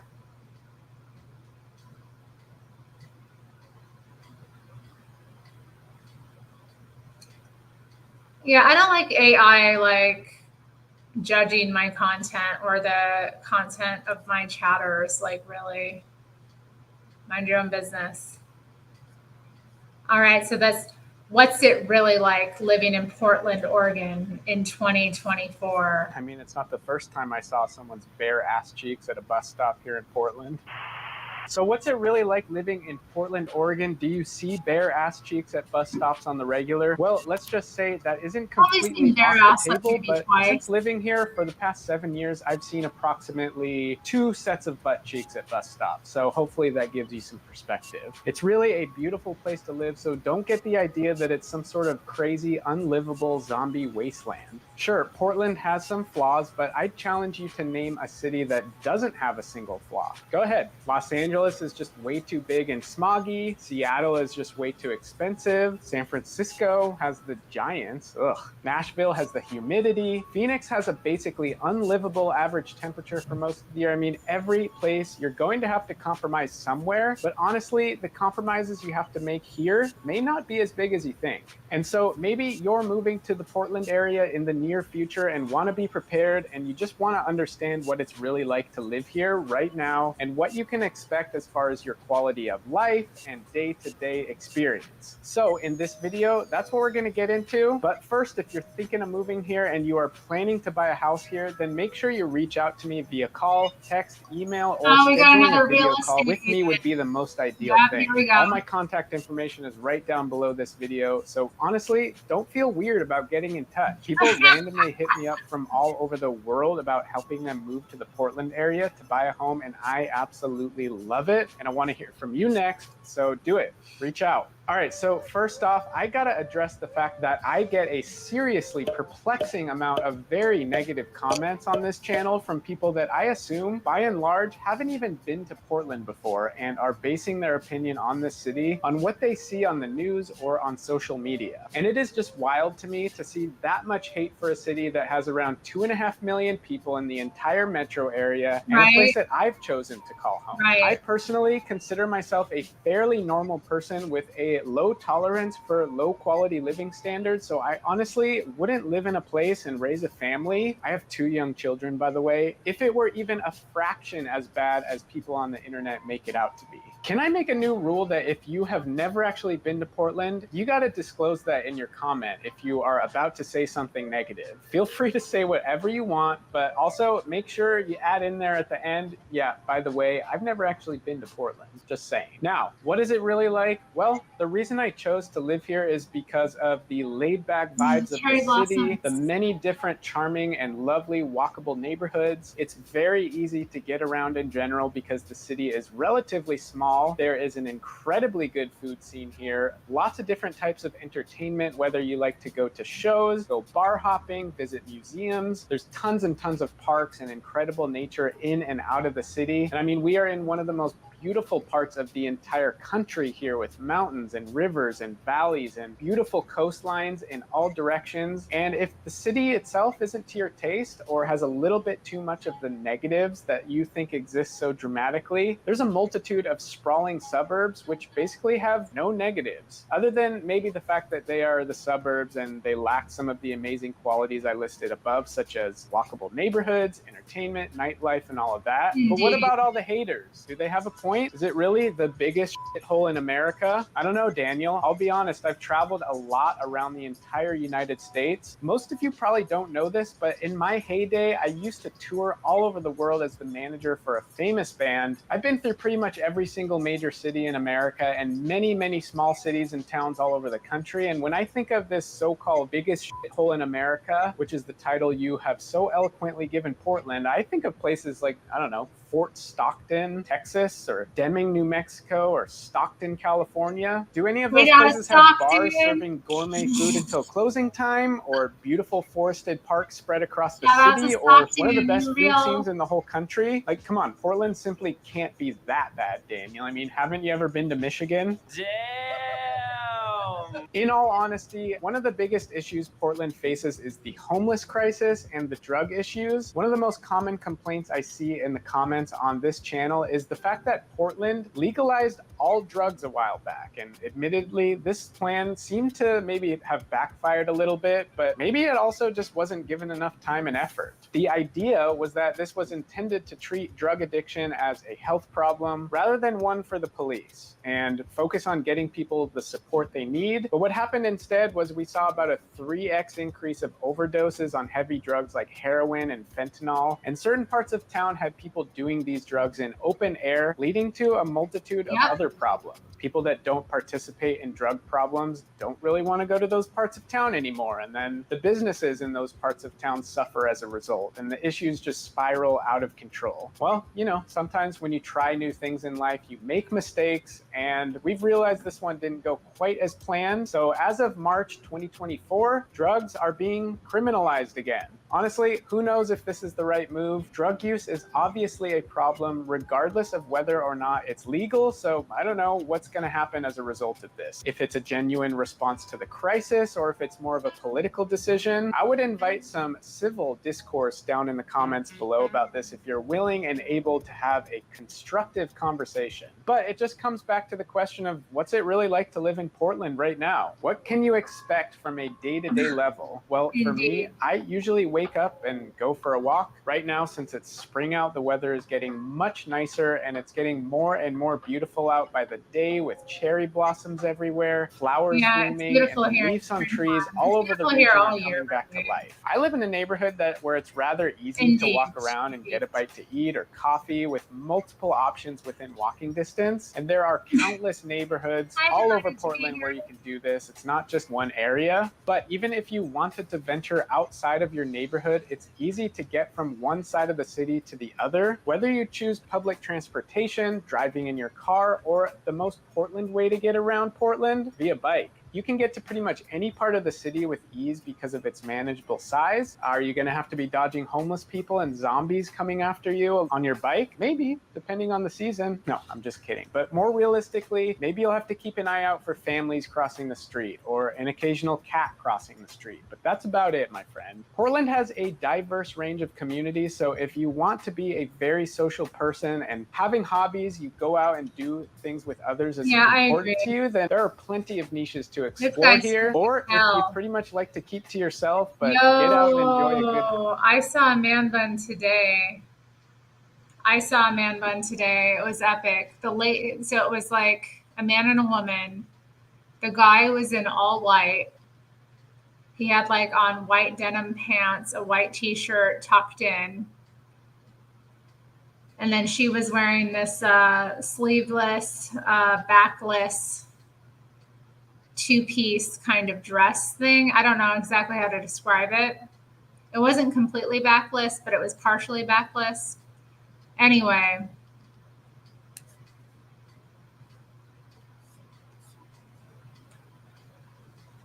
Were they in a cult? Her dress was black. No, but yeah, he had a little man bun. I saw this couple, as I was coming back from the coffee shop, and I was like, oh my, man bun. And he had a canvas bag, for, I think they were going to the farmer's market. Yeah. I know, Mena. It looked very gay. I don't know.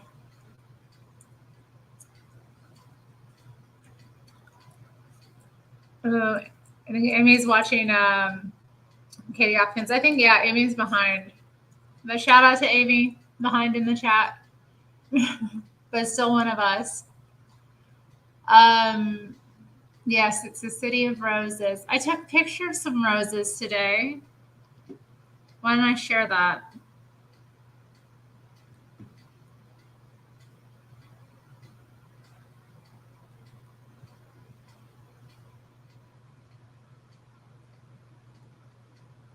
Photos. I took a couple selfies too.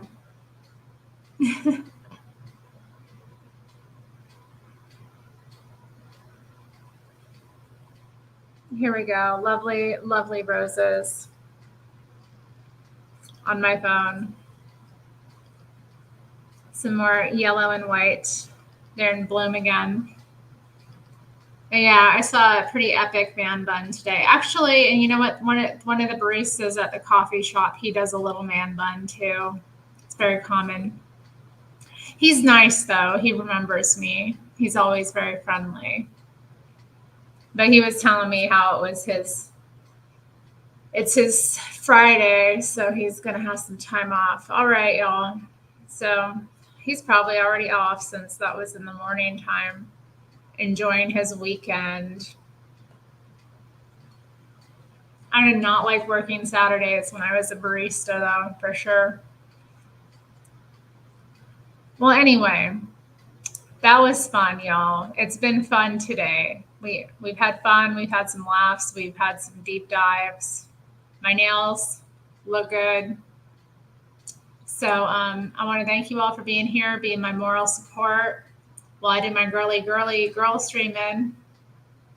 But shout out to the men in chat who were secure enough in their masculinity to join. Shout out to the chat, keeping it lively, keeping it fresh. And yeah, I'll see you all again sometime soon. Maybe tomorrow. I think I'm going to come on tomorrow evening time, late afternoon, evening time, and read from Robert Webb's book, get through another chapter. So you'll probably see me again in the next 24 hours. And yeah, I know I'm like hanging out with a friend. I'm y'all's friend.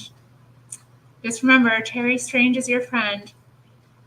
Hey, Canada. won the gold in breakdancing. Go Canada. Shout out to our Canadian brothers and sisters breaking their backs, breakdancing. That's awesome. Canadian excellence. Oh man, now I want to share something else. Bold, sophisticated, Canadian. I don't know. Yeah, it's that Kids in the Hall sketch. It's like one of Buddy Cole's where he's like describing himself. Busty, blonde. I'm not getting it right exactly.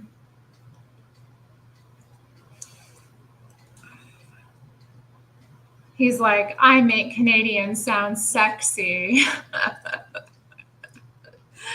Oh man, Scott Thompson, what a funny man. All right, y'all. I know, isn't it interesting? I just clipped it up into the side, and yeah, it's kind of looking like a hat or something.